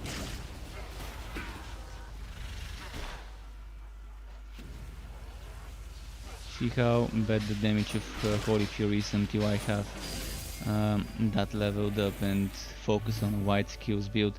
And if I go for a Holy Fury based build for this, first I'm maxing this one, second I'm maxing, well, not maxing, but I'm gonna be probably using this instead of entropy for a wide skill. Then I need 6 points here, and I need probably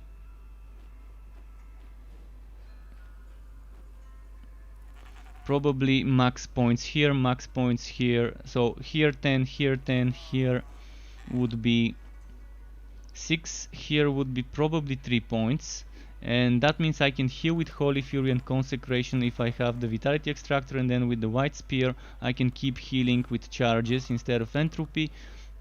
And that's gonna be the other build. In that other build I'm not gonna be investing points into that one, I'm not gonna be investing any points into entropy for that other build, and definitely no points into Dark Spears.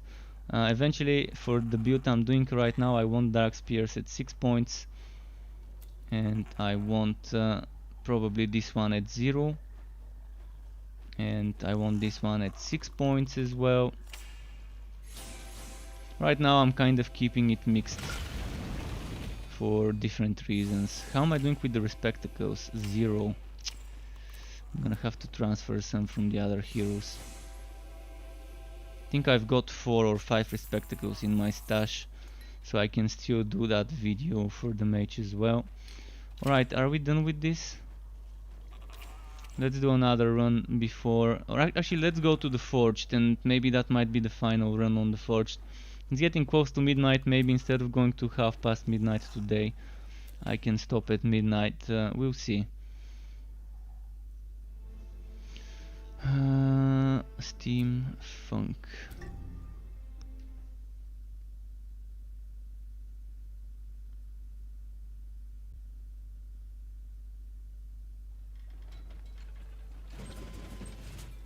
Poor Forged. He is still squishy. But at least this one kind of became better. Kind of. Oh, and I've got a Wifebound Cannon and no Unbinding Scrolls, I think.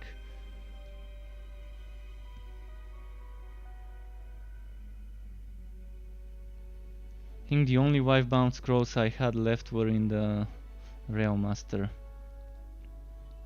Might as well unequip this weapon and keep it in the statue. Let's see though, let's see. I might have in my wardrobe something better than this, which would mean I wouldn't care if I lose this. I'm pretty sure I put 3 items for the Forged, like 2 legendary items and 1 more item. Just gotta remember what was the other one item I placed in my Forged wardrobe. Is it gonna kick me out of the game now? I think it's gonna disconnect me. That's a long loading time.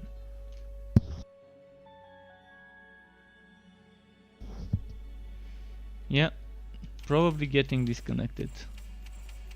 Let's keep pressing escape. There we go. I might have to restart the game.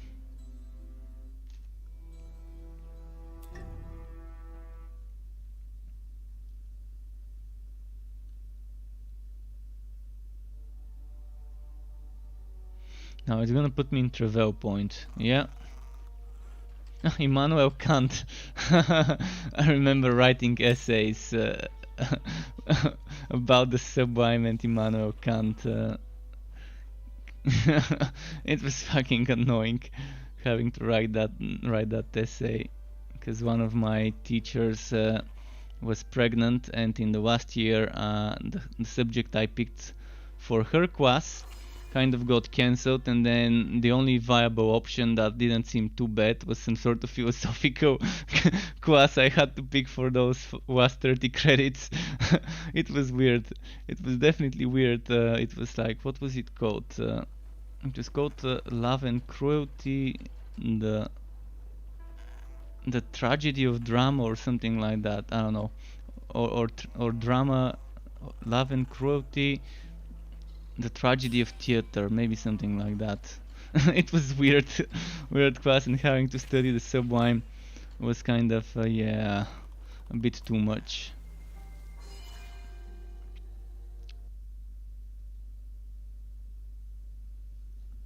I did write a banging essay on the same subject later though. Oh yeah, I have to restart the game because it's bugging.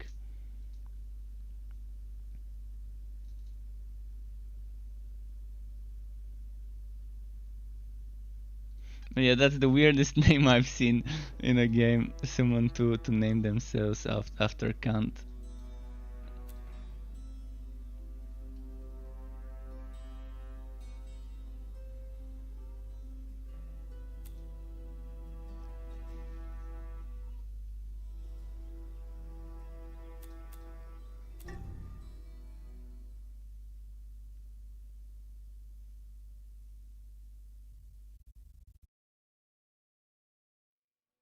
Did we get the fort bug again? Come on, let me go in my fort. I might have to cheese it and do what I did last time. If it teleports me in a zone instead of my fort, I can rewalk, go into that zone and try to go to my fort from that zone. It seemed to work for me last time this was happening. It kept putting me into Edgewood Bluff, into someone else's map. Into some level 2 person's map. Alright, back into the fort.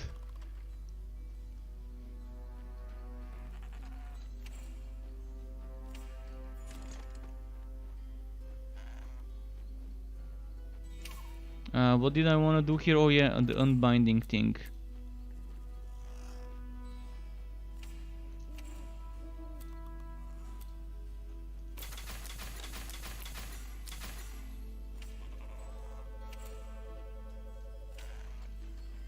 So I've got 1, 2. Right now we are adding a cannon into the list of things I need to be unbinding. We've got a pistol, we've got a chest piece, we've got a cannon. A lot of unbinding needs to be done. This one I'm gonna put into the tree.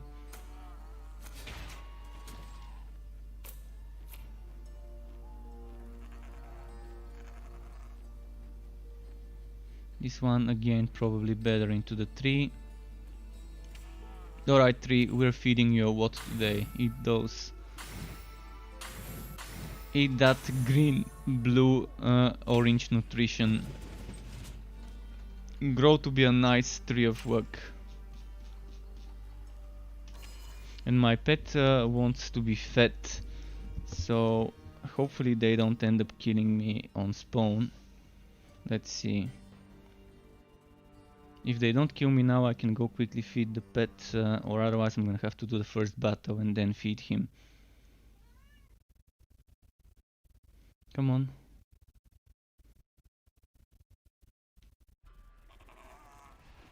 Okay, let's do the first battle and then feed him afterwards, cause otherwise he's gonna spawn kill me.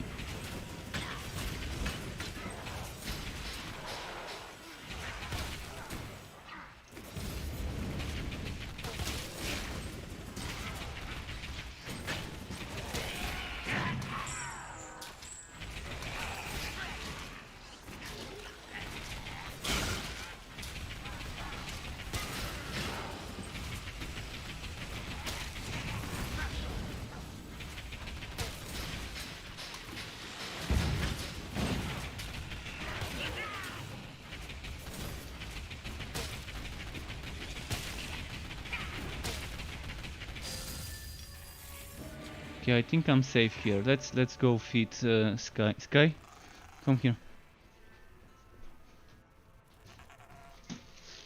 Say hello. He doesn't want to say hello. He's just purring.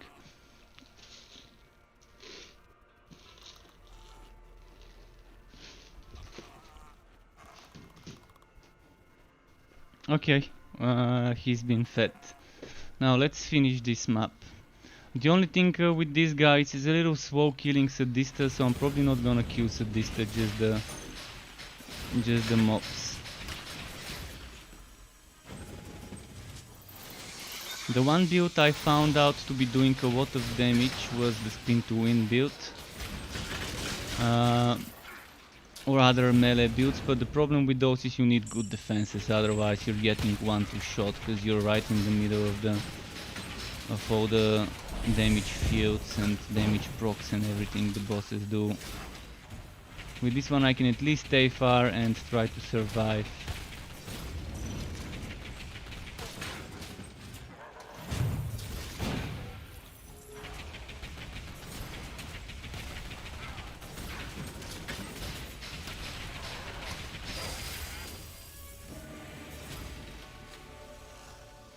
But yeah, you can see my weapon is a level 31, but very bad one, because I switched it to right before the map, as you saw. I had a better one, which was doing kind of 50% more damage on the hits on average. But it's very important for a cannon build to have a good cannon. If you don't have a good cannon on the cannon build, you might as well focus on playing it with a relic cactus skill or something like that, like I'm doing right now. Fuck. I'm not sure how I survived here.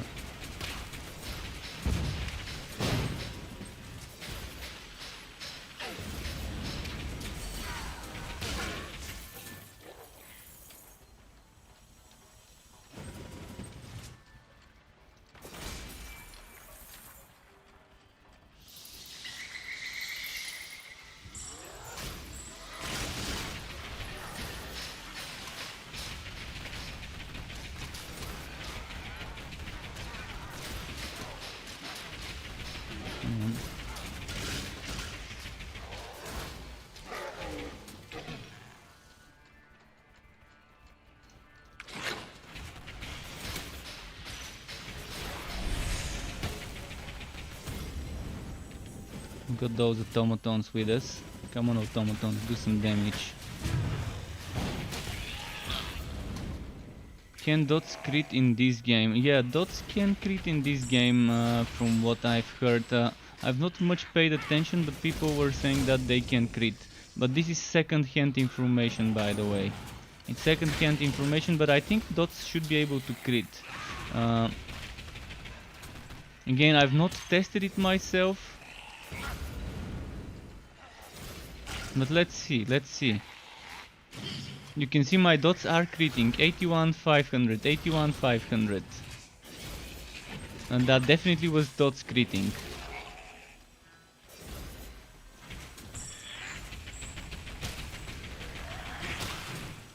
Unless the 500 was from my pet. But I don't think it was. See? Yeah, the 500 was from my Bane critting the damage over time.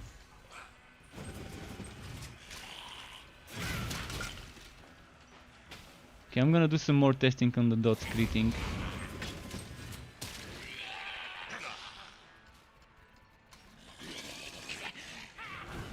So yeah, some of the numbers are definitely smaller than others, meaning things are critting.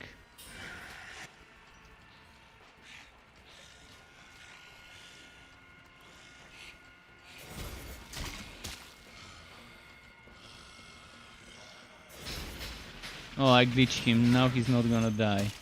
He's invulnerable now. Well, that happens with the snake-like enemies. The snake-like enemies have some sort of weird script that they glitch out, and instead of leashing back to their spawn and resetting, they stay in one place and are invulnerable. So you gotta be careful with those Naga-like nethering to not take them too far away from their spawn.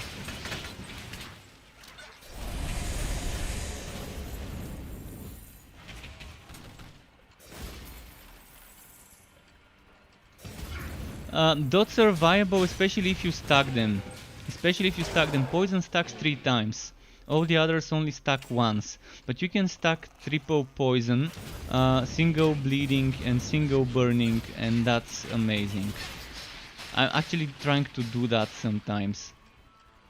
I'm trying to do that sometimes on my builds. My gear would have one element, my relic active skill would have another element, and I would try and get maybe from an offhand a third element. For example, I'm doing chance to bleed here, so I would ideally have a mace with poison or anything else with poison or burning, and then the other one would be on the offhand something that causes, if this is poison this would be burning, if this is burning this would be poison. Ideally you would wanna probably stack all three of them.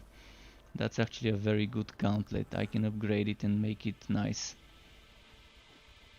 My cannon, you can see, has chance to burn, meaning I can do poison and bleeding with my relic skill, and with this I can do burn right now. With the other one it was the same. Of course, when I'm casting this, there's a chance to cast the poison or to cast the burning one as well. You see now it casts the burning, but that's from Egg of Wonder. I've always been a big fan of dots in this game though. I've always been a big fan of stacking those dots. In fact, one of the strongest things in the game, the big spider, this green spider that comes with the Bane relic skill, this can be amazingly strong. It does when boosted, when upgraded with damage the way I did on my Onslaught Summoner, it's 252% weapon damage per second for 4 seconds. So within 4 seconds the enemies, when you hit them with a boosted one of those, are taking 1000 damage in total, 1000 weapon damage. And that's only for a single cast. If you cast it 3 times, it stacks up. But you need to have... actually on this hero you can get even more damage. On this hero you can probably get it to 300 if you're using the Bane. Because this hero has 2 relic damage bonuses. So on this hero you would want this one, 20% relic active skill damage. And then you would want this one, 20% relic active skill damage. And then if you're using a Bane, you wanna spend 10 points into this thing here. That would make the Bane from 150 to 200 base. And on that base you're getting that other 20 plus 20% damage. So you're getting around 300 the way the game calculates. Because with just 20%, with just one of those 20s, on my sharpshooter I get 252. So you should be able to get 300 here on a forged. I'm not using that relic right now, I'm using the different relic.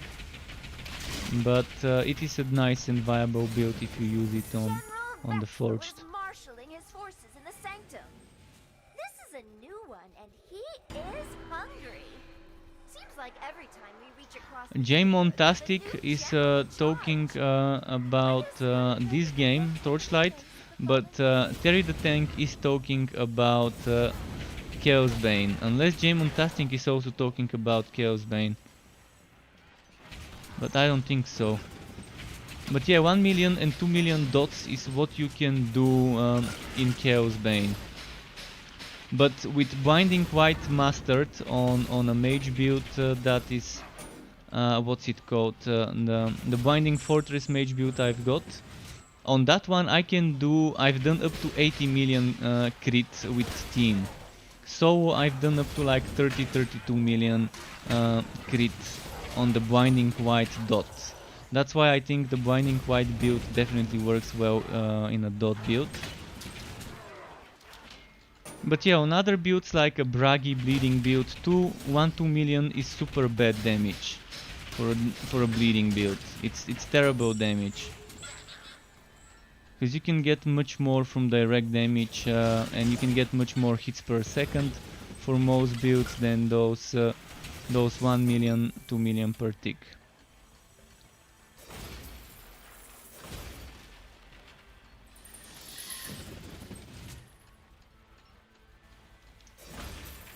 Okay, I think I'm done here with this.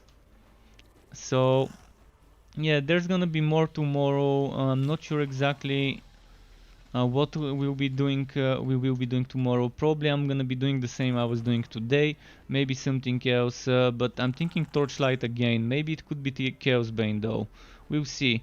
I also wanted to test Pagan Online. A dead that's apparently dead, a dead game, because since December they've never updated it and I've never played it. I have it in my Steam library, but not a single minute spent playing it, so maybe tomorrow I can test it and see how Pagan Online, a game that's been out for quite some time, compares to Torchlight 3, which is still in early access, not even a released game. It's gonna be good to compare those two games, because Pagan Online is in the same kind of the same kind of spectrum of ARPG games.